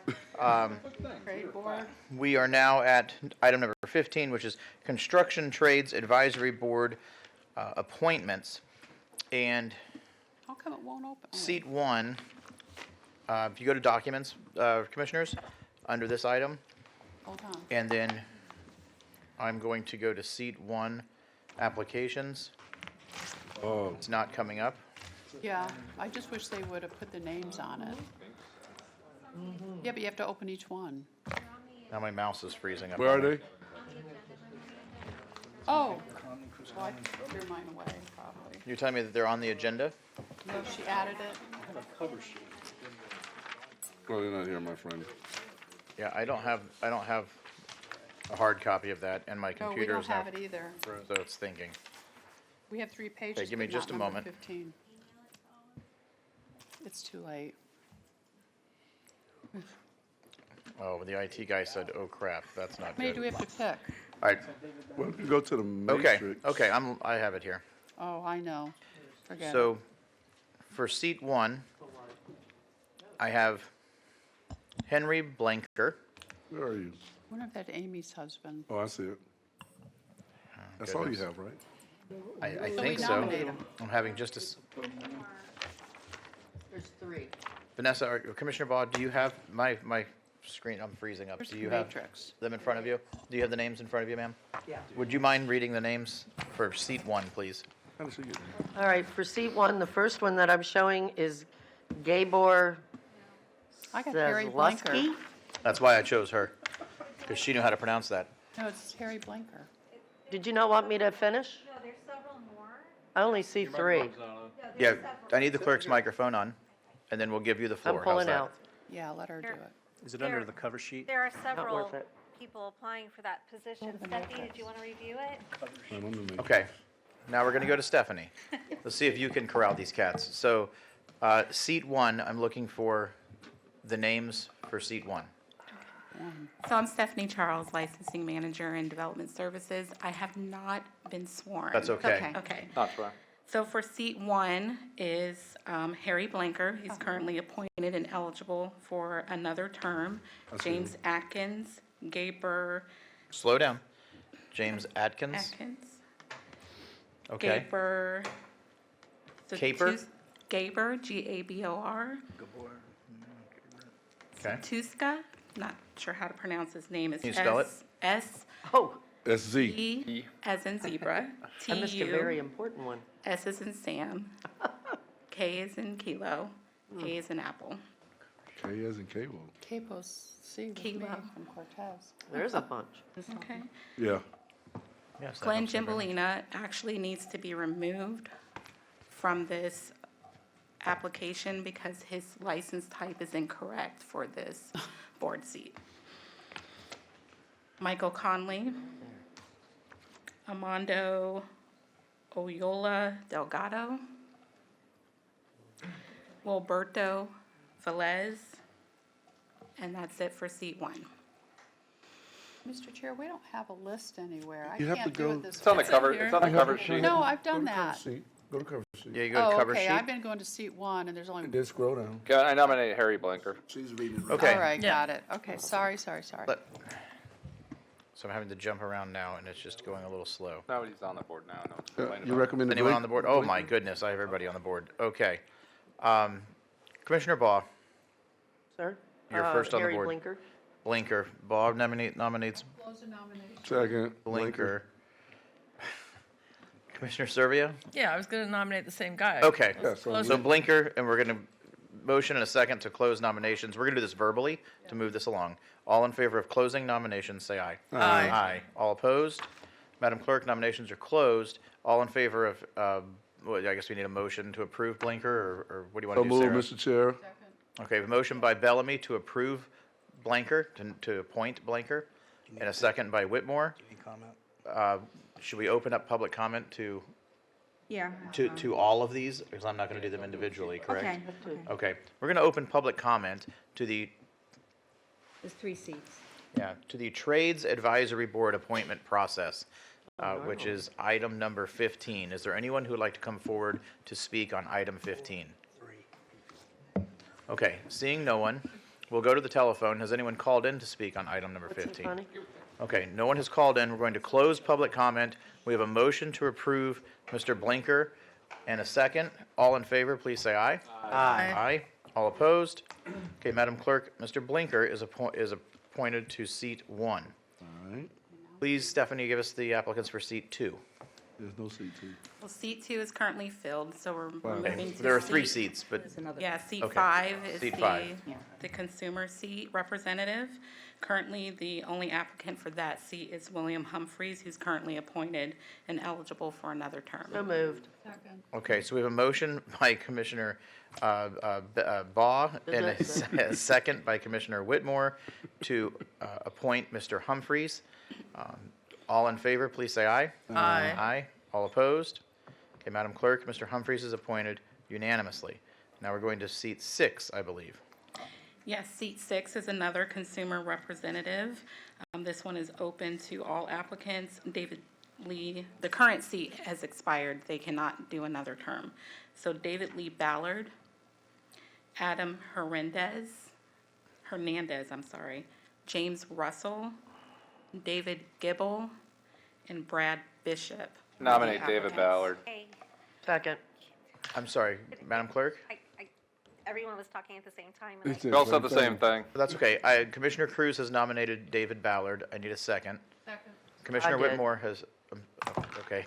Commissioner Whitmore has seconded David Ballard. All in favor of David Ballard, please say aye. Aye. Aye. All opposed? Madam Clerk, David Ballard is appointed to seat 6. Thank Already you. did it. And that, Do this differently next time, maybe a yes, little we will more work on clear. this for Yeah. next time. I would agree. I'm done. Okay, so now we are on item number 16, which is the approval and execution of land use restriction agreement for OHM Tirth Development, Teerth. I think someone hit too many E's on the keyboard. Yeah. All right. Do we need a presentation? Is anyone here to speak on this? Well, I need explanation for some. Commissioner Whitmore George needs an already moved it. explanation. Yeah, but I want explanation. Just somebody give a little brief explanation, please. Denise, are you able to give us a brief explanation? You brought someone. Okay. I'm sorry, guys, I want to. We'll get someone from staff to give us a brief explanation. Disrespectful. Got Rowena here.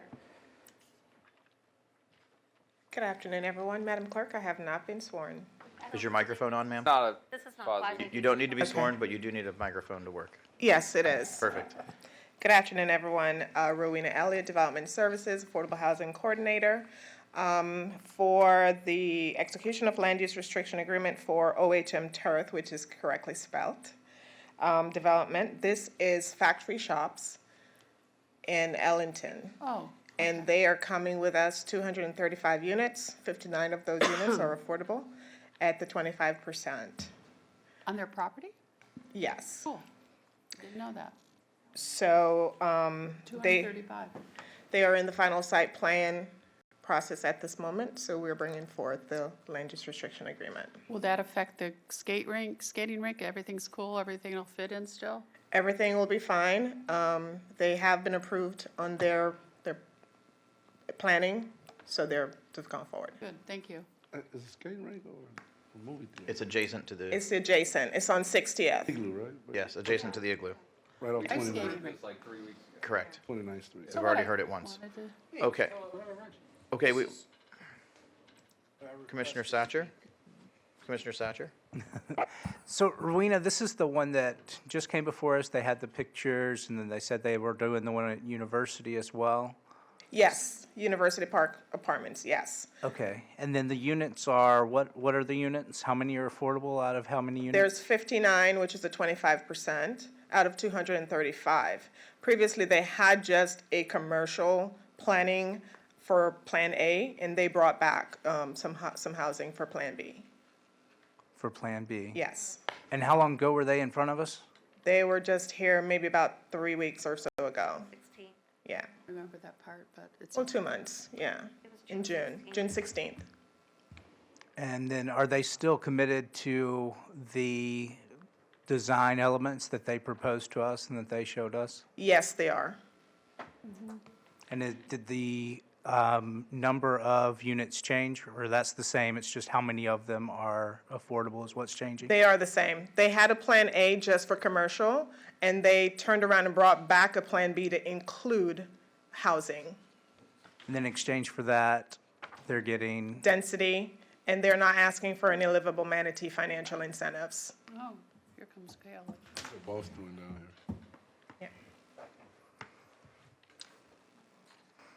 Mr. Chairman, Please state your first and last name, county of residence, sir.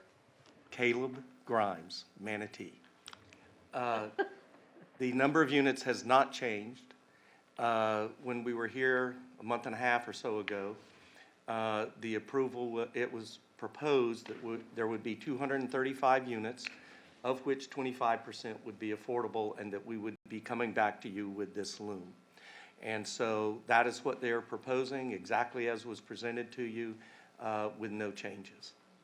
so the 25% number was part of the original application? Yes. Yes. Any additional questions, commissioners? For any of that. Okay, so have we held public comment on this? I get turned around. I don't think we I don't think we did, no. All right, we're going to open this up to public comment. Is there anyone from the public who would like to come forward to speak on this specific item, which is item number 16 on today's agenda? All right, seeing no one, we'll go to the phone. Is anyone called in to speak on 16? We're going to close public comment. We'll go ahead and move forward with the vote. There's a motion on the board by Commissioner Cruz to approve. It is seconded by Commissioner Bellamy. Please cast your votes now. Mine won't do it. Hold on. I can't, mine won't give me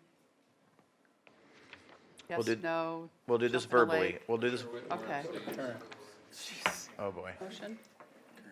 Here they come. Oh, okay, now I got it. Sorry. Had to go to current items. Yes, ma'am. Current items is your best friend on this device. Thank you. Okay, all votes have been cast. It passes by a vote of 6-1. Commissioner Satcher is in opposition. All right. Thank you, sir. Thank you, Commissioners. Thank you, I ma'am. appreciate it. And I know the folks that are doing it look forward to coming through with this. Yes, sir. We're going to move on to item number 17, approval and execution of land use restriction agreement for 146 51st Street Circle East in Bradenton, Florida, 34221, another Palmetto site. Is there anyone here to give us a brief description before we move forward? Thank you.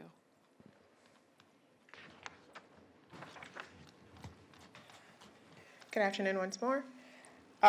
This is a home ownership, and the developer has come before us prior. They have designation, affordable housing designation. They have 20 units, and about 6 of those units are dedicated at 33% of the full development. And this is an approved moderate income resident that will be purchasing this site for home ownership. Okay, thank you, ma'am. Commissioners, I don't see anyone on the board. In that case, we will entertain motions. We have a motion by Commissioner Whitmore to approve, which is seconded by Commissioner Cruz. We'll open this up to public comment. Anyone from the public would like to come forward at this time to speak on item number 17? All right, seeing no one, we will go to the phone line. Has anyone called in to speak on item 17? No callers today.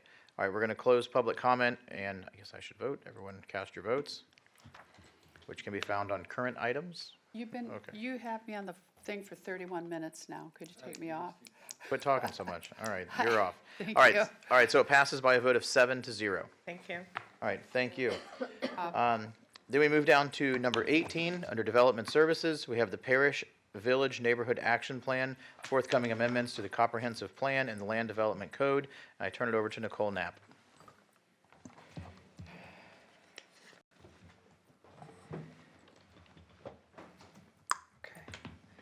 Good afternoon, Commissioners. Nicole Knapp, Comprehensive Planning Manager. And I come before you today to give you a report on the Parish Village Neighborhood Action Plan. And I apologize, I've not done this yet, so I feel like I don't know where to look. I want to look here. So in an essence of time, I have a full presentation that kind of gives some history and foundation and the overview of the plan if you would like, versus just skipping to the motion on the floor. Is that okay? All in favor of a full presentation, say aye. There you have it. Oh, okay. Sounded like a motion to Parrish me. may like it, but oh well. So if I can bring you back to February 17th of this year, during public comment for the parish area TIF discussion, Rachel Layton stepped forward on behalf of the Parish Civic Association, and during her comments, she brought forward 3 recommendations regarding the Parish Village Neighborhood Action Plan. And then following Rachel's comments, a motion was made by the board that directed staff to research Ms. Layton's 3 recommendations and to bring back a report to the board on the status of the Parish of Village Neighborhood Action Plan.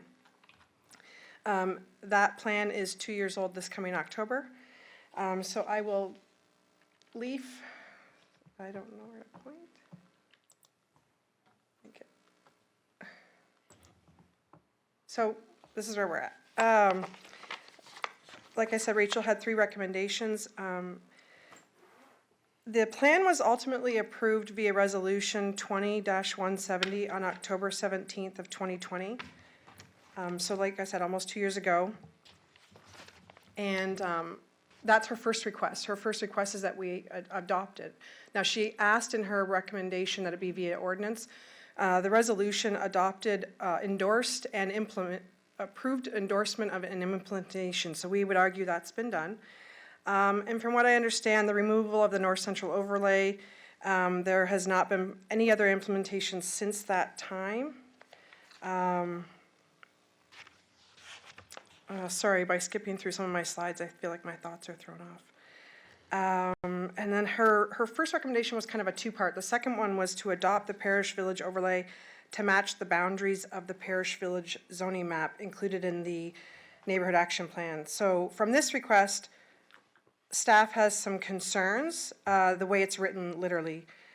We don't have a parish village overlay as a future land use, but we're assuming that this means the parish commercial village overlay. Which if I put a comparison up, the right side is the current commercial parish commercial village overlay. The map on the left is the boundary that was established in the neighborhood action plan. And this particular picture that's on the left is the zoning map, which outlines the different zonings from within the neighborhood action plan. And if this is what they meant by the request, the PCV was approved in 2008.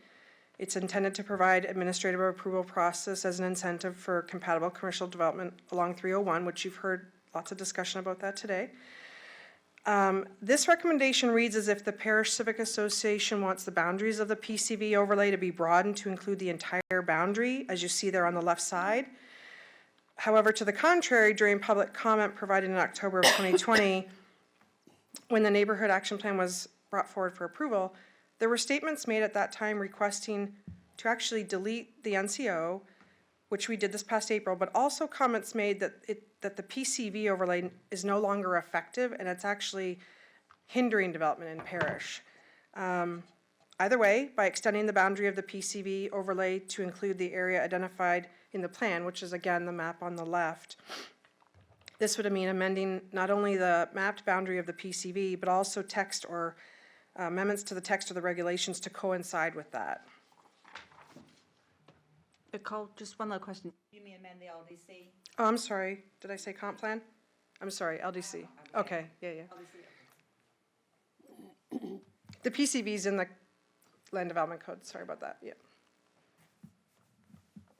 So the second recommendation from Ms. Rachel's testimony was amend the comprehensive plan future land use element text for consistency with the parish village neighborhood action plan. This particular recommendation we agree with as written in the comp plan under policy 2931B.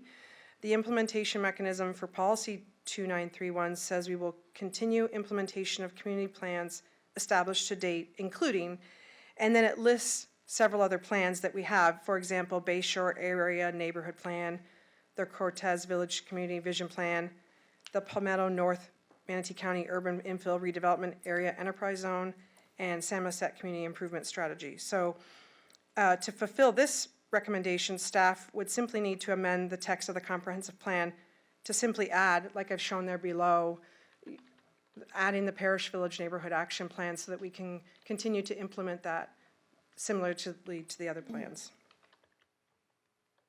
And then the last recommendation that came forth from Ms. Rachel was amend the future land use map from UF3 and Res 6 to MUC for parish village consistent with the neighborhood action plan.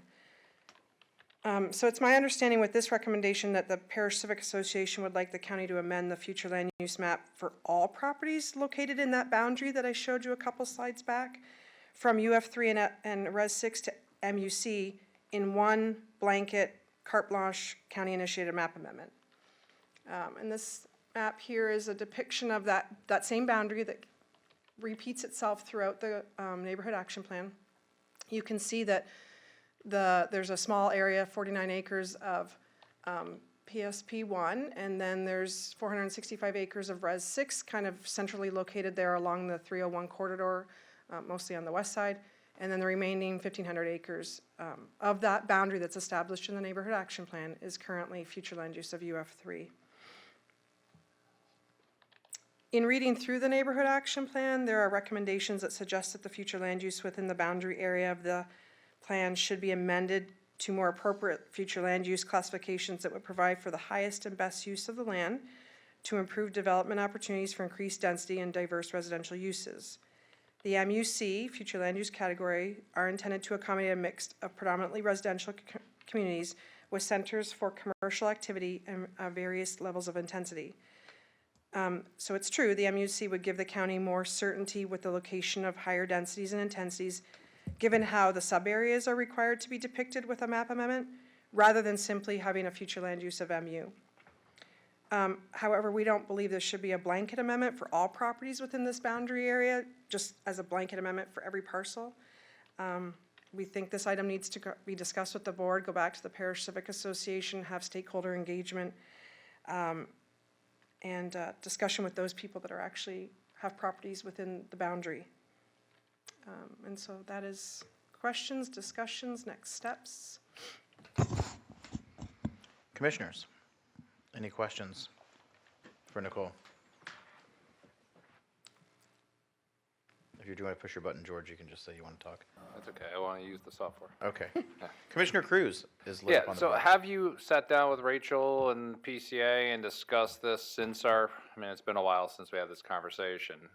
Do you have any preliminary, because I was supportive of doing the blanket rezone, but I've been supportive of doing blanket rezones in a lot of parts of Manatee County just to help spur developments along major corridors south of downtown and out there, just to make life more manageable and cost-effective for people in places where we're trying to encourage the development. Not saying we're rezoning it today, but giving the future use rezone so people have a higher assurance. You're saying you don't necessarily recommend the entirety of it blanketly. Have you sat down internally or with them and put together a proposal of what areas could be or should be or amicable to doing that future rezone?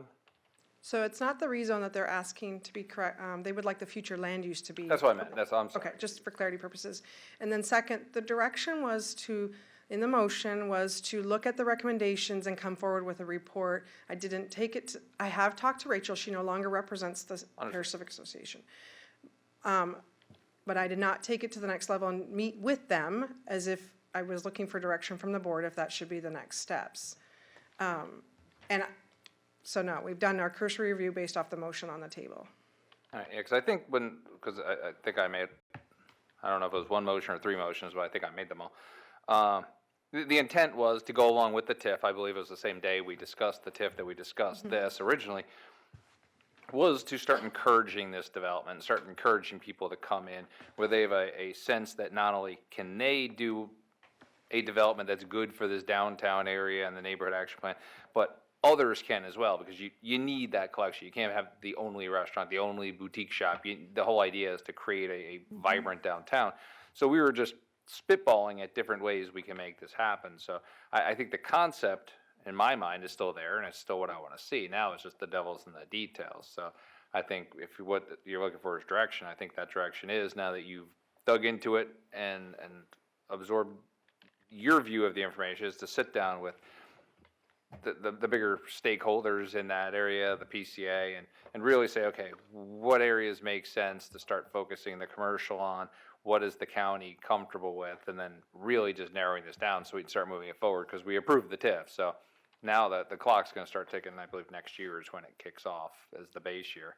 So I'd like to see us moving this forward as quick as possible and as expansive as possible. I think it's fair to go back. I think it's fair to go back and meet with them. That the plan has sat, for the lack of a better phrase, on a shelf for 2 years.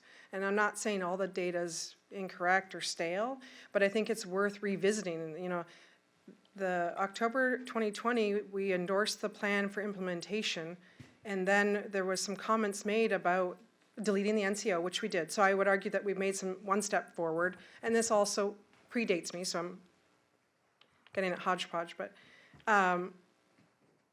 then there was also a lot of comments about removing or revising the parish commercial village overlay because it's causing a hindrance. And so again, that wasn't the plan at that time, but that seems to be the comments that have been made. And so I think it's worth going back. I mean, if the board wants to give us that direction, we will do that. Commissioner Satcher.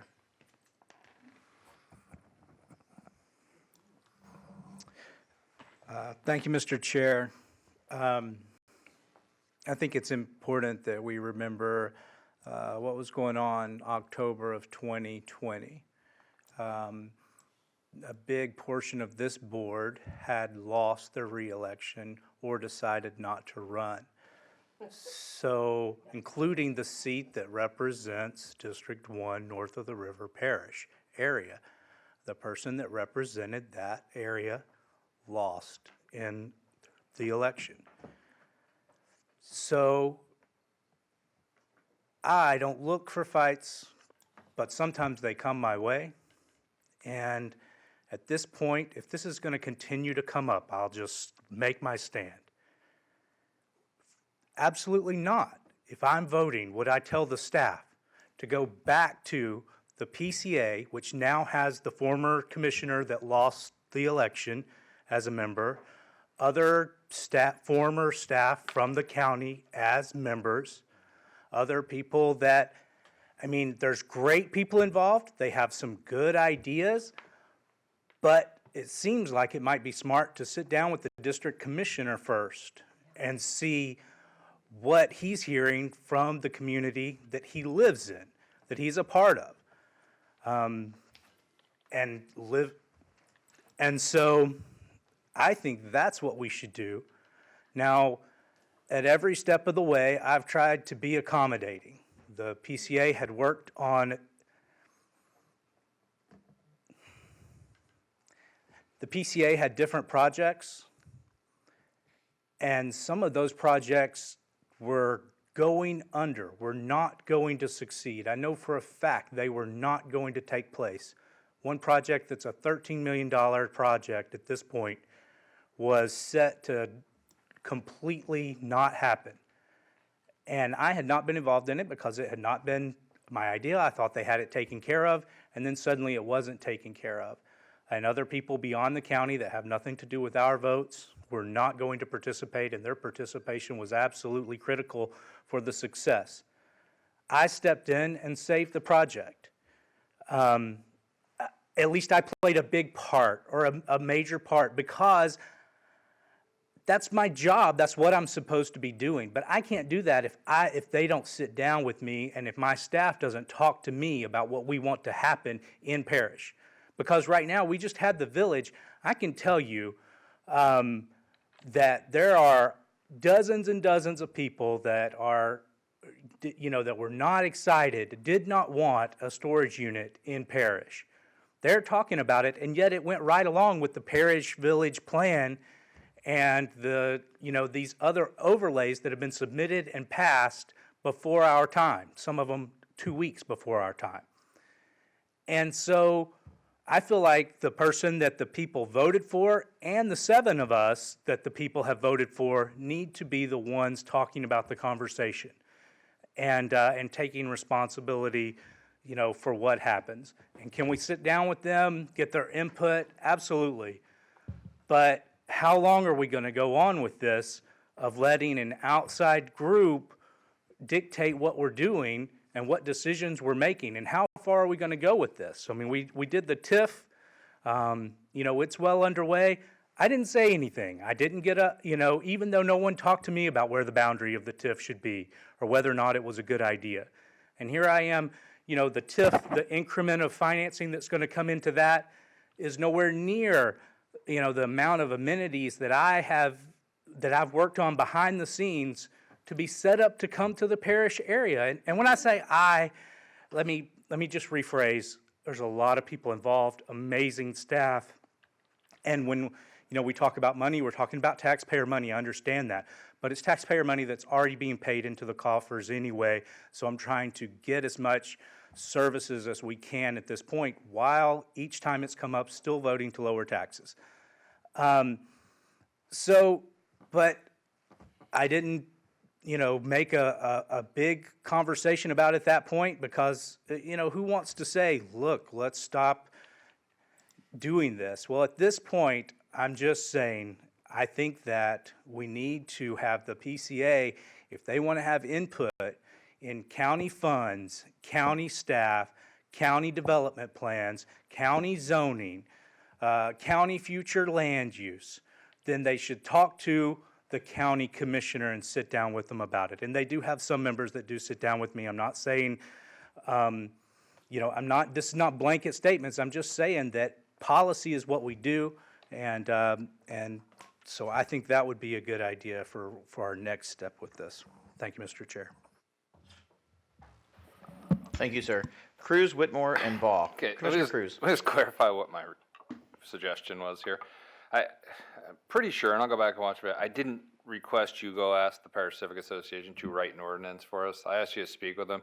Just like when we were dealing with Wiener Road about the big trucks, we said, let's talk to Rosedale. When Medallion Homes came in front of us about a suggested change for watercolor, we said, let's talk to Waterleaf. When we have stuff in Terracea, people say, go talk to VIA. Parish Civic Association just happens to be an organization in an area where this relevant topic exists, so they're the logical extension, because we do encourage neighborhood meetings from our developers. We should be doing neighborhood meetings for ourselves. And so there's a blanket. I don't care who you talk to out there. I think the exact word I said was stakeholders in the area, and PCA was just the blanket term I used. You certainly should speak with the district commissioner, but I don't think I need to make a motion or a request to have the district commissioner speak to you. He has every right to speak to you his own will. So I was assuming that was fact, and then I was going as an extension of that. I think we should be talking to people in Mayaca when we're dealing with the 675 triangle. We'd be talking to people in Trailer Estates when we're doing stuff in South County. PCA is just one of them. I don't care who's on that board. They're stakeholders. Doesn't mean we have to listen to them, but we should certainly listen to them and give them the opportunity to speak their mind. My son goes to school at Parish Community High School. I've had input talking to transit relative to road issues around that school because I'm a stakeholder in that area. So I'm glad I was able to speak with them, just like I'm sure whether it's one person individually or as a collective group would be happy to at least give their input to us so we can take it into consideration. That's all I was saying. Fair enough. Thank you, sir. Commissioner Whitmore. Well, the people on the Civic Association are like, Priscilla Trace is a fifth-generation parish. Sherry Corrier is a 30-year resident of parish. It's not like she just moved there. And when they left office, then they have the opportunity to join those organizations, and they do have the skills. If they're not talking to you, then you need to go to their meetings and be part of the agenda. Put something on the agenda as like a commissioner update. I've been there a couple times, and I've been the only commissioner there, and I know other commissioners have gone, but it's quite a trek for me, so I don't, but I rely on the district commissioner. And I'm sorry, but these, what is it, Power, we're talking about in Mayaca. I'm sorry, and Cortez, when they talk, I listen, because they represent a majority of the people that want to get involved. Power has tons of people.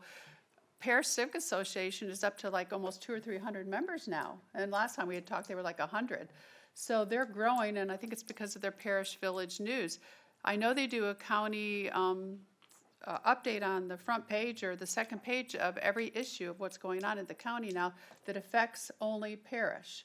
So, it's been 2 years. We need to move on. We need to I would just suggest, Mr. Satcher, Commissioner Satcher, that you just try, I know it's hard too, I get it too, I have my own issues, but I would encourage you to be at every one of those meetings and put something on the agenda so you can give an update representing you as a county commissioner and tell them how you feel about it. I think there just needs to be a two-way dialogue.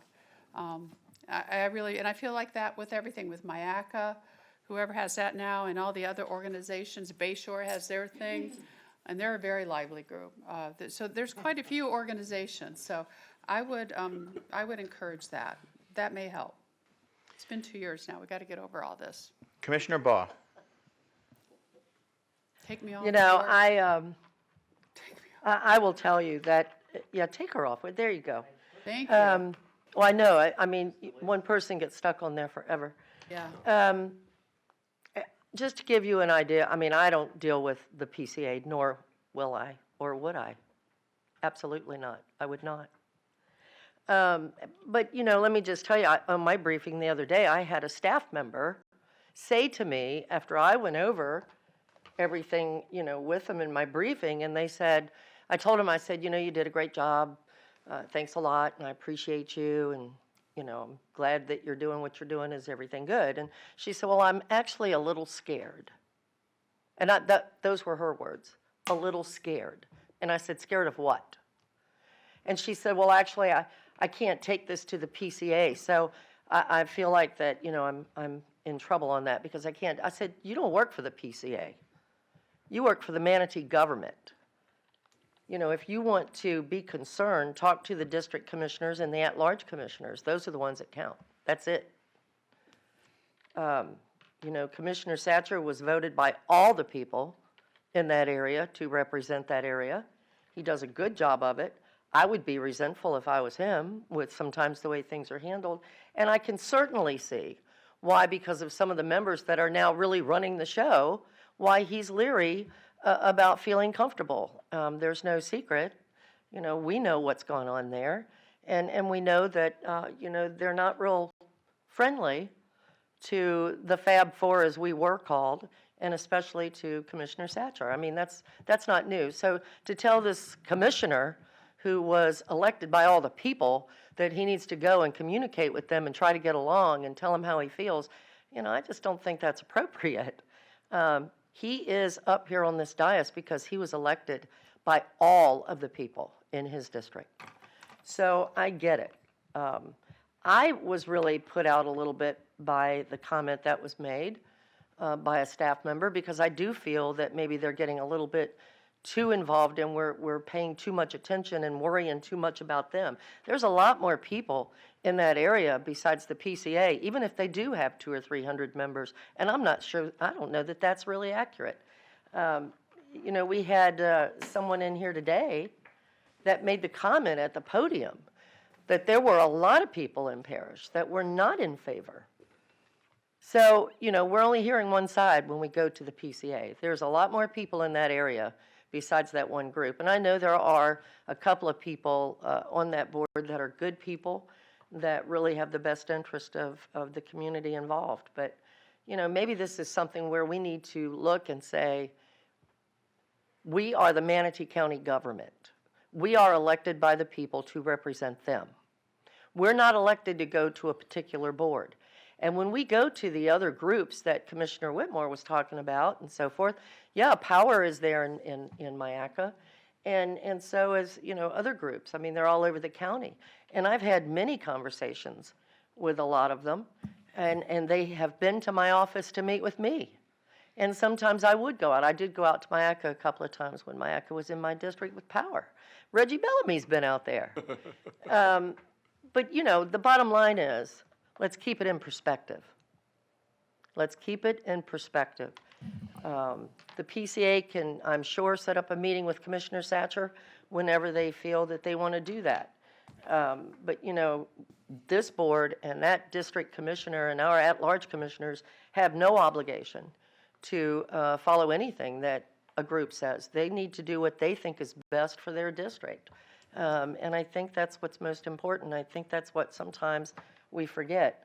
So, you know, I, for one, I'm going to stand by the district commissioner.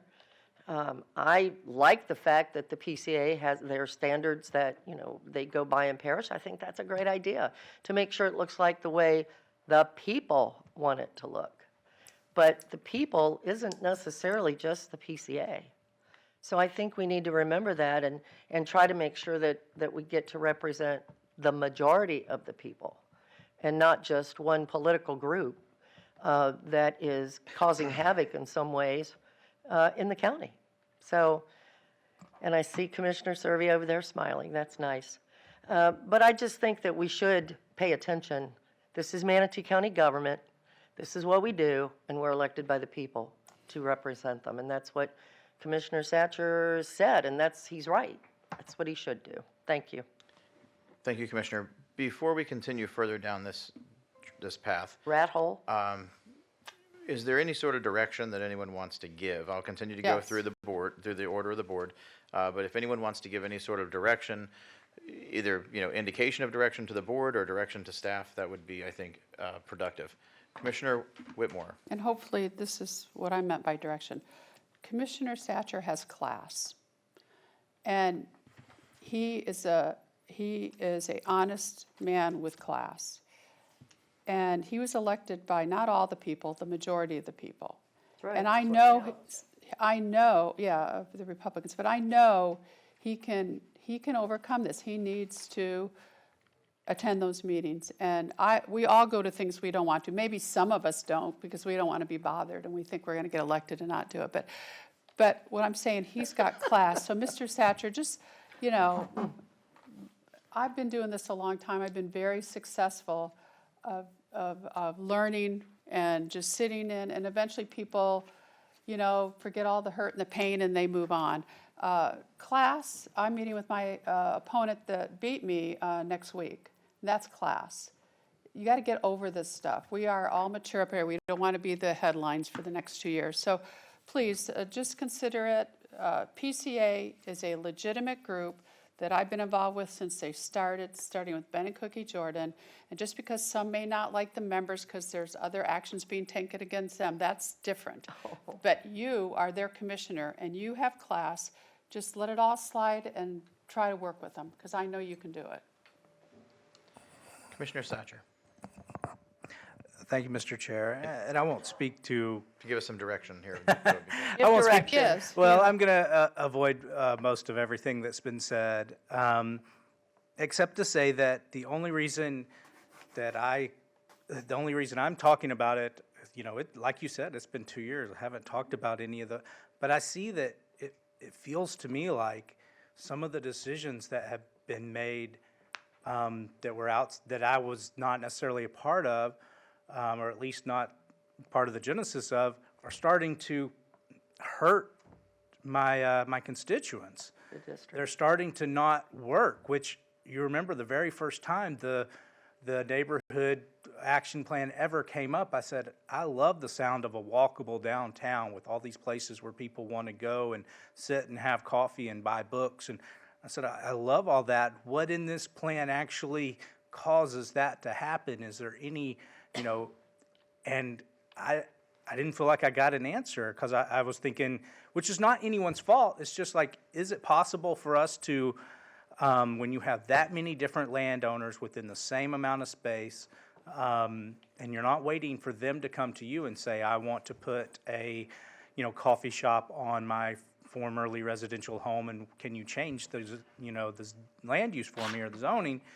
That would be one situation, and I think that person would get a lot of votes. But anyway, this is different. We're trying to direct for this whole area, and I'm not sure that it's helping at this point, because I will tell you that if there was anything I thought it would have helped, it would have been some of the votes that we saw today, and it didn't. There's not anything in there that keeps some of the things that we all agree.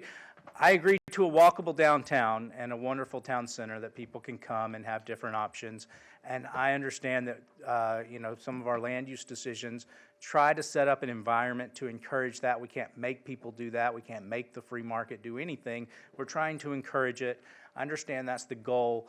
I still at this point, am not convinced that these things, while they have great names, neighborhood action plan, that sounds great. You know, the village, it sounds great. Everybody, you know, wants to go visit the village. It sounds great.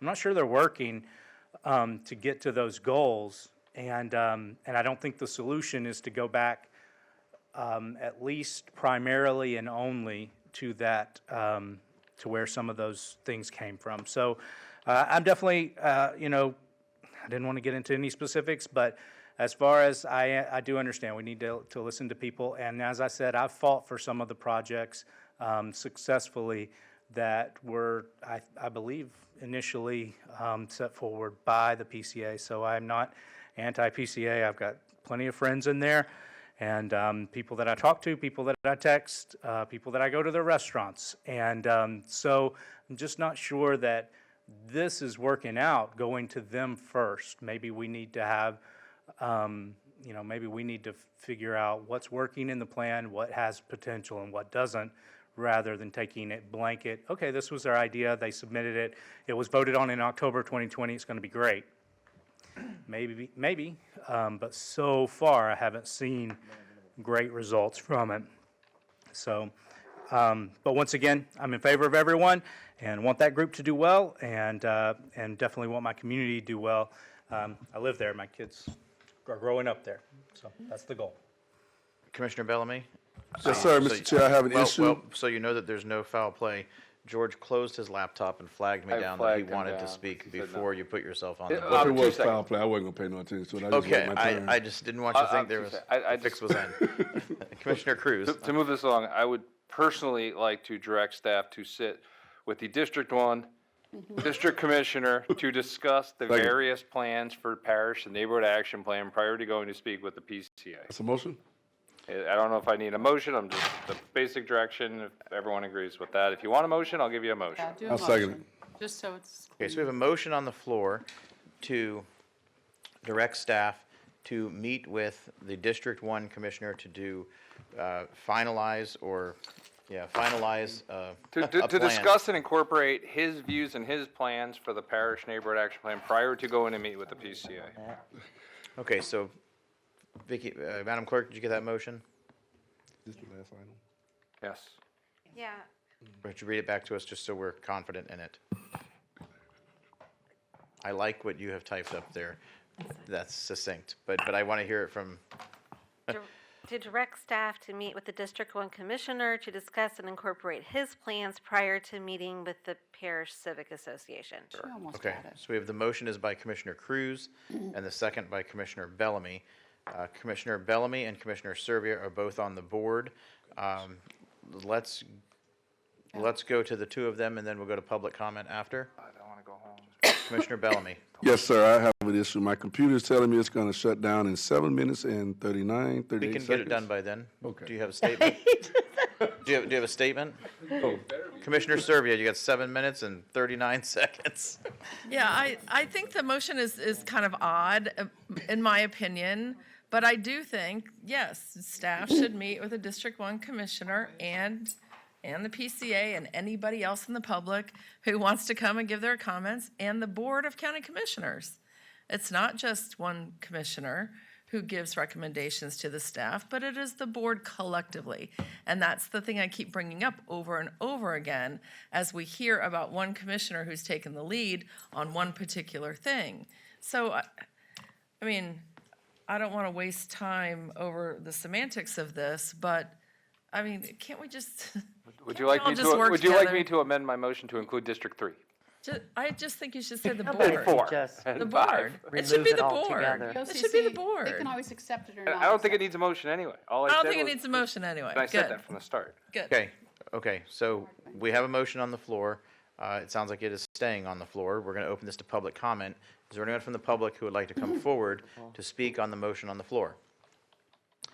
All right, seeing no one, we will go to the phone. Has anyone called in to speak on this item? No callers today. All right. Well, we'll close public comment in that case, and we will go ahead and we will vote. If you could get that on our screens, I will stop Servia's timer. All right, so please cast your votes. I've already closed it up. I'm not voting. We will do a voice vote then, I in that just case. Well, voted. they've closed them. All in favor, please say aye. Aye. All opposed? Madam Clerk, it passes unanimously by a vote of 7-0. All right, that's the last item on the board. Commissioner Whitmore wants to make a brief statement, and Yeah. First of all, I want you guys to hear it from me and not anybody else, but during this hateful, dirty campaign that we just had, I had people calling my family wanting to know about the condition of my husband, and so much that it totally ruined the relationship with some of my family members and their neighbors. But just so you know, my husband has Parkinson's, and I don't want to see shaking faces. You don't even know what I'm going to say. My husband is in hospice right now, and he has been for 3 months, and that is nobody's business. I did a good job during my campaign, and these people were going to use that against me, and I need you guys to know that. I know I'm gone and all that, and I'm fine with that, but you guys need to know how dirty it got, and my husband does not deserve that. He's been a physician for 50 years, and I have people taking care of him till 8 every night. So I just want you all to know that Carol Whitmore was able to handle it, and I did not want to hear anybody hear anything about him except for me, because my family was very torn up when they approached my daughter and the relatives about my husband's condition. And only 1 or 2 of you even knew about this, and I thought I did pretty darn good. Also, I just now heard from which I never knew where it went. I got a lawsuit filed against me that's been all over. It went to the 13th District State Attorneys. I never called anybody. I was afraid to. And they just declined to file charges against me about the sign thing. And I just got that in writing about 10 minutes ago. So there you go, guys. I'm done. okay, I'm very sorry to hear about Andre. Yeah, I know. He's a good guy, and he deserves to be treated with respect and not what he had to go through the campaign, and he didn't even know he was going through it. So that's it. Commissioners, Commissioner Baugh? Yeah, Carol, I have not asked anybody. I knew that he was very ill, and I certainly never played any part, nor did I ever hear of anyone that was going to try to do such a thing. So Yeah. I just want you to know that he's been in my prayers for a long time. Well, people that were running against me were asking people to find out if he was on a feeding tube. So I've not need heard I any go of that. more? That's I all haven't I'm going heard to that. say. I'm very sorry to hear that. Is there anything further for the order of business today? All right, the meeting is adjourned.